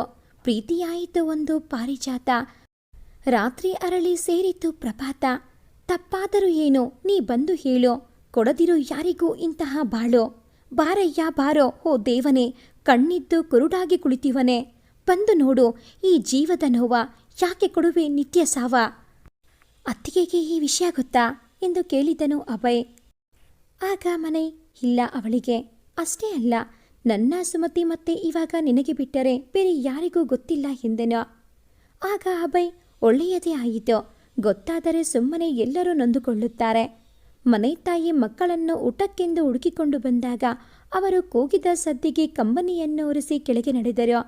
ಮಂಕಾದ ಮಕ್ಕಳ ಮುಖ ನೋಡಿ ಅವರು, ಯಾಕ್ರೋ ಏನಾಯಿತು, ಸಪ್ಪೆ ಇದ್ದೀರಾ? ಇಬ್ಬರೂ ಏನಾದರೂ ಜಗಳ ಮಾಡಿಕೊಂಡಿರಾ ಎಂದರು. ಹಾಗೇನೂ ಇಲ್ಲ ಅಮ್ಮ ಎಂದು ಕಾಟಾಚಾರಕ್ಕೆ ಎಂಬಂತೆ ಇಬ್ಬರು 2 ತುತ್ತು ಇಳಿಸಿ ತಮ್ಮ ಕೋಣೆಗಳಿಗೆ ನಡೆದರು. ಮದುವೆ ಇನ್ನು 3 ದಿನಗಳು ಮಾತ್ರ ಇತ್ತು. ಮದುವೆಯ ತಯಾರಿ ತುಂಬ ಜೋರಾಗಿ ಇತ್ತು. ಚೈತ್ರ ತನ್ನ ಅಕ್ಕ ಗೌರೇಳ ಮನೆಯಲ್ಲಿಯೇ ಇದ್ದಳು. ಊರಿನಿಂದಾದರೆ ಶಾಸ್ತ್ರ ಮಾಡುವಾಗ ತೊಂದರೆ ಆಗುತ್ತದೆ ಎಂದು ಅವರ ಅಪ್ಪ ಅಮ್ಮ ತಾವೂ ಕೂಡ ಹಿರಿಯ ಮಗಳ ಮನೆಯಲ್ಲಿಯೇ ಇದ್ದರು. ಆ ಕಡೆಯಿಂದ ಬಂದ ಆ ಕರೆ ಸ್ವೀಕರಿಸಿದವರನ್ನು ದಂಗಾಗುವಂತೆ ಮಾಡಿದ್ದು. ಇತ್ತ ಕಡೆ ಚೈತ್ರ ಮನೆಗೆ ಕಾಲ್ ಮಾಡಿ, ಮನೆ, ನನಗ್ಯಾಕೋ ನಿನ್ನನ್ನು ನೋಡಬೇಕು ಅಂತ ಅನಿಸ್ತಾ ಇದೆ, ಪ್ಲೀಸ್ ನೀನು ಟೆರೆಸ್ ಮೇಲೆ ಬಾ ಪ್ಲೀಸ್ ಎಂದು ಗೋಗರಿದಾಗ, ಮನೆ, ಇದೆಂಥ ಹುಚ್ಚು ಆಸೆ ಕಣೆ ನಿನಗೆ. ಮದುವೆಗೆ ಇನ್ನೆರಡು ದಿನಗಳು ಬಾಕಿ ಇದೆ. ಈ ಸಮಯದಲ್ಲಿ ಹುಡುಗ ಹುಡುಗಿಯನ್ನು ನೋಡಬಾರದು ಎನ್ನುತ್ತಾರೆ. ಪ್ಲೀಸ್ ಕಣೋ ಬಾ, ಒಂದ್ಸಾರಿ ಮಾತ್ರ, ಇದು ಕೊನೆಯ ಬಾರಿ ಮಾತ್ರ ಎಂದಾಗ ಮನೆ ಮನಸ್ಸಿಗೆ ತುಂಬ ಕಸಿವಿಸಿಯಾಯಿತು. ಟೈಮ್ ನೋಡಿದರೆ ಆಗಲೇ ರಾತ್ರಿ 12 ಗಂಟೆಯಾಗಲು ಬಂದಿದೆ. ಸರಿ ಚೈತ್ರ ಬಾ, ನಿನಗೆ ಯಾವತ್ತೂ ನಿರಾಸೆ ಮಾಡುವುದಿಲ್ಲ. ಬಾ ಪುಟ್ಟ, ದಾರಿ ಕಾಯುತ್ತೇನೆ ಮೇಲೆ, ಈಗಲೇ ಹೋಗಿ ಎಂದೆನು. ಸರಿ ಎಂದ ಚೈತ್ರ ಫೋನ್ ಇಟ್ಟಳು. ಮನೆ ಟೆರೆಸ್ ಮೇಲೆ ಹೋಗಿ ನೋಡಿದಾಗ ಚೈತ್ರ ಅಲ್ಲಿ ಮೊದಲೇ ಬಂದು ನಿಂತಿದ್ದಳು. ಅವಳನ್ನು ನೋಡಿದ ಮನೆ, ಯಾವಾಗ ಬಂದೆ ಚೈತ್ರ ನೀನು, ಅದು ಇಷ್ಟು ಬೇಗ ಎಂದಾಗ ಅವನ ಎದೆಯ ಮೇಲೆ ಮುಖ ಒದಗಿಸಿದ ಚೈತ್ರ, ನಾನು ನಿನಗೆ ಕರೆ ಮಾಡುವುದಕ್ಕಿಂತ ಮೊದಲೇ ಇಲ್ಲಿ ಬಂದು ನಿಂತಿದ್ದೆ. ಇಲ್ಲಿ ನಿಂತುಕೊಂಡು ನಿನಗೆ ಕರೆ ಮಾಡಿದ್ದು ಎಂದಳು.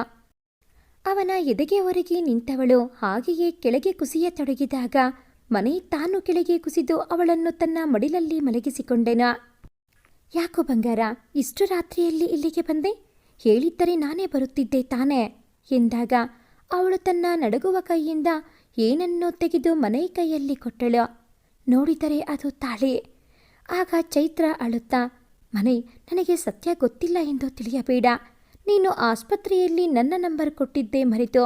ಆ ಡಾಕ್ಟರ್ ನನಗೆ ಸಾಯಂಕಾಲ ಕಾಲ್ ಮಾಡಿದ್ದರು. ಅವಸರದಲ್ಲಿ ಇದ್ದ ಅವರು ನಾನು ಮಾತನಾಡುವ ಮೊದಲೇ, ಹಲೋ ಮನೆ, ಚೈತ್ರಾಳನ್ನು ಇವತ್ತು ಆಸ್ಪತ್ರೆಗೆ ಹೇಗಾದರೂ ಮಾಡಿ ಅಡ್ಮಿಟ್ ಮಾಡಿ, ಇದು ಬಹುಶಃ ಅವಳ ಕೊನೆಯ ದಿನ ಕೂಡ ಆಗಬಹುದು ಎಂದು ಹೇಳಿ ಫೋನ್ ಇಟ್ಟರು. ಆವಾಗಲೇ ನನಗೆ ಸತ್ಯ ಗೊತ್ತಾಗಿತ್ತು. ಸಾವನ್ನಂತೂ ಯಾರ ಕೈಯಿಂದಲೂ ತಪ್ಪಿಸಲು ಸಾಧ್ಯವಿಲ್ಲ. ಆದರೆ ನನ್ನ ಕೊನೆಯ ಆಸೆಯಂತೆ ಒಂದು ದಿನವಾದರೂ ನಿನ್ನ ಜೊತೆ ನಿನ್ನ ಹೆಂಡತಿಯಾಗೆ ಬದುಕಬೇಕು ಅಂತ. ಪ್ಲೀಸ್ ಕಣೋ, ಈ ತಾಳಿಯನ್ನು ನನ್ನ ಕುತ್ತಿಗೆಗೆ ಕಟ್ಟು ಎಂದಾಗ ಮನೆ ನೋವಿನಿಂದ ತನ್ನ ಕೈಯನ್ನು ಗೋಡೆಗೆ ಗುದ್ದಿದಾಗ ಬಲವಾದ ಆ ಹೊಡೆತದಿಂದ ಅವನ ಕೈಯಿಂದ ರಕ್ತ ಬರಲು ಆರಂಭಿಸಿತು. ಚೈತ್ರಾಳ ಸ್ಥಿತಿ ಬಿಗಡಾಯಿಸುತ್ತಾ ಹೊರಟಿತ್ತು. ಅವಳು ಉಸಿರಾಡಲು ಕೂಡ ತೊಂದರೆ ಪಡುತ್ತಿದ್ದಳು. ಅವಳನ್ನು ಎದೆಗೆ ಜೋರಾಗಿ ಅಪ್ಪಿಕೊಂಡು ಮನೆ ಅಳುತ್ತಿದ್ದ. ಇಬ್ಬರು ಕಮ್ಮನೆಯಲ್ಲಿ ತೊಯ್ದು ತೊಪ್ಪೆಯಾಗಿದ್ದರು. ಅಳುತ್ತಿದ್ದ ಮನೆಯನ್ನು ಸಮಾಧಾನ ಮಾಡುತ್ತಾ, ನನ್ನ ಸಮಯ ಹತ್ತಿರ ಬಂದಿತು, ಪ್ಲೀಸ್ ತಾಳಿ ಕಟ್ಟು ಎಂದಾಗ ಮನೆ ನಡುಗುವ ಕೈಯಿಂದ ಅವಳ ಕುತ್ತಿಗೆಗೆ 3 ಗಂಟು ಹಾಕಿದನು. ತಾಳಿ ಕಟ್ಟಿಸಿಕೊಂಡ ಅವಳ ಕುತ್ತಿಗೆ ಹಾಗೆಯೇ ಮನೆ ಎದೆಯ ಮೇಲೆ ಒರಗಿತು. ಮನೆ ಕಣ್ಣಿಂದ ಕಮ್ಮನೆಯ ಹನಿ ಜಾರಿತು. ಈ ಒಂದು ಕತೆ ನಿಮಗೆ ಇಷ್ಟ ಆಗಿದ್ದಲ್ಲಿ ಪ್ಲೀಸ್ ಲೈಕ್ ಮಾಡಿ, ಶೇರ್ ಮಾಡಿ, ಹಾಗೆಯೇ ಕಾಮೆಂಟ್ ಮಾಡೋದನ್ನು ಮರಿಬೇಡಿ. ಇನ್ನೂ ಯಾರೆಲ್ಲ ಈ ಚಾನಲ್ಗೆ ಸಬ್ಸ್ಕ್ರೈಬ್ ಆಗಿಲ್ಲ, ದಯವಿಟ್ಟು ಈ ಕೂಡಲೇ ಸಬ್ಸ್ಕ್ರೈಬ್ ಆಗಿ. Thanks for watching this video.